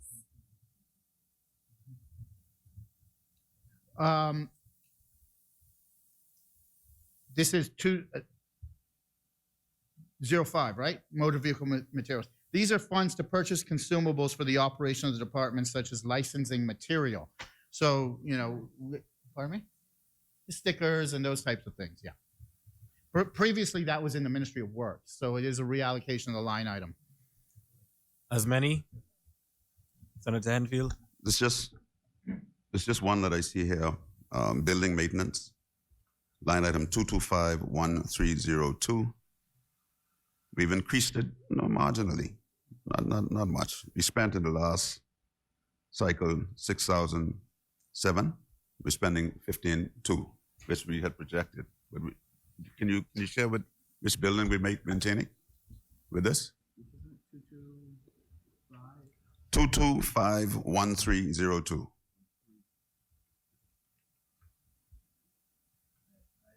I will have to endeavor to get that for you. As many are in favor, say aye. I'll leave you alone with the road traffic. Those who oppose, say nay. The motion is agreed. The motion is carried. Head 54 to the schedule of the bill is agreed. Thank you, Mr. Chairman. Mr. Chairman, I move that head 55, Department of Meteorology, be agreed. Is there a seconder? It has been moved and seconded that head 55 to the schedule of the bill is agreed. As many, Senator Ellis. Thank you. Item on page 161, item number 2112102, overtime. There seems to be a considerable increase in overtime. Is there a special project that they might be working on? No special project. I think this is what this is what the department would send forward as what they anticipate that they would need. I'm imagining, we're about to, every year we go into the hurricane season, but no special project, just making allocation for what we think would be adequate for the overtime, so they don't have to come and try and access some other special provision.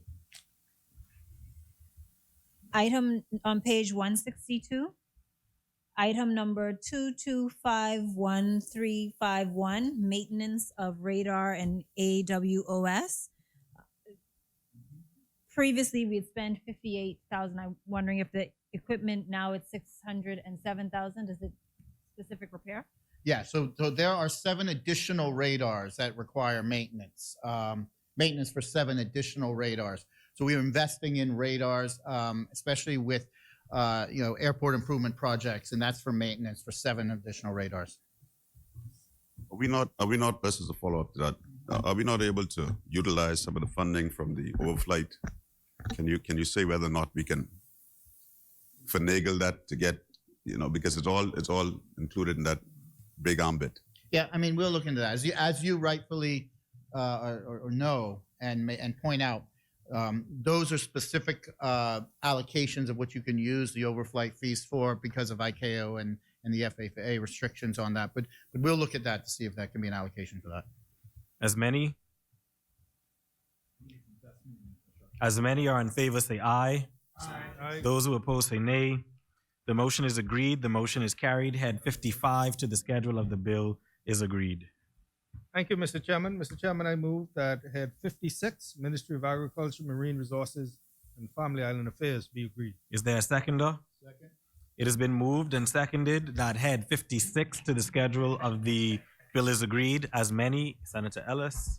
Given that the AG is the junior minister, item number, again, salary and contract workers, item number 2111102. It's about $500,000 extra for contract workers. Can you give an explanation? Yes, the same explanation. This provides for active employees and active contract workers, likely in the provisional allocation the year prior and now coming in under this line item. Oh, sorry. As many, Senator Henfield. Item number 22, it's on page 164, 22511130, support to farmers. We've allotted 500,000. Can you say what, are you buying equipment for farmers? Are you cleaning their land? What are you doing with this? So you would have noted both in the minister's contribution at other place as well as my contribution, we made a point to say we are undertaking innovative strategies to grow agriculture and support our farmers to enhance our food security. And as part of that, we have a global concessionary regime we're putting together for both cash concessions as well as property concessions. And in the context of poultry, we have electricity concessions at lower rates. This $500,000 references the actual allocation for cash grants and concessions to farmers. Senator Ellis. Sorry, I have two questions. The first one is the item below that, food security, that's now going from 200,000 to. No, 221, 200. Is that 200,000 or 221? 221,000 To to 6. 6.1 million. Yeah. So you're referencing an expenditure. The prior administration actually had a $5 million allocation in food security that largely went unspent and unutilized. We, as you would know, have a serious commitment to food sustainability and food security, and we are putting our money where our mouth is in this regard. And we are increasing the allocation, even though you guys didn't spend it, we're increasing it to $6.149 million, which we intend on spending every single penny of this. And those allocations for food security would be to facilitate the following: the continuation of the LAIRS program to provide additional concessions to farmers. So we had the $500,000, and we're looking to provide additional concessions on top of that $500,000.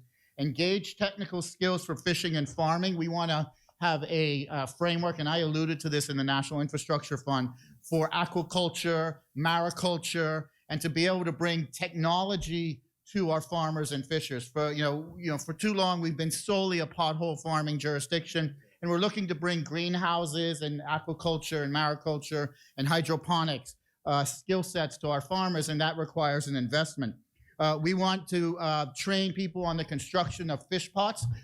This is frankly something that the Long Island constituents have been fantastic. I have 10 Long Island built fish pots. They're fantastic. We want to take that that framework and roll that out nationwide. For fishers like myself and the minister here, we utilize fish, and Mr. Pixop, we're big fishermen, we're big fish pot users, and it should be a nationwide program. We want to upgrade the feed mill, and so we want to encourage farmers to have livestock and to have healthy livestock. And we would have noted a couple of years ago, we had a major issue with contamination in the feed mill that ended up being devastated to a lot of our farmers and agriculturalists who have livestock. So we want to upgrade that and ensure that. Procurement of livestock. So we want those who are farming and wanted to have livestock to have access to babies and access to youth to be able to grow out their to babies to grow out their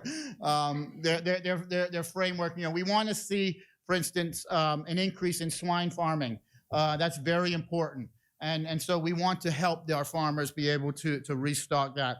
Agro Village, we have a commitment, and I spoke about this as well in what we're looking to do in agriculture. We're looking to make this from the farm to the table or from the farm to the store. We want to have an agri-business. So you need an agri-village to help create that, to have farmers in almost a co-op setting be able to come and produce and manufacture and get it to the table or get it to the shelves. And so that's part of this allocation. When we give these concessionary grant applications for land and we give agriculturalists land to grow on, we need to provide the road access and some of the infrastructure in order for them to be able to go. So this is part of that infrastructure investment when we're giving these concessionary land grants to agriculturalists. We want to purchase some new trailers and we want to purchase a group of greenhouses to be able to add on to the technology and the ability for our farmers to succeed. So, we have grand plans with respect to agriculture. You would have heard from the senators from BAMSI on their innovative strategy on what we're looking to do. We're looking to incorporate this at the executive level through the ministry and the department as well, giving the adequate resources to make it happen. We won't sit idly by and have our $6.1 million go unspent like the $5 million from the prior administration. We are investing in our people, and this is a clear example of putting our money where our mouth is. Just tell them they'll already won the campaign. Hey, you're the Senator government. Ellis? You still campaigning? I'm just telling you what we're doing, man. You the government. Senator Ellis? Thank you. With relation to item number 225-1107 and 225-1108, which relate to workshop, conferences, and training, both of those line items have gone down. So I'm wondering, are you getting a discount from BAMSI? Is it why the reduced? Well, so you would have also heard, if you were listening to my contribution, that we're doing these cultivation centers. And we're piloting it in Hatchet Bay, right? Where that cultivation center is going to have a training facility that is supported by BAIC, BAFSA, and we're leaning on our international partners such as IECA, who have committed to help with the training, the technical assistance, and development. So that line item would have been spread out amongst a number of agencies and some grant and technical assistance that we're receiving. We think that allocation is sufficient. As many? Senator Henfield? Thank you, Mr. Chair. I just want to remind AJ that he is the government. There's no need, and he should be so, Lord willing, for the next 4 years. What? For the next 4 years. So there's no need to campaign anymore. You won, right? So go to line item 2821266. Previously, there was allocated 1.8 million, 00 before that. Where did we move this 1.8 million that we had projected for previously, 22? Where did it go? Well, you would have noted that line item wasn't utilized, and that was reallocated to the increase to get up to 6.149 million. That makes sense. As many? That's the reasoning. Henfield? Okay, so line item 281409, this BAIC. We're giving BAIC roughly $1 million more. What are we getting for that? What are we getting? Yeah, what you doing? I just spent the last 20 minutes telling you what we're doing in agriculture. See, agriculture, hold on a minute, Senator. Agriculture, sustainability, and development is a multifaceted partnership. We are a unique, this ministry is unique in that you have a number of industrial development agencies within agriculture and educational agencies within agriculture, such as BAMSI and BAIC and BASFA. All of these institutions work together. BAIC, for example, would have thousands and thousands of acres in Hatchet Bay and in Andros, primarily for farming. They are putting in a centralized facility for BAIC in Hatchet Bay in order to manage more appropriately on site the farmers and to be able to provide the concessionary support. So you're saying, what does BAIC deliver to farming? BAIC is one of the largest agricultural landowners in the country. And it is the operative entity to advance agriculture and industry in that concept. So saying throwing $5 million at BAIC is a waste, shame on you, Senator. Who said that throwing $5 million at BAIC was a waste?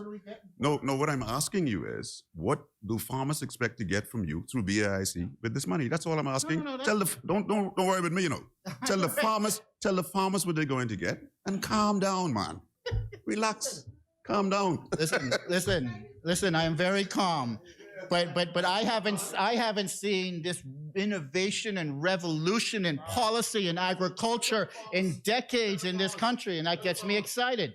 So the farmers are going to get in-kind support. The farmers are going to get BAIC technical support. BAIC is going to be able to manage the land allocation that it has to allow farmers to better access the farmland that they need. For instance, we are looking at the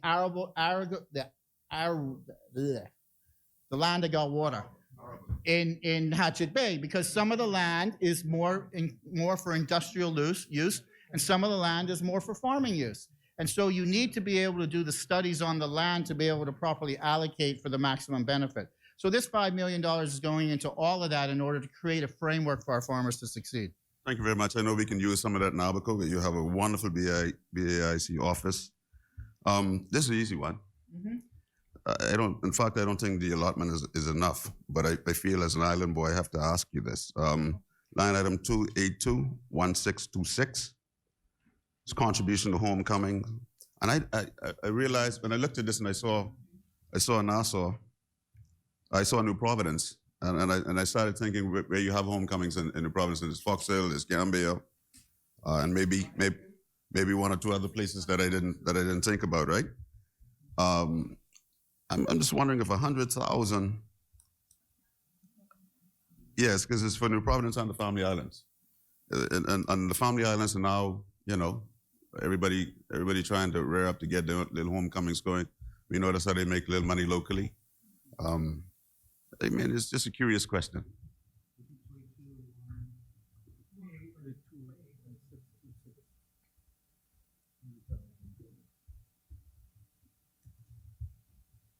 No, I agree that the allocation could be larger. I mean, you would have noted, and coming out of COVID, you have a little bit of uncertainty on how that's going to come about. But we do have a provision to allow for additional funding as necessary.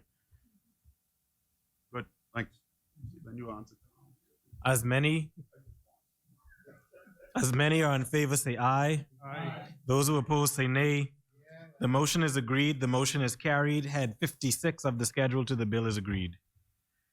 Thank you, Mr. Chairman. Mr. Chairman, I move that head 57, Department of Agriculture, be agreed. Is there a seconder? It has been moved and seconded that head 57 of the schedule to the bill be agreed. As many are in favor, say aye. Aye. All those opposed, say nay. The motion is agreed. The motion is carried. Head 57 of the schedule to the bill is agreed. Thank you, Mr. Chairman. Mr. Chairman, I move that head 58, Department of Marine Resources, be agreed. Is there a seconder? It has been moved and seconded that head 58 of the schedule to the bill be agreed. As many? Senator Ellis. Thank you. Item on page 170, item 225115, consultancy services. That's 94,000. Is that for a specific?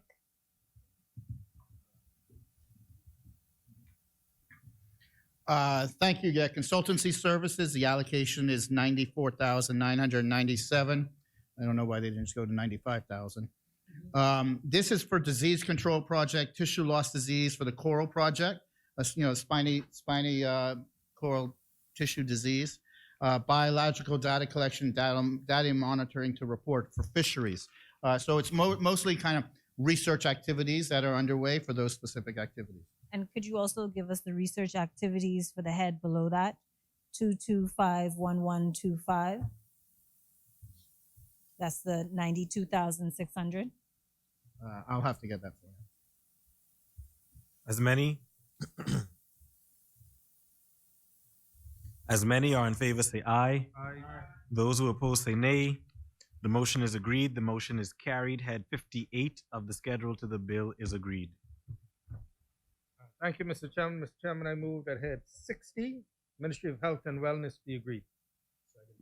It's been moved and seconded that head 60 of the schedule to the bill be agreed.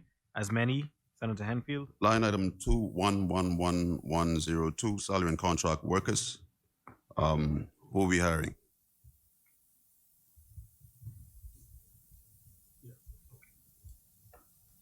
This is, again, this is provision provides for all contractual workers currently in post, and funding also represents employment of new contract officers. Within the ministry, there is the need to, and the minister has spoken of the need to bring in some allied health workers, as well as support staff throughout for the clinics in the Family Islands, in terms of handy people and additional custodian.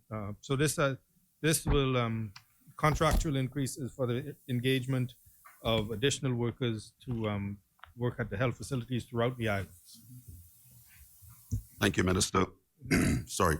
Line item 2112-102, overtime monthly employees general. It seems like before COVID, we spent $428,000 on it, and we're now reducing it to $300,000. Can we explain why? Yes. I believe that during the COVID pandemic, there was the requirement, there was staff was called on more because of the extent of the problem and the need for staff to be available. And that was in 2020, we spent about $400,000. And then last year, for the first 6 months, we spent about $37,000. And so we're allocating $300,000, which we believe will adequately compensate those who are intended to work extended hours. So it's less than what it was at the height of the COVID pandemic, but an increase of what it was last year.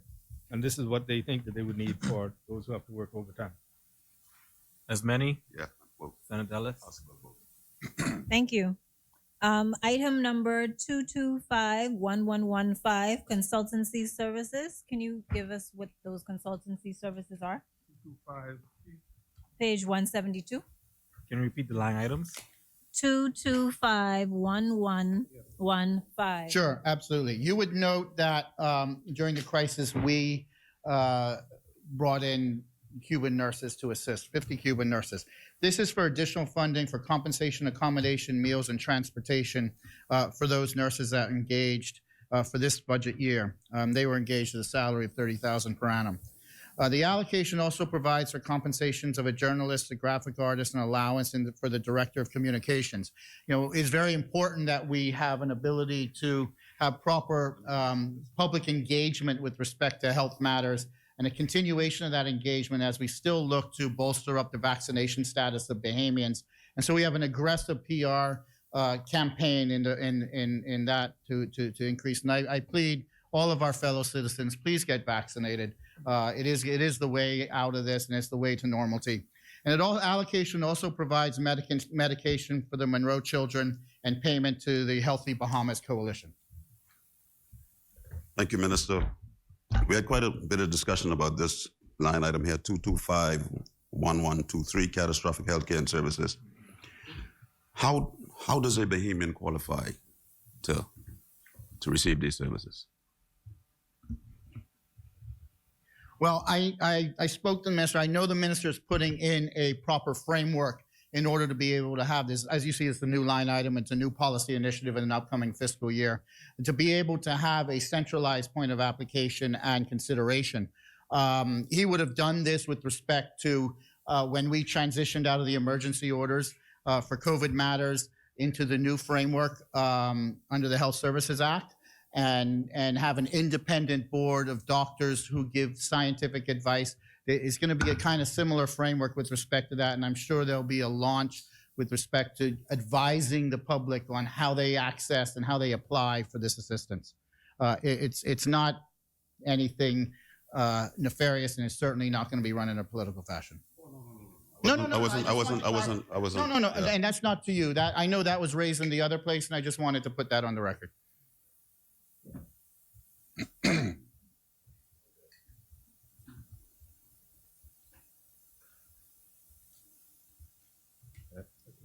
As many, Senator Raming. All right, I thank the AG for that clarification because that would be very, very problematic, and I look forward to the policies and the guidelines outlining the distribution and the impartial board setup. That is very, very critical in this regard. But I applaud on that effort, and just like anything in this regard, all of us wish it could be more. I want to go back to page 71, 224, on the bottom of page 71, drugs and vaccines. 171, drugs and vaccine, last item on the bottom line of that. Yeah, 224-1203, drugs and vaccine. And I do note with pleasure the increase received went up by about $500,000. So it looks like go up another $100,000, maybe another $150,000, et cetera, et cetera. But historically, if I'm correct, why this allocation is there, is that there to also facilitate the drugs that would be dispensed in the Princess Margaret Hospital, et cetera, the uses thereof? Yeah, as you rightfully note, that this is more than a 50% increase in the prior allocation. And this allocation provides for the purchase of certain authorized therapeutics and medications in the Ministry of Health, and to integrate it into protocols and for the management of COVID-19 in public facilities in the Bahamas. Especially as we now getting access to pediatric vaccines, those would be administered in a different fashion, and we would need to provide the necessary allocation to make the investments in training in our facilities to advance, to be able to properly administer the vaccines.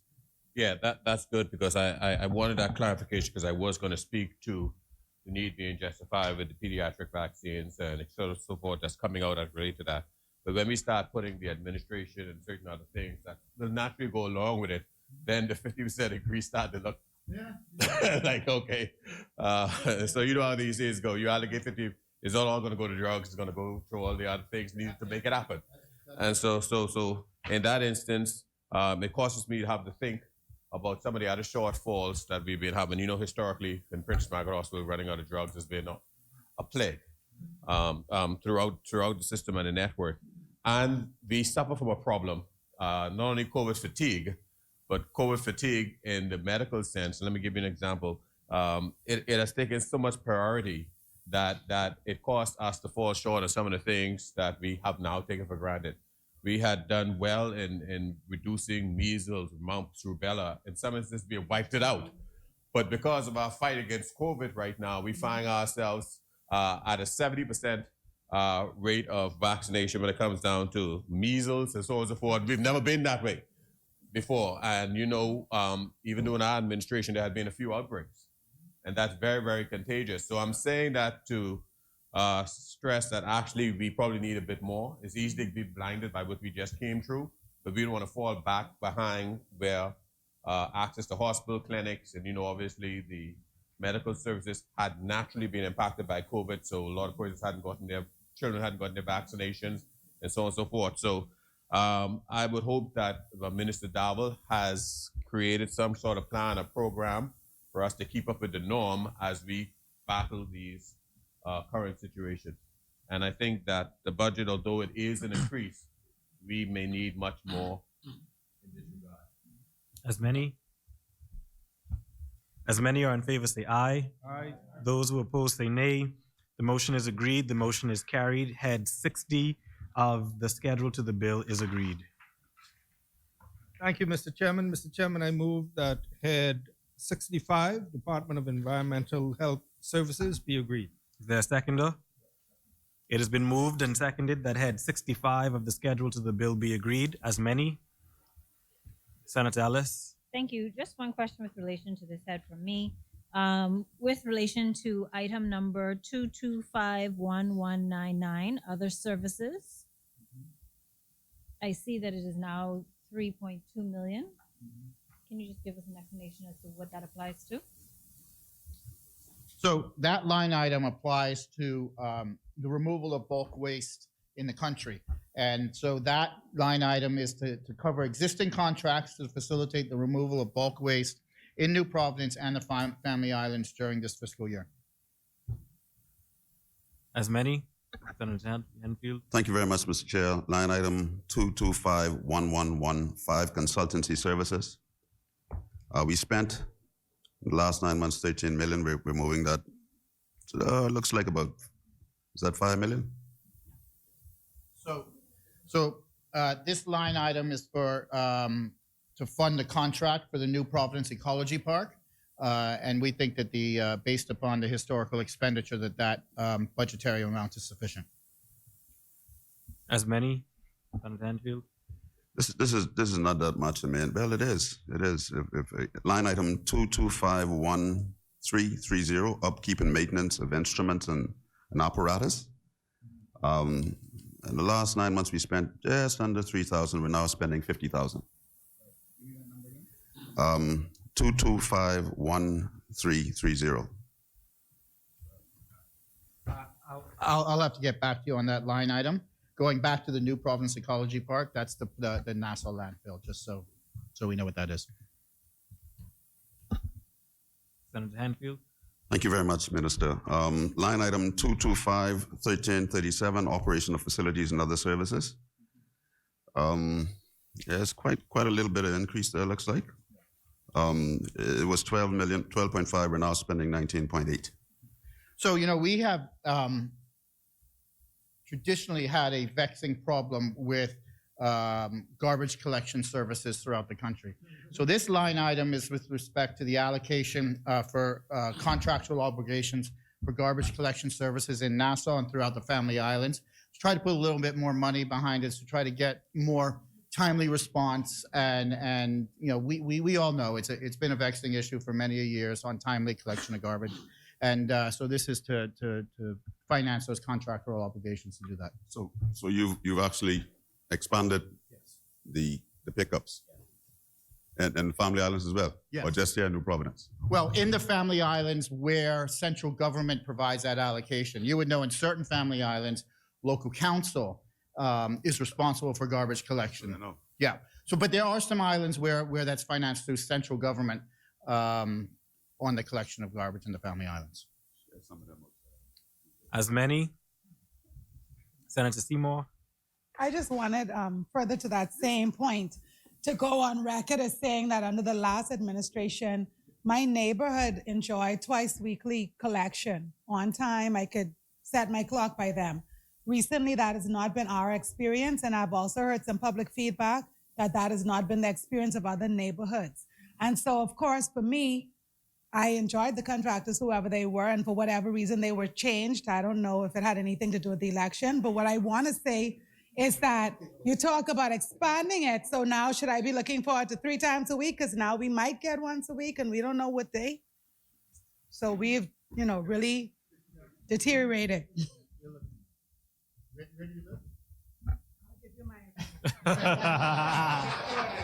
Don't put that on the public record. Don't put that on the public record. As many. Senator Ramin. Thank you very much. In line item page 174, third from the bottom, vector control 2241210. This is another major problem, and I do appreciate and acknowledge, which also appear to be almost a doubling of the budget as you relate to those matters.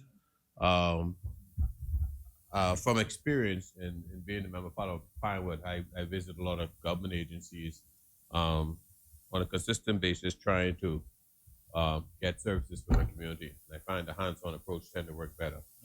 Better control, especially mosquitoes. The Department of Environmental Health was, in my opinion, not efficient because of the lack of equipment they had to do the fogging, which cost me out of my constituency allowance. I contracted a private company to fog up my constituency all the time. Because even with their best effort, they could even go with one pass, and that don't help the problem. You have to do it back to back, so you kill the ones in the air, and you kill the ones that are just coming out before they mate. That's how you break the cycle of the vector of mosquitoes. I'm wondering if in that have the government addressed the issue of the shortage of those vehicles needed, especially we've been seeing with the rain, we're in the season, and the climate change is going to continue on.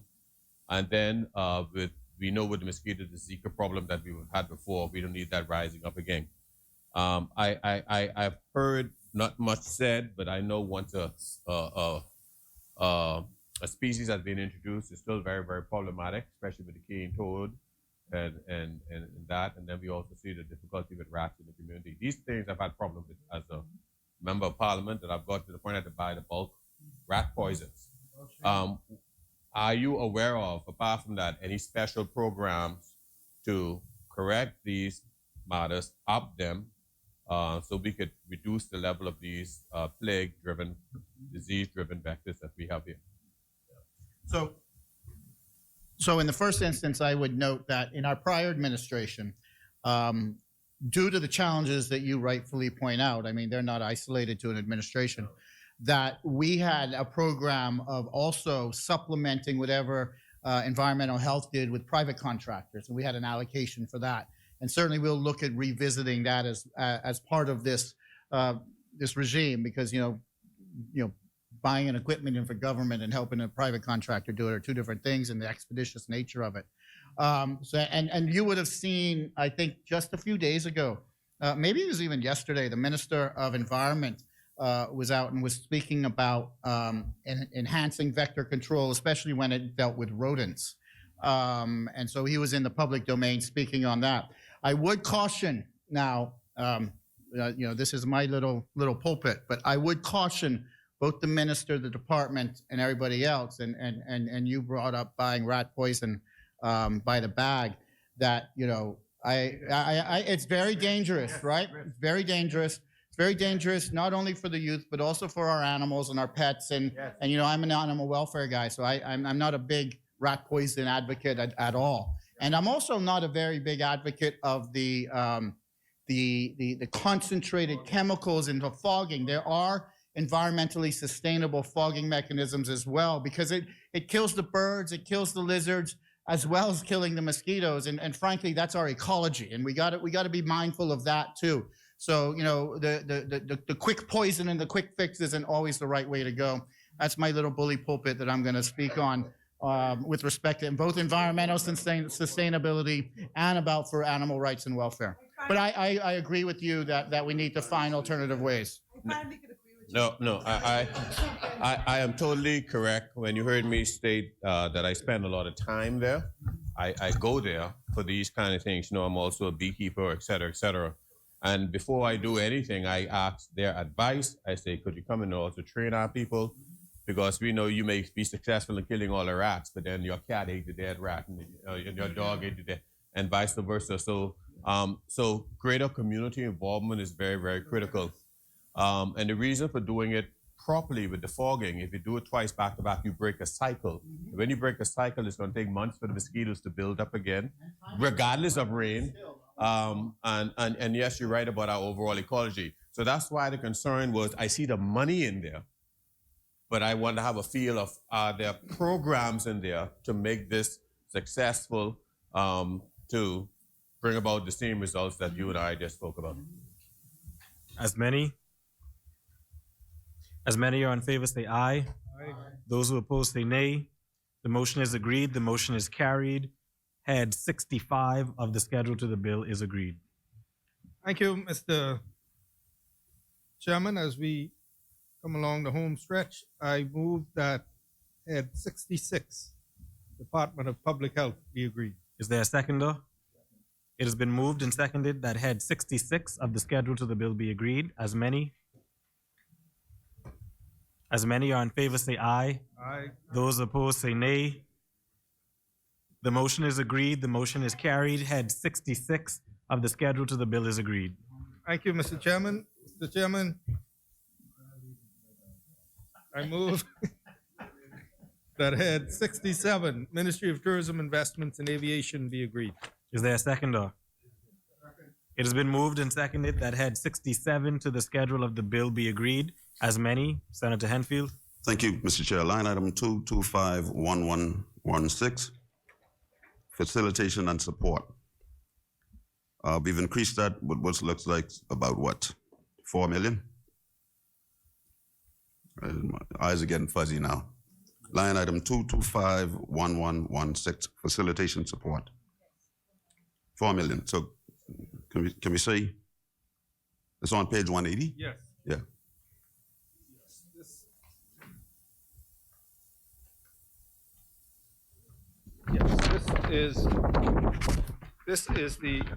This is the marketing and support item for Ministry of Tourism, wherein they support various, as people have events, people bring in, for example, someone just spoke to me yesterday about a conference coming in, and as people come in, sometimes they ask the Ministry of Tourism for support for these things. So this is the item by which they lend support to cultural activities, people who are bringing in groups, etc.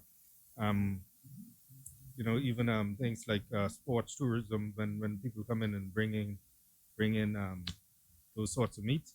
This is where they get their when they want to support events. This is the item for which they pull it. Yeah. Thank you, Minister. I just hope we make back. And I think if they come in big groups, Yeah.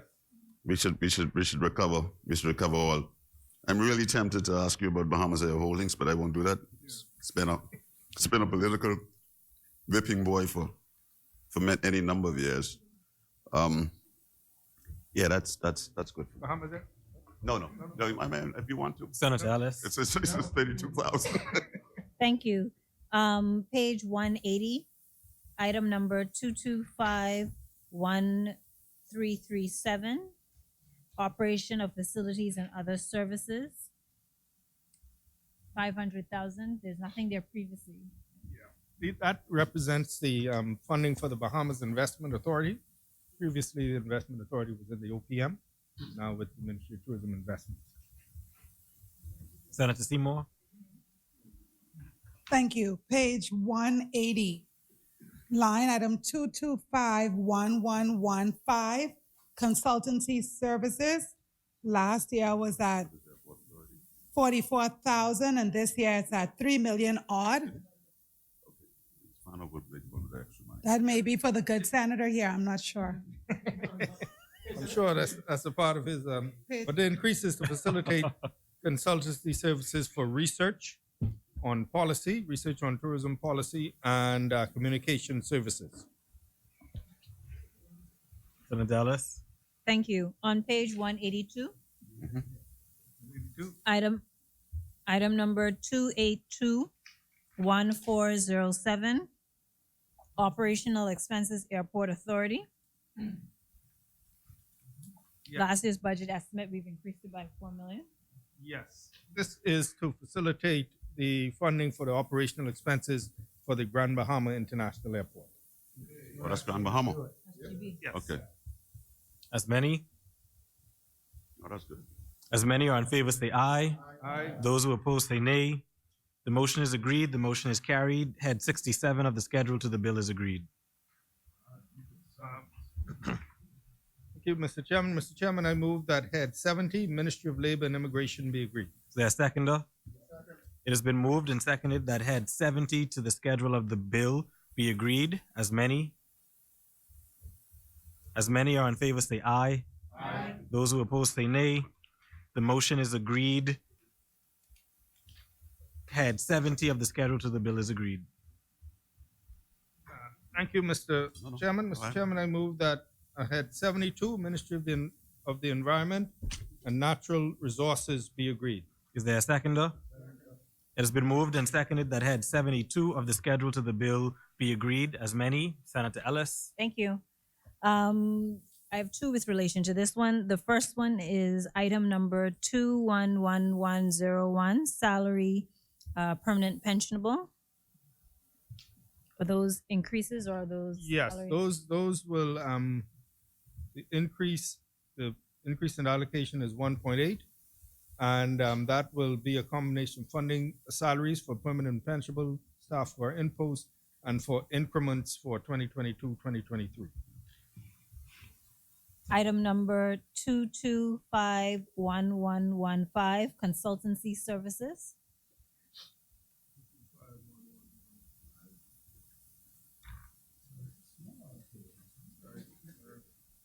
That's on page 187. My apologies. Yeah. Last year, the preceding 9 months was 47,000. 200,000 was budgeted, and we've now increased the budget estimate to 320,000. Yes. As you know, the Ministry of Environment is engaged in several initiatives, including they are involved in the whole carbon credits initiative, as well as they are involved in setting up the BAWEN, the Bahamas Protected Area. I forget what the whole name is, but putting in a framework for protected areas. And so these consultancy services involved, in consultants that they have to engage, particularly with their input on the carbon credit and mining and protection of natural resources. That's many. Senator Seymour. Just for clarification, on page 188, line 2821415, which is the Bahamas Public Parks and Beaches Authority. I noticed that it's 0 this time, so I assume that it's moved somewhere. If you could just clarify. Yes, it has been moved. The allocation has been moved to the Ministry of Works, head 33, Ministry of Works and Utilities. As many. Okay. Senator Rami. Yeah, just like our AG, lover of fishing and also the environment and nature in itself, and I was pleased to see that the Bahamas National Trust got a nice increase in allocation. If there's anything he could do to help illuminate what's behind the numbers, we know it's going into a good place, definitely when you go into the Bahamas National Trust. So it'll be good if you have any information at hand. If he doesn't, I understand, but if you have any information at hand, that'll be good. Okay. Since that was directed at me, I will answer. That grant for the National Trust was transferred from the Cabinet Office into this head. Okay. So before it was bifurcated, now it's all in one head. And frankly, I implore, and actually I was being made fun of, not really being made fun of, but Eric Carey heard me talking about the fogging and the vector control and said, I am now an environmentalist. I said, I am a sustainabilist. I believe in sustainability. But, they have an important job in Exuma, in their national park and other protected areas. But a lot of their expenditures go into Exuma because they're involved in the patrols and everything else in Exuma. And, that is highly trafficked. And I want to commend them, first of all, for their efforts. But let them know, that we will help reinforce their efforts in the patrols. And we're frankly looking at, and we're in discussions with the Ministry of Finance now, where they can have the power to issue spot fines, not for their own benefit, but for the government's consolidated fund. But because they're on the ground, they would be a much more better enforcement agency with respect to spot fines to discourage violations of the law in our national parks. So we're working with different options on how to bring greater control within our national parks and allowing them who have the rights to oversee them and manage them to undertake those activities. As many. Eric is a good guy. As many are in favor, say aye. Those who oppose, say nay. The motion is carried. The motion is agreed. Head 72 of the schedule to the bill is agreed.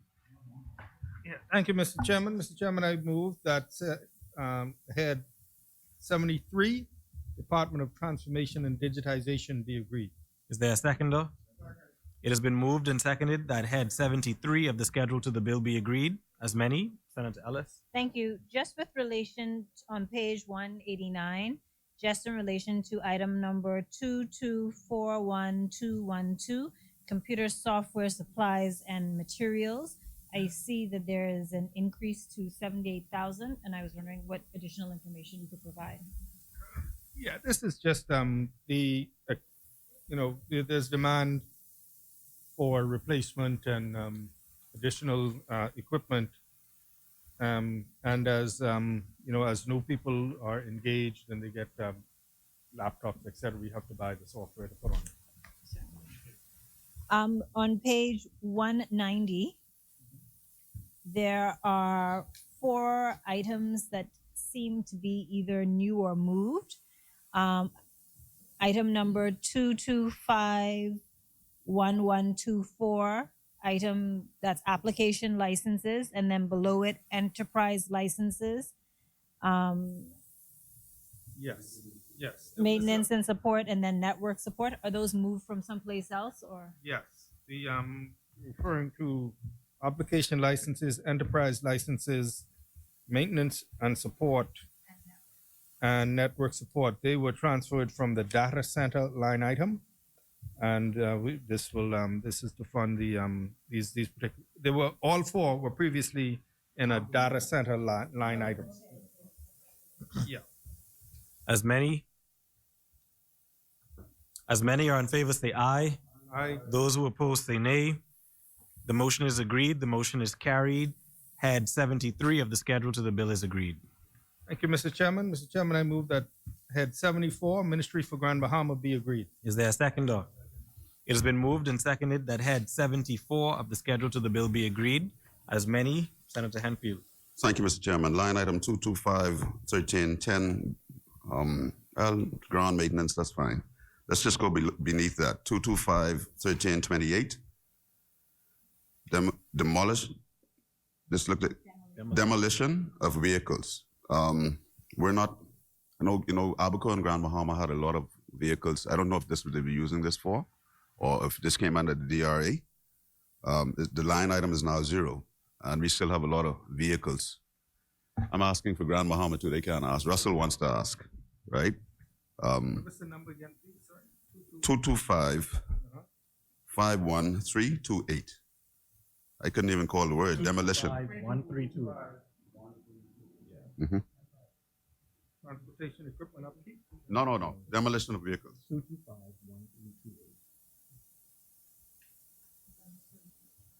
Yeah. Demolition of vehicles.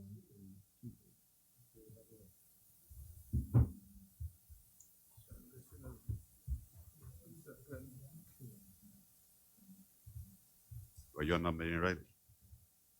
Or my number ain't right. Something. Oh, demolition of vehicles. Yeah. Yeah.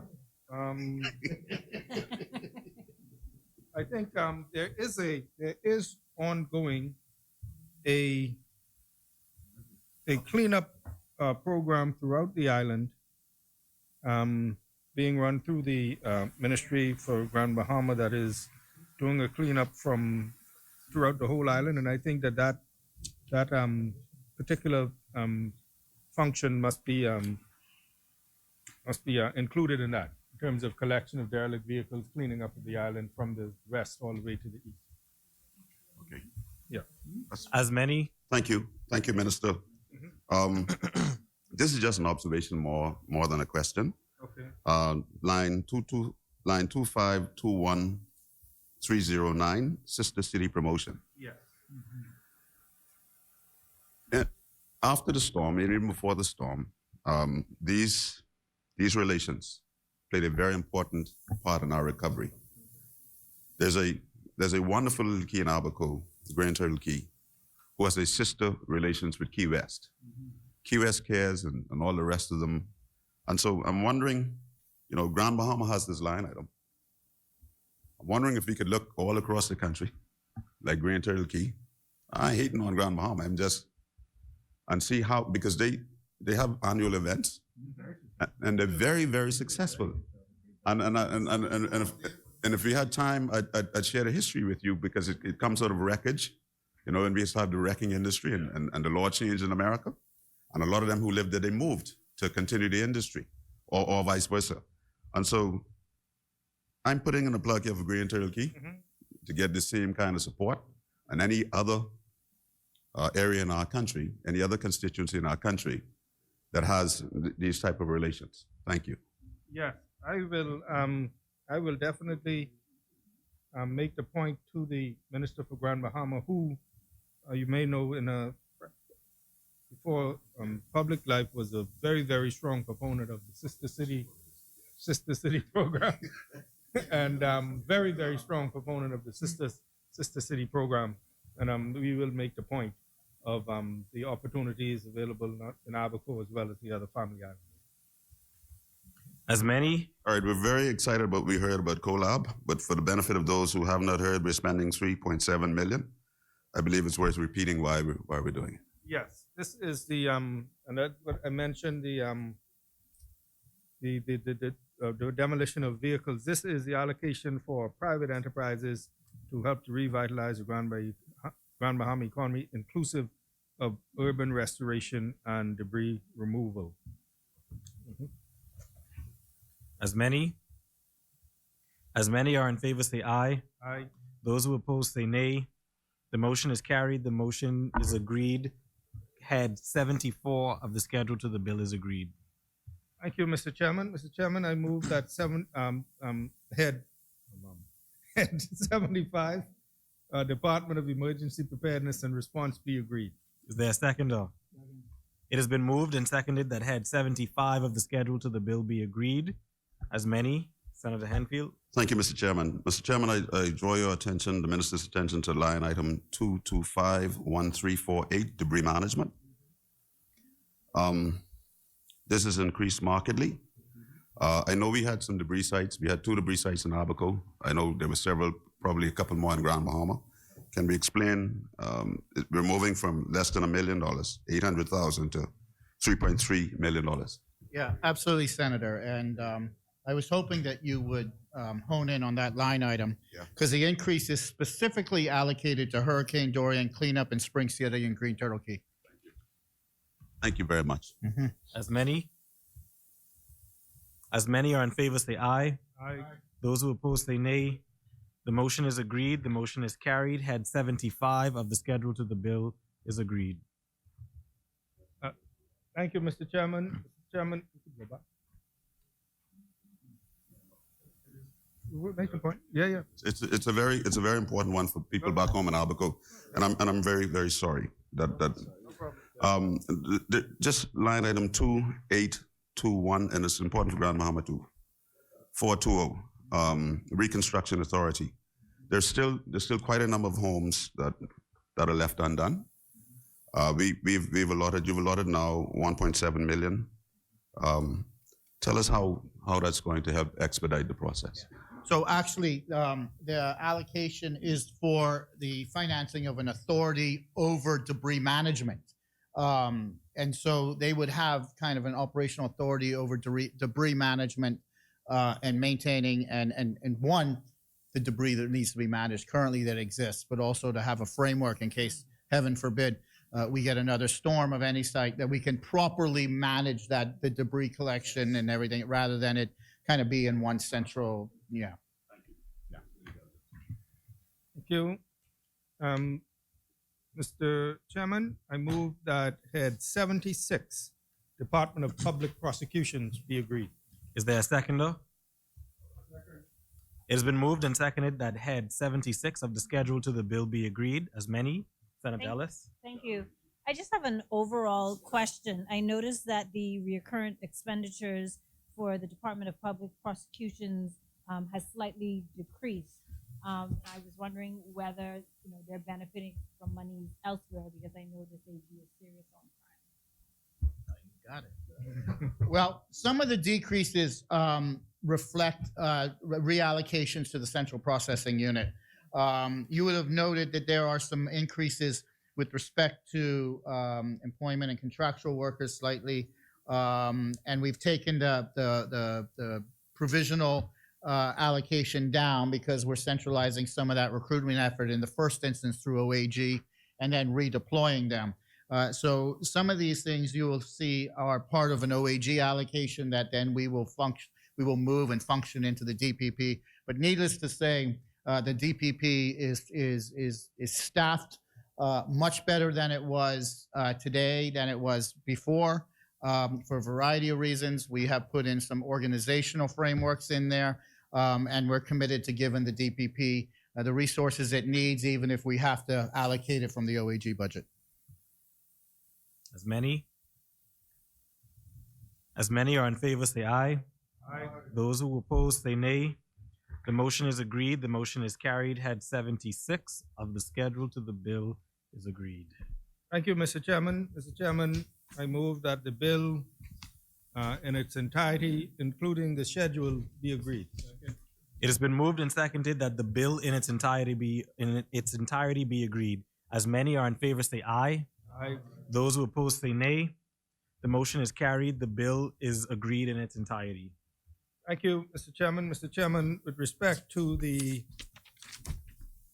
bill for an act for the appropriation of the sum of $371,146,142 for and towards defraying the expenses of the government of the Commonwealth of the Bahamas for capital development for the financial year ending 30th of June 2023, I move that the long title be agreed. It has been moved and seconded that the long title of the bill be agreed. As many are in favor, say aye. Those who oppose, say nay. The motion is agreed. Mr. Chairman, I move that the short title be agreed. Is there a seconder? Second. It has been moved and seconded that the short title of the bill be agreed. As many are in favor, say aye. Aye. Those who oppose, say nay. The motion is agreed. The short title is agreed. Thank you, Mr. Chairman. I move that clauses 2 and 3 be agreed. Is there a seconder? It has been moved and seconded that clauses 2 and 3 of the bill be agreed. As many are in favor, say aye. Those who oppose, say nay. The motion is agreed.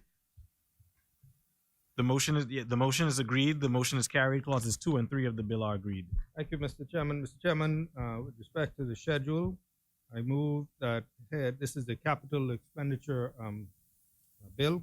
I move that head 13, Ministry of Foreign Affairs and the Public Service be agreed. It has been moved and seconded that head 13 of the schedule to the bill be agreed. As many are in favor, say aye. Aye. Those who oppose, say nay. The motion is agreed. The motion is carried. Head 13 to the schedule of the bill be agreed. Senator Henfield? Yeah, just a quick one here.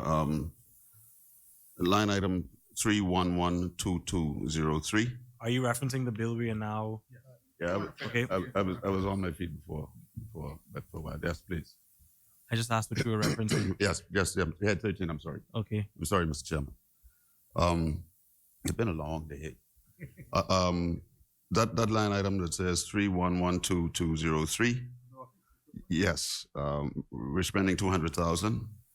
I just wanted to know on what. We would have had some newly leased office spaces to support our ministry, our consulate offices and offices abroad, and this is for newly funding for furniture for those newly leased office spaces. We spending 200. Well, we are responsible. You got 4. No, you opening 4 missions. These are already currently leased. Okay. All right. So these are for currently leased offices. Okay.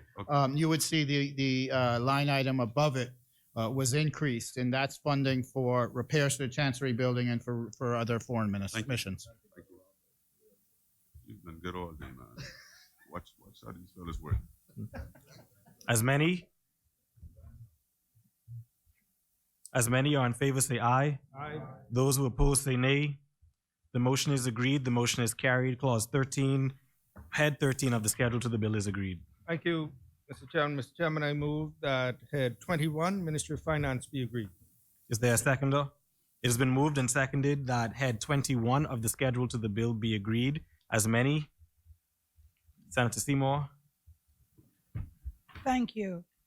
I'm hoping that the minister can assist me in terms of page 206, line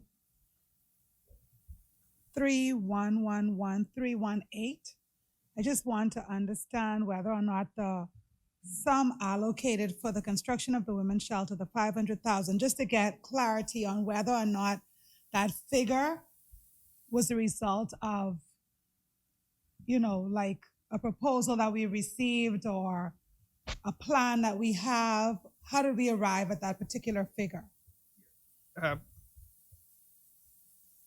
don't think we have received a formal proposal, but the idea was to put a figure in the budget that will allow us to begin the process of establishing the center.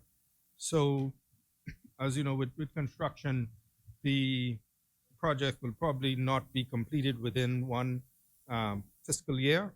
And so this is to get us to the point where we can identify the property and begin to put the plans in place to have it constructed. And hopefully next year, we will have an additional allocation that would bring us to completion. As many? Senator Seymour? Thank you. On that same page, line 2822031, I know we talked earlier about small and medium sized business support. But here it is, in 2020, 2021, the previous administration would have spent some 42.9 million, close to 43 million in grants. And I think last year, your administration would have spent 5 million.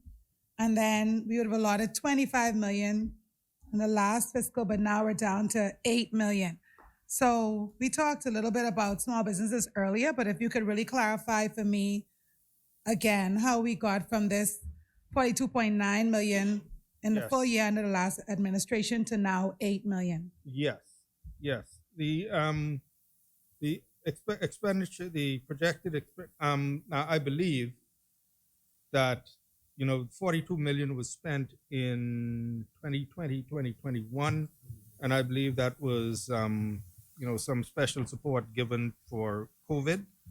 The 8 million, there was estimated 25 put in place for last year, and approximately 5 was spent in the first 9 months.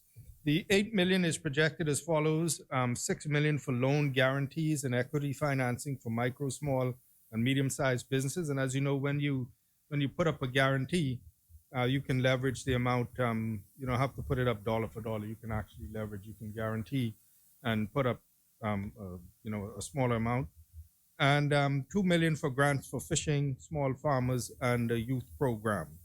And so, I believe that 42 had to do with perhaps some special grants that were given to help support businesses during the pandemic. Senator Seymour? Thank you. So under the same head to the top line, 28220007, energy restoration and renewable energy, it's up to $26 million. I just want to know if we're becoming more, energy conscious in one of our buildings, or what we're doing. Yeah. What this is funding in the amount of, firstly, it's a total of $26 million. $5 million provides for street lighting project under the CDB loan, and funding in the amount of $21 million is provided for solarization projects in New Providence and the Family Islands. So move to renewable energy. Yes, through an IBD loan, sorry.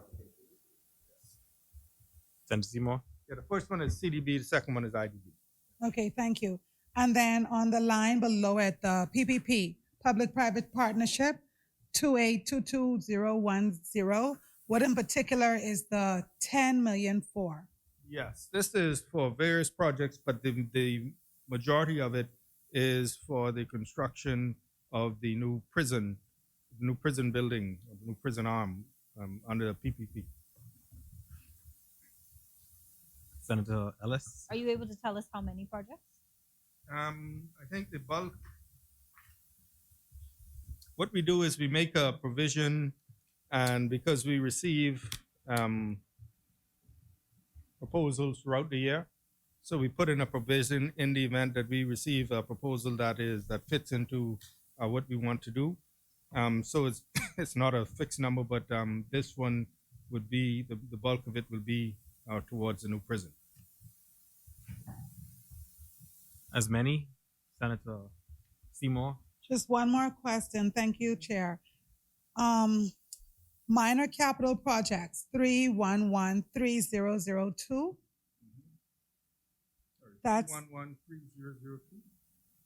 3113002, minor capital projects. Okay, yes. So that's up to 3.5 million over the 1.6, and I just wanted to know what's captured there. Please. Wait, hold on. You said, sorry. 3113002. The sundry capital projects and minor No, capital minor projects. capital projects is what it reads. Okay, this is for repairs and maintenance projects at the Ministry of Finance, Office of the Prime Minister, and Office of the Attorney General. So the reason for the increase that you see, the Attorney General's office had about roughly $1 million in capital allocation last budget cycle. And what the Ministry of Finance has done is smaller budget allocations on the capital side. They've consolidated in finance. So the Attorney General's allocation there is primarily to pay for the integrated case management system that I had announced that we had obtained approval for. That's probably going to be roughly, I don't know, let's say about $400,000 to buy the software and fully implement and start the integrated case management of that. And then that is to pay for the fit out for the new Registrar General's Department, which is anticipated to be probably about $1.2 million with the purchase of furniture and the fit out. And so from the Attorney General's side, actually, that's almost about, let's say, $1.72 million of that allocation will be at the Attorney General's office. As many? As many are in favor, say aye. Aye. Those who oppose, say nay.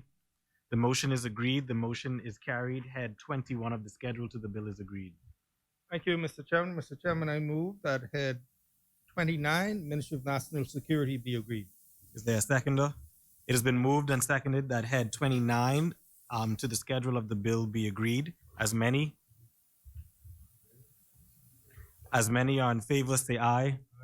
Those who oppose, say nay. The motion is agreed. The motion is carried. Head 29 to the schedule of the bill is agreed. Thank you, Mr. Chairman. Mr. Chairman, I move that head 32, the Royal Bahamas Defense Force, be agreed. It has been moved and seconded that head 32 of the schedule to the bill be agreed. As many? Senator Henfield. Thank you, Mr. Chairman. I note in head 3111222, we gave some money for development in Coral Harbor. That's fine. I also note that in head right below that, we give some money for the base development at Inagua. That is fine. But what and I see the $6 million for the new vessel. But what I'm wondering here is, what are we doing with Gun Point? There's a small base that we were developing off of Ragged Island, which is not mentioned here at all. And so I wonder if we can get an answer for that. You can get it to me later. It's just obviously missing.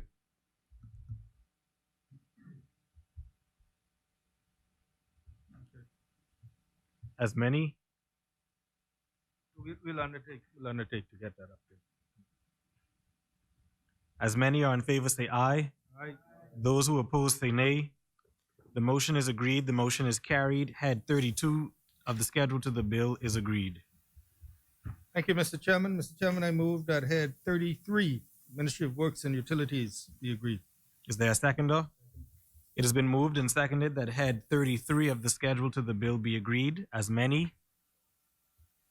As many are in favor, say aye. Aye. Those who oppose, say nay. The motion is agreed. The motion is carried. Head 33 of the schedule to the bill is agreed. Thank you, Mr. Chairman. Mr. Chairman, I move that head 38, Ministry of Education and Technical and Vocational Training be agreed. Is there a seconder? It has been moved and seconded that head 38 of the schedule to the bill be agreed. As many, Senator Henfield. Thank you, Mr. Chairman. Line item 3111286, new primary and secondary schools. This is to build. This is $20 million to build the new schools. Yeah, this additional funding is an allocation provides for the construction of schools in the following islands: in Nagua, East Grand Bahama, West Grand Bahama, Staniel Key, Los San Andres, Georgetown, Exuma, and San Salvador, and also for fiscal year summer school repairs. So you're building 6 schools, thereabouts, Thereabouts, yeah. and you're repairing schools, Correct. thereabouts, Yes. and you can do all that with $20 million. What kind of schools is you building? These are, if you look at the place where they're being built, Oh, so you're building them based on demographics? based That's on what you're saying? demographics, and this is the start. I mean, all schools aren't built in one fiscal year as 20, well. 20 million you need to No, no, repair no, all no, our no, no. schools. Well, We I need mean, that, right? Look, So I'm not. No, I'm no, not, I this is understand not a your point. contentious No, point no, for I me. understand your It's not a point. contentious I understand your right? point, but schools, 6, 7 schools are not built in one fiscal year either. So this is to provide provisional allocation to start the process of building the schools. They may span and likely will span multiple fiscal years. Same thing with the airport construction and the rest. They're not going to happen overnight. As many, Senator Seymour. So that discussion was about new primary and secondary schools. And so about a few lines above it, line 3111201, construction of schools, which is considerably down. I just want to understand, how construction of schools differs from new primary and secondary schools. And then part 2 of the question is, why is it basically like a third of what it was? That line item applies to structural repairs at schools in New Providence. And so that allocation is that. And I think there's been a reallocation between construction of schools and the other one with respect to some of the summer school repairs. Thank you. What I really heard you say was that we did such a good job that you needed less this time. But the next line, 3111215, government buildings, that's also down. It's about 7 million. And last time it was around 20.7 million. And so again, and in fact, consistently before that it was like 26.5 million. So that's down to 7 million. And I just want to understand why the significant decrease. So this is earmarked for the funding to upgrade Workers' House, which is used for the Center for the Deaf, and for additional summer school repairs in Grand Bahama and the Family Islands. And so that's earmarked for that special allocation.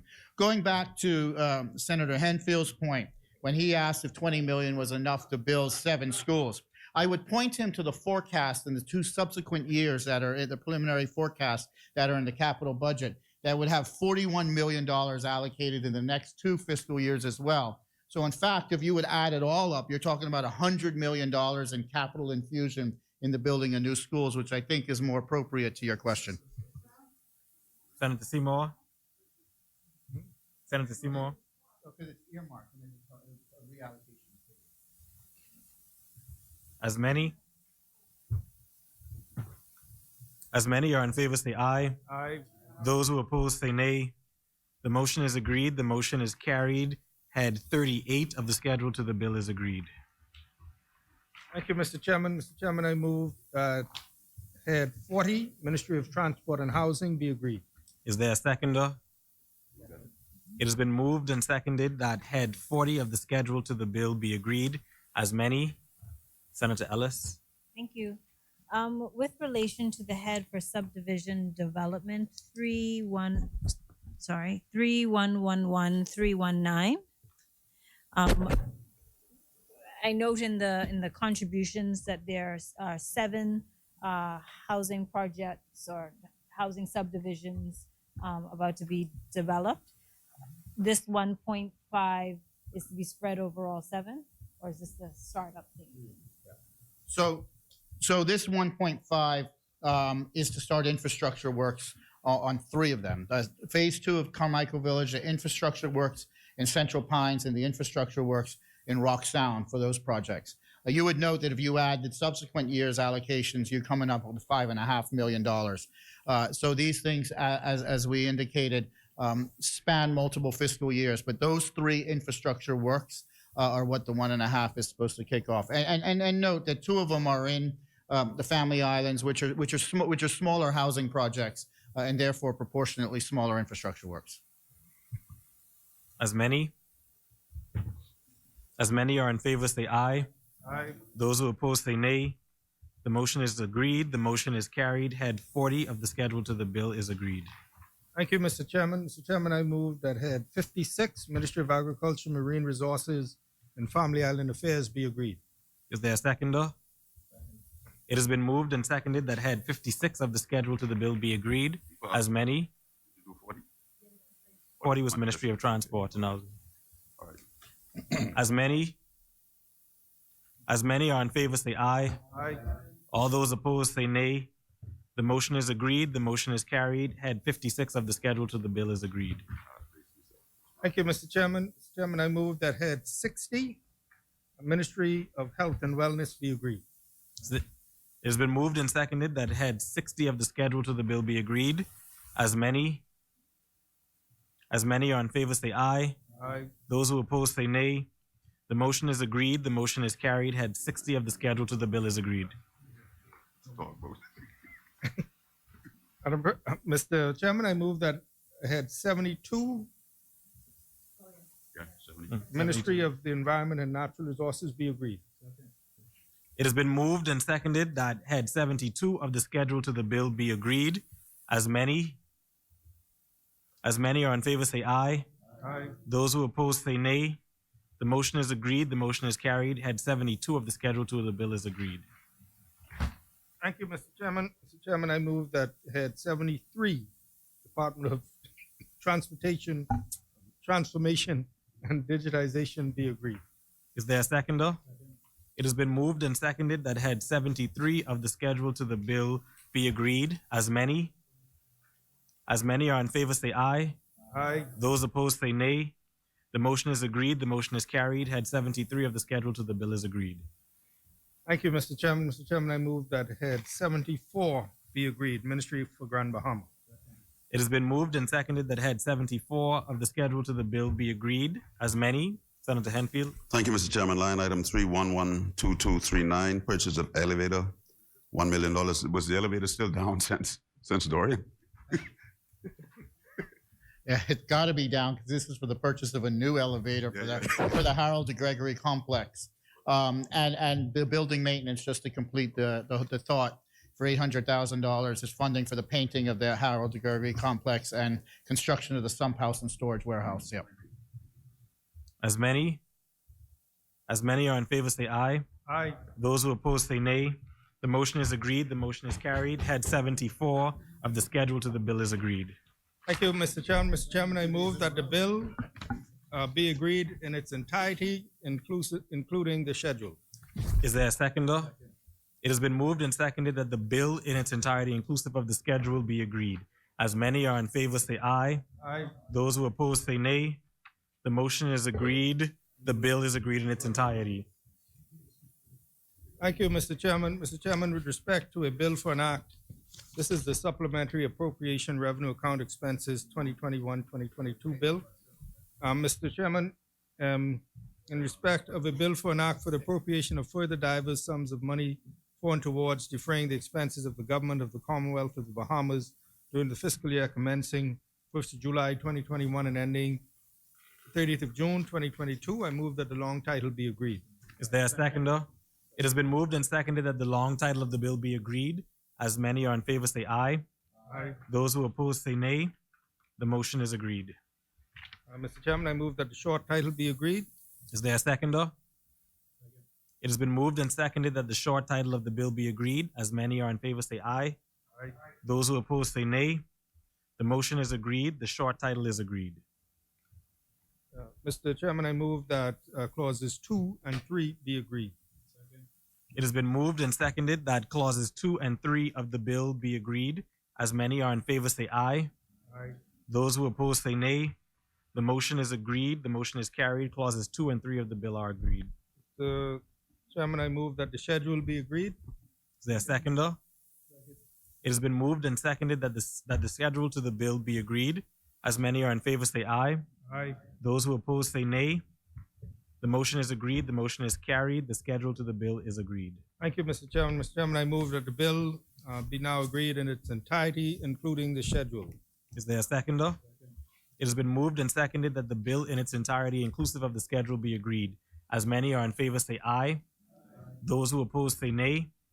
The motion is agreed. The bill is agreed in its entirety. Thank you, Mr. Chairman. Mr. Chairman, with respect to the Supplementary Appropriation Capital Development 2021-2022 bill, a bill for an act for the appropriation of further diverse sums of money for and towards defraying the expenses of the government of the Commonwealth of the Bahamas during the fiscal year commencing 1st July 2021 and ending 30th of June 2022. I move that the long title be agreed. It has been moved and seconded that the long title of the bill be agreed. As many are in favor, say aye. Aye. Those who oppose, say nay. The motion is agreed. Mr. Chairman, I move that the short title be agreed. Is there a seconder?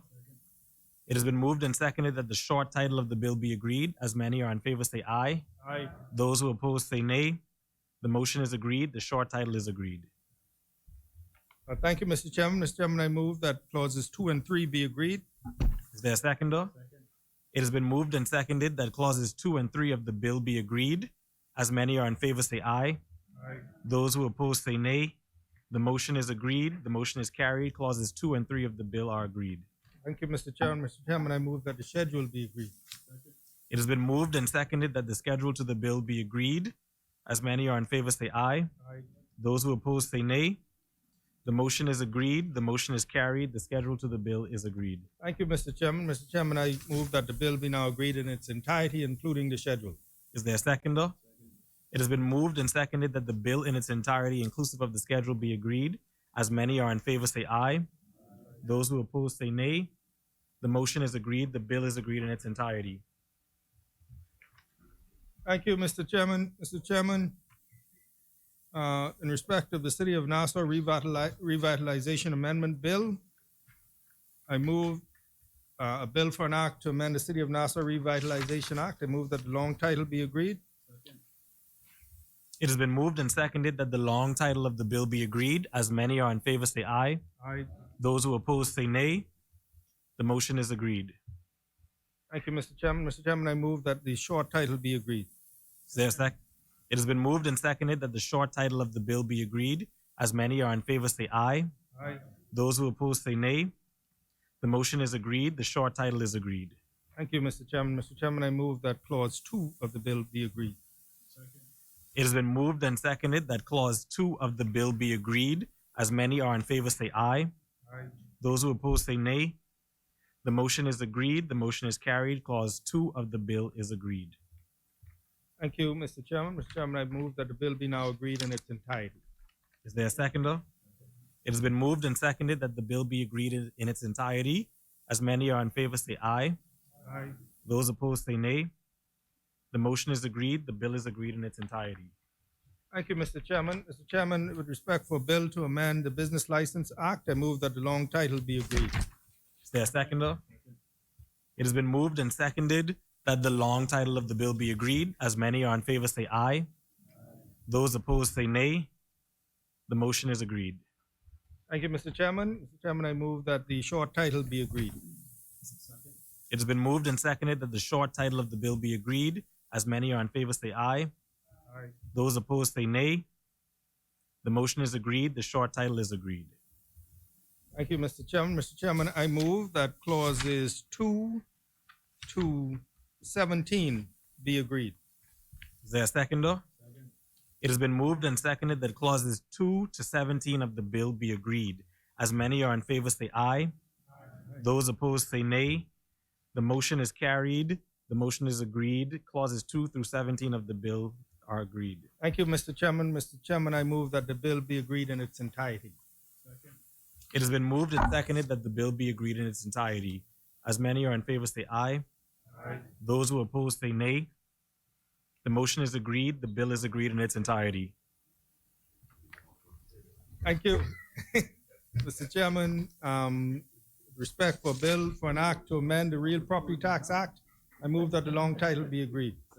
It has been moved and seconded that the long title of the bill be agreed. As many are in favor, say aye. Aye. Those who oppose, say nay. The motion is agreed. Thank you, Mr. Chairman. I move that clause 1, short title and that the short title is agreed. Short title and commencement, clause 1. Is there a seconder? It has been moved and seconded that the short title and commencement of the bill be agreed. As many are in favor, say aye. Aye. Those who oppose, say nay. The motion is agreed. The short title and commencement of the bill are agreed. Thank you very much, Mr. Chairman. Mr. Chairman, I move that clauses 2 through 12 be agreed. Is there a seconder? It has been moved and seconded that clauses 2 through 12 of the bill be agreed. As many are in favor, say aye. Aye. Those who oppose, say nay. The motion is agreed. The motion is carried. Clauses 2 through 12 of the bill are agreed. Thank you, Mr. Chairman. Mr. Chairman, I move that the bill be agreed in its entirety. Is there a seconder? It has been moved and seconded that the bill in its entirety be agreed. As many are in favor, say aye. Aye. Those who oppose, say nay. The motion is agreed. The bill is agreed in its entirety. Thank you, Mr. Chairman. Mr. Chairman, with respect for a bill for an act to amend the Spirits and Beer Manufacture Act, I move that the long title be agreed. It has been moved and seconded that the long title be agreed. As many are in favor, say aye. Aye. Those who oppose, say nay. The motion is agreed. Mr. Chairman, I move that the short title and commencement be agreed. It has been moved and seconded that the short title and commencement of the bill be agreed. As many are in favor, say aye. Aye. All those opposed, say nay. The motion is agreed. The short title and commencement are agreed. Thank you, Mr. Chairman. Mr. Chairman, I move that clause 2 of the bill be agreed. It has been moved and seconded that clause 2 of the bill be agreed. As many are in favor, say aye. Aye. Those who oppose, say nay. The motion is agreed. The motion is carried. Clause 2 of the bill is agreed. Thank you, Mr. Chairman. Mr. Chairman, I move that the bill be now agreed in its entirety. It has been moved and seconded that the bill in its entirety be agreed. As many are in favor, say aye. Aye. Those who oppose, say nay. The motion is agreed. The bill is agreed in its entirety. Thank you, Mr. Chairman. Mr. Chairman, with respect for a bill for an act to amend the Public Finance Management Act, I move that the long title be agreed. It has been moved and seconded that the long title of the bill be agreed. As many are in favor, say aye. Aye. All those opposed, say nay. The motion is agreed. Thank you, Mr. Chairman. Mr. Chairman, I move that the short title and commencement be agreed. It has been moved and seconded that the short title and commencement of the bill be agreed. As many are in favor, say aye. Aye. All those opposed, say nay. The motion is agreed. The short title and commencement of the bill are agreed. Thank you, Mr. Chairman. Mr. Chairman, I move that clauses 2 through 6 be agreed. It has been moved and seconded that clauses 2 through 6 of the bill be agreed. As many are in favor, say aye. Aye. All those opposed, say nay. The motion is agreed. The motion is carried. Clauses 2 through 6 of the bill are agreed. Thank you, Mr. Chairman. Mr. Chairman, I move that the bill be agreed in its entirety. It has been moved and seconded that the bill in its entirety be agreed. As many are in favor, say aye. Aye. All those opposed, say nay. The motion is agreed. The bill in its entirety is agreed. Thank you, Mr. Chairman. Mr. Chairman, with respect for a bill for an act to amend the Economic Empowerment Zones Act 2018, I move that the long title be agreed. It has been moved and seconded that the long title of the bill be agreed. As many are in favor, say aye. Aye. All those opposed, say nay. The motion is agreed. Thank you, Mr. Chairman. Mr. Chairman, I move that clause 2 of the bill be agreed.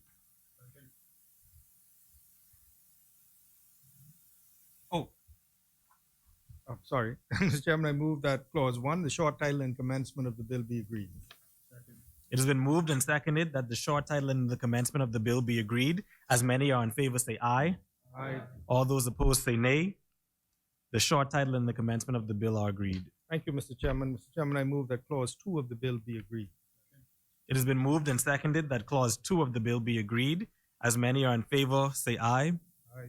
Those who oppose, say nay. The motion is agreed. The motion is carried. Clause 2 of the bill is agreed. Thank you, Mr. Chairman. Mr. Chairman, I move that the bill be now agreed in its entirety. It has been moved and seconded that the bill be agreed in its entirety. As many are in favor, say aye. Aye. Those who oppose, say nay. The motion is agreed. The bill is agreed in its entirety. Thank you, Mr. Chairman. Mr. Chairman, with respect to a bill for an act to amend the Customs Management Act, I move that the long title be agreed. It has been moved and seconded that the long title of the bill be agreed. As many are in favor, say aye. Aye. Those opposed, say nay. The motion is agreed. The long title of the bill is agreed. Thank you, Mr. Chairman. Mr. Chairman, I move that clause 1, short title and commencement of the bill is agreed. It has been moved and seconded that the short title and the commencement of the bill be agreed. As many are in favor, say aye. All those opposed, say nay. The motion is agreed. The short title of the bill is agreed. Thank you, Mr. Chairman. Mr. Chairman, I move that clause 2 of the bill be agreed. It has been moved and seconded that clause 2 of the bill be agreed. As many are in favor, say aye.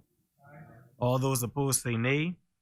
The motion is agreed. The clause 2 of the bill is agreed. Thank you, Mr. Chairman. Mr. Chairman, I move that the bill be now agreed in its entirety.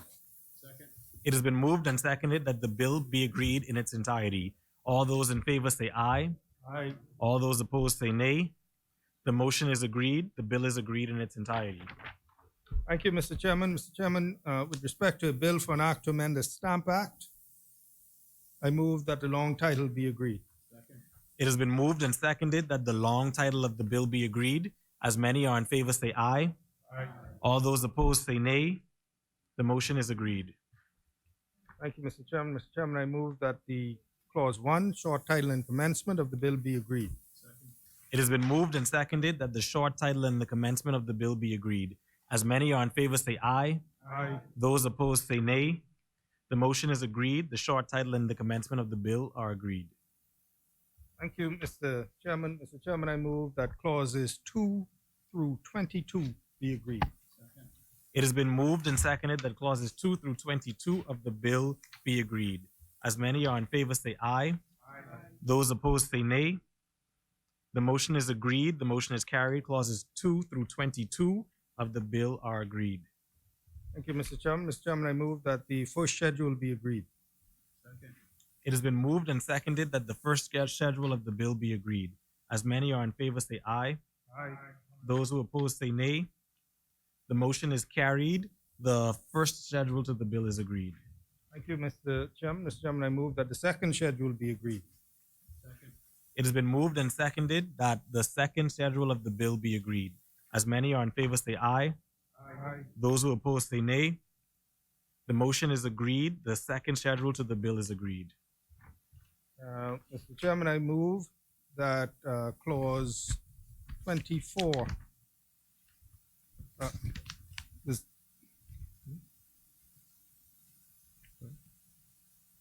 yeah, this is the third schedule. We did the second schedule on the third one. Yeah, clause 24, which is the insertion of the third schedule, be agreed. So I move that clause.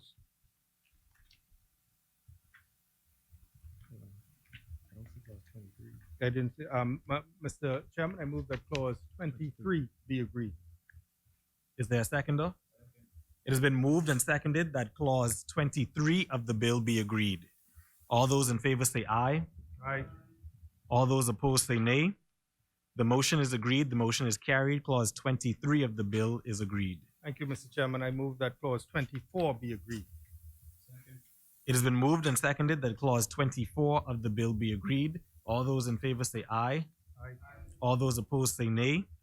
The motion is agreed. The motion is carried. Clause 24 of the bill is agreed. Mr. Chairman, I move that clause 25 be agreed.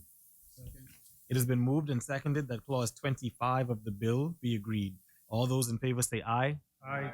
All those opposed say nay. The motion is agreed. The motion is carried. Clause 25 of the bill is agreed.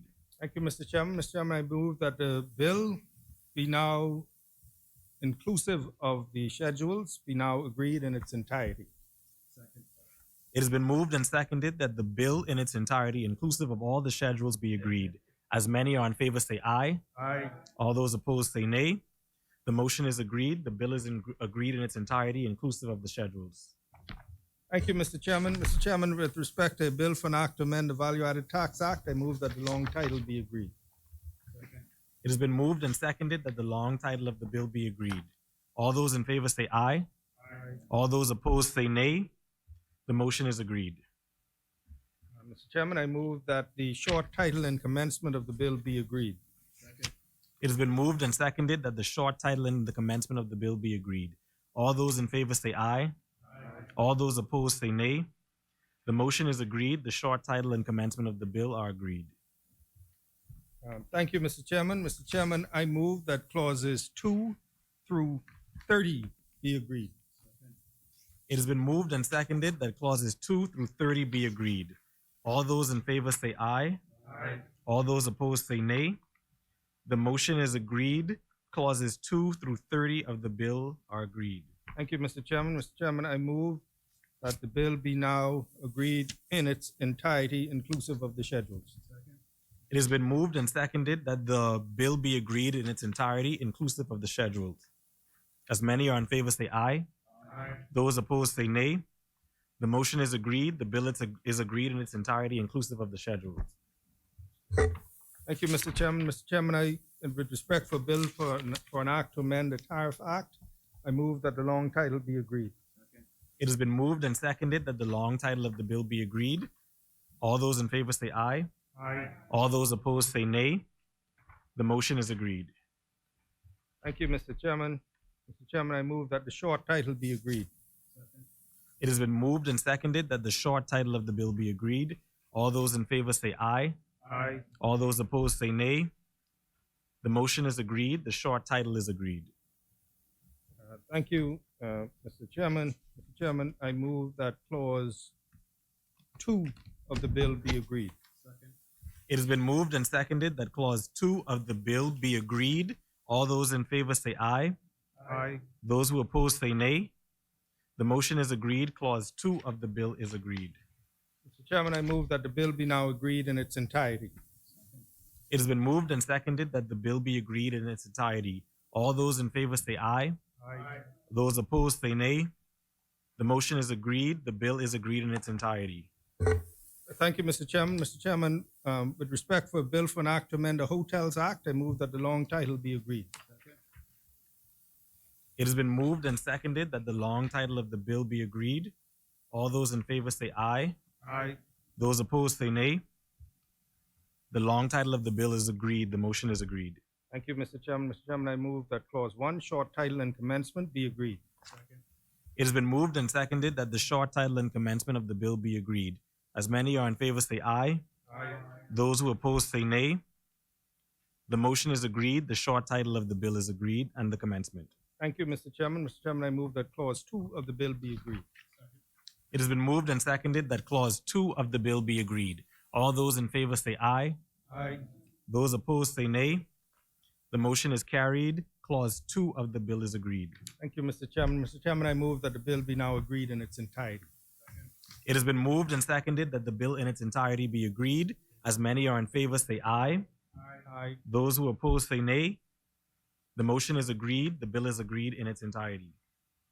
Thank you, Mr. Chairman. Mr. Chairman, with respect for a bill for an act to amend the Excise Act, I move that the long title be agreed. It has been moved and seconded that the long title of the bill be agreed.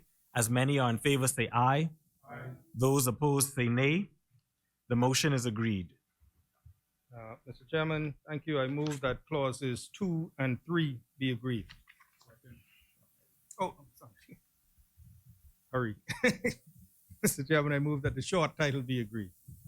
It has been moved and seconded that the short title of the bill be agreed. As many are in favor say aye. Aye. Those opposed say nay. The motion is carried. The short title of the bill is agreed. Thank you, Mr. Chairman. Good looking out. Mr. Chairman, I move that clauses 2 and 3 be agreed. It has been moved and seconded that clauses 2 through 3 of the bill be agreed. As many are in favor say aye. Aye. Those opposed say nay. The motion is agreed. The motion is carried. Clauses 2 through 3 of the bill are agreed. Mr. Chairman, thank you. I move that the bill be now agreed in its entirety. It has been moved and seconded that the bill be agreed in its entirety. As many are in favor say aye. Those who oppose say nay. The motion is agreed. The bill is agreed in its entirety. Thank you, Mr. Chairman. Mr. Chairman, with respect to a bill for an act to amend the Road Traffic Act, I move that the long title be agreed.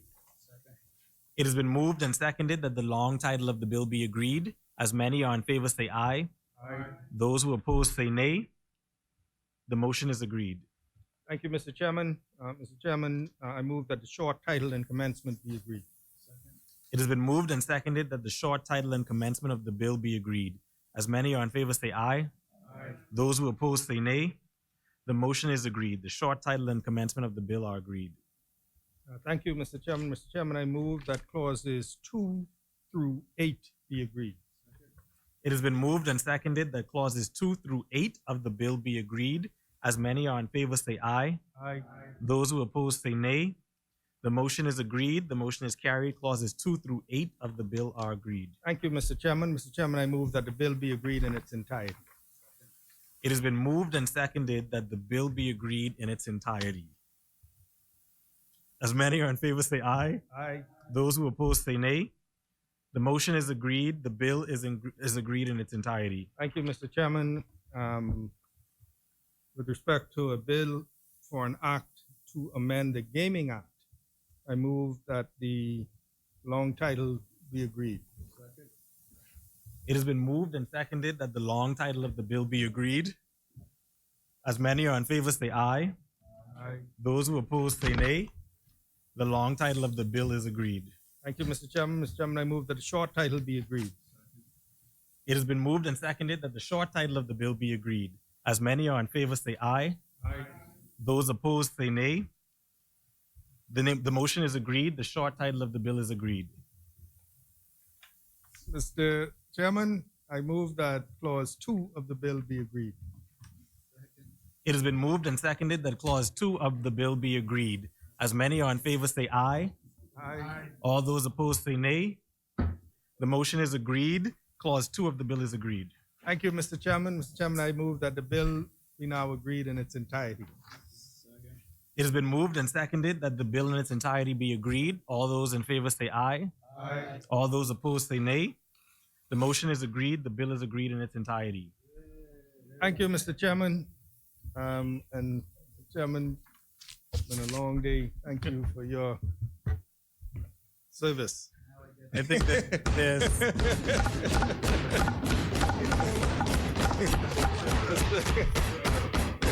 I think there's 3 of us here who haven't moved all day. Right.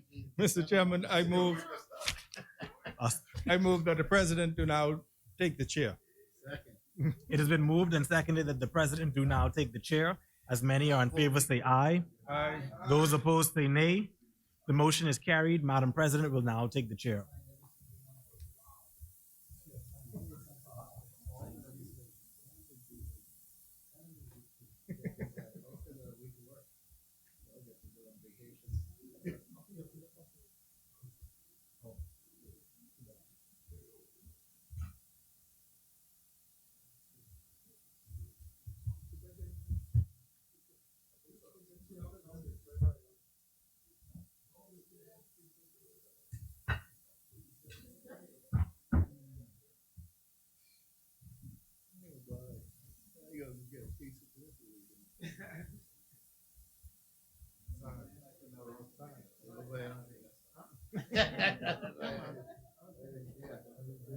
Right now.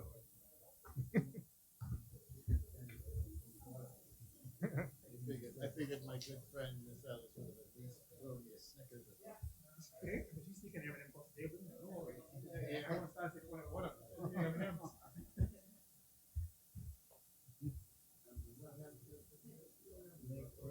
Work today, boy.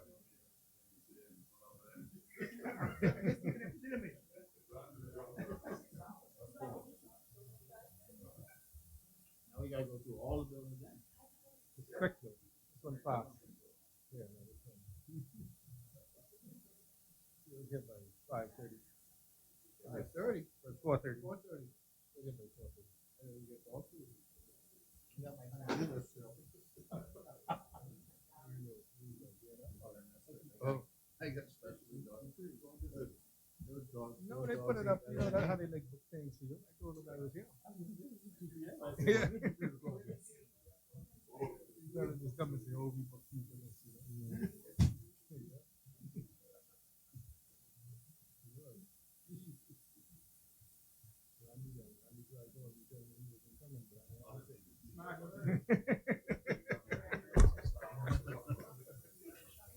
Yeah, man. Come on. Madam President, I beg leave to report that the Committee of the Whole has examined the compendium of budget bills, having made no amendments thereto.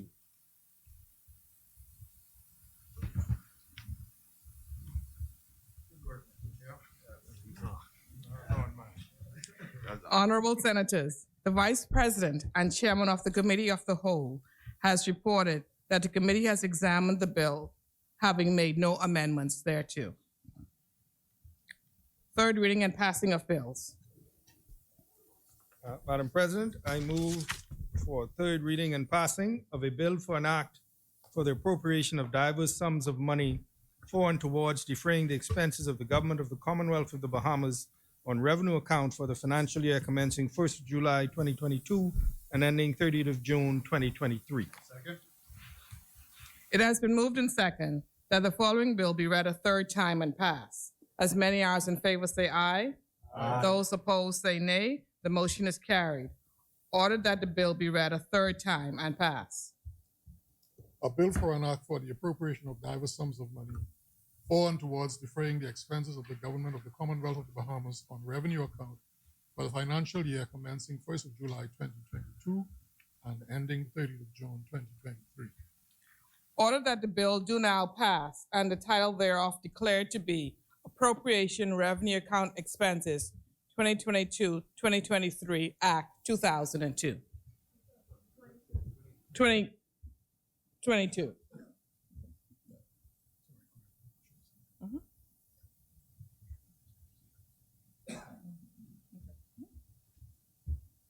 For the third reading of bills. Yes, Madam President. Madam President, I move for third reading and passing of a bill for an act for the appropriation of the sum of $371,146,142 for and towards defraying the expenses of the government of the Commonwealth of the Bahamas for capital development for the financial year ending 30th of June 2023. It has been moved and second that the following bill be read a third time and pass. As many as in favor say aye. Aye. Those opposed say nay. The motion is carried. Ordered that the bill be read a third time and pass. A bill for an act for the appropriation of the sum of $371,146,142 for and towards defraying the expenses of the government of the Commonwealth of the Bahamas for capital development for the financial year ending 30th of June 2023. Ordered that this bill do now pass and the title thereof declared to be Appropriation Capital Development 2022/2023 Act 2022. For the third reading of bills. Thank you, Madam President. Madam President, I move for third reading and passing of a bill for an act for the appropriation of further diverse sums of money for and towards defraying the expenses of the government of the Commonwealth of the Bahamas during the fiscal year commencing 1st July 2021 and ending 30th of June 2022. It has been moved and second that the following bill be read a third time and pass. As many as in favor say aye. Aye. Those opposed say nay. The motion is carried. Order that the bill be read a third time and passed.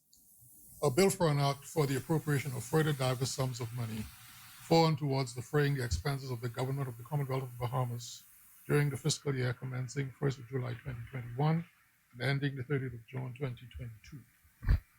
Ordered that this bill do now pass and the title thereof declared to be Supplementary Appropriation Revenue Account Expenses 2021/2022 Act 2022. For the third reading of bills. Yes, Madam. Thank you, Madam President. Madam President, I move for third reading and passing of a bill for an act for the appropriation of further diverse sums of money for and towards defraying the expenses of the government of the Commonwealth of the Bahamas during the fiscal year commencing 1st July 2021 and ending 30th of June 2022. It has been moved and second that the following bill be read a third time and passed. As many as in favor say aye. Aye. Those opposed say nay. The motion is carried. Order that the bill be read a third time and passed. A bill for an act for the appropriation of further diverse sums of money for and towards defraying the expenses of the government of the Commonwealth of the Bahamas during the fiscal year commencing 1st of July 2021 and ending the 30th of June 2022. Order that the bill do now pass and the title thereof declared to be Supplementary Appropriation Capital Development 2021/2022 Act 2022. For the third reading of bills. Madam President, I move for third reading and passing of a bill for an act to amend the City of Nassau Revitalization Act. It has been moved and second that the following bill be read a third time and passed. As many as in favor say aye. Aye. Those opposed say nay. The motion is carried. Order that the bill be read a third time and passed. A bill for an act to amend the City of Nassau Revitalization Act. Order that the bill do now pass and the title thereof declared to be City of Nassau Revitalization Amendment Act 2022. For the third reading of bills. Yes, Madam President, I move for third reading and passing of a bill for an act to amend the Business License Act. Second. It has been moved and second that the following bill be read a third time and passed. As many as in favor say aye. Aye. Those opposed say nay. The ayes have it. The motion is carried. Order that the bill be read a third time and passed. A bill for an act to amend the Business License Act. Order that this bill do now pass and the title thereof declared to be Business License Amendment Act 2022. Third reading of bills. Yes, Madam President, I move for third reading and passing of a bill for an act to amend the Real Property Tax Act. It has been moved and second that the following bill be read a third time and passed. As many as in favor say aye. Aye. Those opposed say nay. The motion is carried. Order that the bill be read a third time and passed. A bill for an act to amend the Real Property Tax Act. Order that this bill do now pass and the title thereof declared to be Real Property Tax Amendment Act 2022. For the third reading of bills. Yes, Madam President, I move, Madam President, for third reading and passing of a bill for an act to amend the Spirits and Beer Manufacture Act. It has been moved and second that the following bill be read a third time and passed. As many as in favor say aye. Aye. Those opposed say nay. The motion is carried. Order that the bill be read a third time and passed. A bill for an act to amend the Spirits and Beer Manufacture Act. Order this bill do now pass and the title thereof declared to be Spirits and Beer Manufacture Amendment Act 2022. For the third reading of bills. Madam President, I move for third reading and passing of a bill for an act to amend the Public Finance Management Act 2021. It has been moved and second that the following bill do now be read a third time and passed. As many as in favor, say aye. Aye. Those opposed say nay. The motion is carried. Order that the bill be read a third time and passed. A bill for an act to amend the Public Finance Management Act 2021. Order that the bill do now pass and the title thereof declared to be Public Finance Management Amendment Act 2022. For the third reading of bills. Yes, Madam President, I move for third reading and passing of a bill for an act to amend the Economic Empowerment Zones Act 2018. It has been moved and second that the following bill be read a third time and passed. As many as in favor say aye. Aye. Those opposed say nay. The motion is carried. Order that the bill be read a third time and passed. A bill for an act to amend the Economic Empowerment Zone Act 2018. Order that the bill do now pass and the title thereof declared to be Economic Empowerment Zones Amendment Act 2022. For the third reading of bills. Yes, Madam President, I move for third reading and passing of a bill for an act to amend the Customs Management Act. It has been moved and second that the following bill be read a third time and passed. As many as in favor say aye. Those opposed say nay. The motion is carried. Order that the bill be read a third time and passed. A bill for an act to amend the Customs Management Act. Order that this bill do now pass and the title thereof declared to be Customs Management Amendment Amendment Act 2022. For the third reading of bills. Yes, Madam President, I move for third reading and passing of a bill for an act to amend the Stamp Act.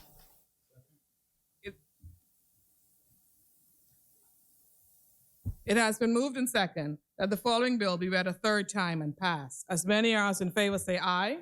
Aye. Those opposed say nay. The motion is carried. Order that the bill be read a third time and passed. A bill for an act to amend the Stamp Act.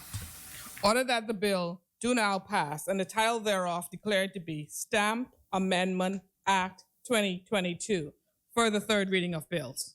Yes, Madam President. Madam President, I move for third reading and passing of a bill for an act to amend the Value-Added Tax Act. It has been moved and second that the following bill be read a third time and passed. As many as in favor say aye. Aye. Those opposed say nay. The motion is carried. Order that the bill be read a third time and passed. A bill for an act to amend the Value-Added Tax Act. Order that the bill do now pass and the title thereof declared to be Value-Added Tax Amendment Act 2022. For the third reading of bills. Madam President, I move for third reading and passing of a bill for an act to amend the Tariff Act. It has been moved and second that the bill be read a third time and passed. As many as in favor say aye. Aye. Those opposed say nay. The motion is carried. Order that the bill be read a third time. A bill for an act to amend the Tariff Act. Order that this bill do now pass and the title thereof declared to be Tariff Amendment Bill 2022. For the third reading of bills.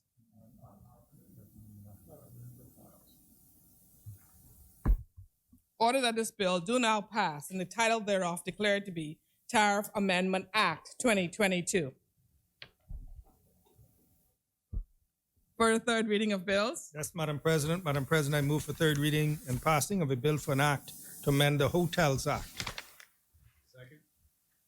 It has been moved and second that the bill be read a third time and pass. As many as in favor say aye. Aye. Those opposed say nay. The motion is carried. Order that the bill be read a third time and passed. A bill for an act to amend the Hotels Act. Order that the bill do now pass and the title thereof declared to be Hotels Amendment Act 2022.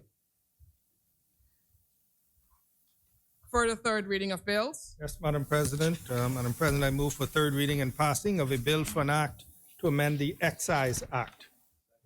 It has been moved and second that the following bill be read a third time and passed. As many as in favor say aye. Aye. Those opposed say nay. The motion is carried. Order that the bill be read a third time and passed. A bill for an act to amend the Excise Act.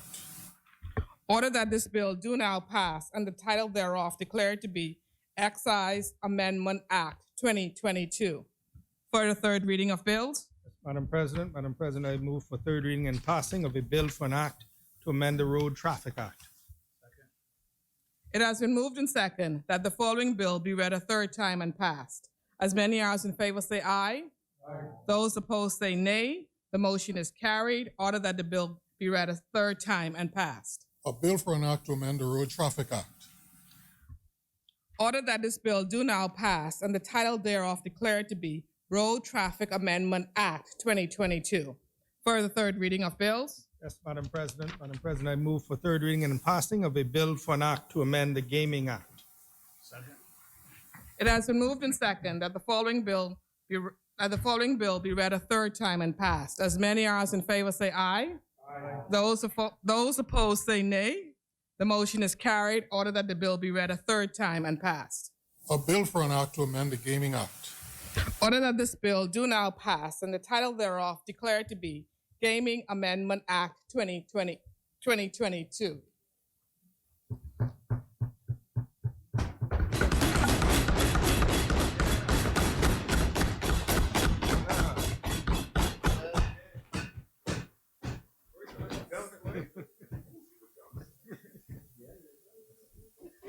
Consideration of housing amendments.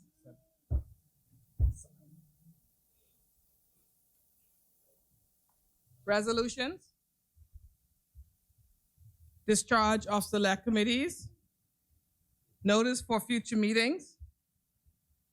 Madam President, I would just like to renew all notices in the name of the government.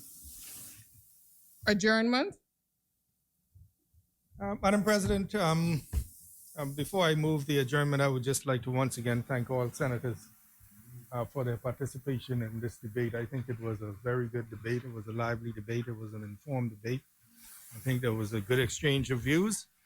And senators sat through a marathon committee session today, and I just want to thank all senators. I think what we have gone through today, it might seem archaic and even colonial, but it demonstrates a demonstration, on live television to be able to go through the way that the government proposes to spend the public's money, and to have those on the opposite side question the government and, as they'll want to say, keep the government's feet to the fire, and have the estimates examined and the explanations given, not only for the benefit of us in here, but the benefit of the Bahamian people who are watching. I think it's an exercise in our democracy, and I just would like to thank all senators this side and on the side opposite for their participation. Madam President, I move that the Senate at its rising will adjourn sine die. The House has, the other place has adjourned till a date in July, the 6th of July. So I move that the Senate at its rising do adjourn sine die.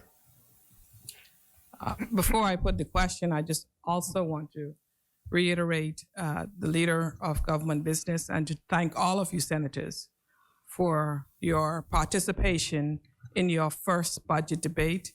I appreciate the preparation that you brought to the Senate, and I appreciate more so your decorum and the manner that you have deported yourselves with respect and dignity, and the manner in which you went about executing and making sure that we conducted the people's business in the most appropriate manner.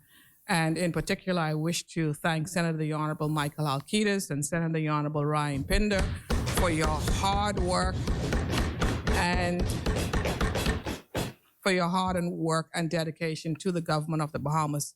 I also like to thank the Vice President for his taking us through the committee of the whole. I thank you, and I thank you all, and may God bless you all.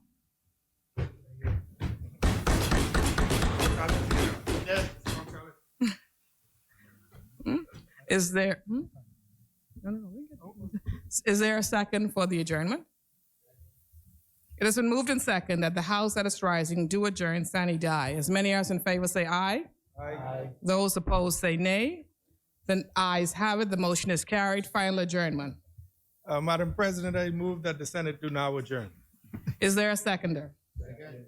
It has been moved and second that the Senate do now adjourn. As many as in favor say aye. Aye. Those opposed nay. The motion is carried. The Senate stands adjourned sine die.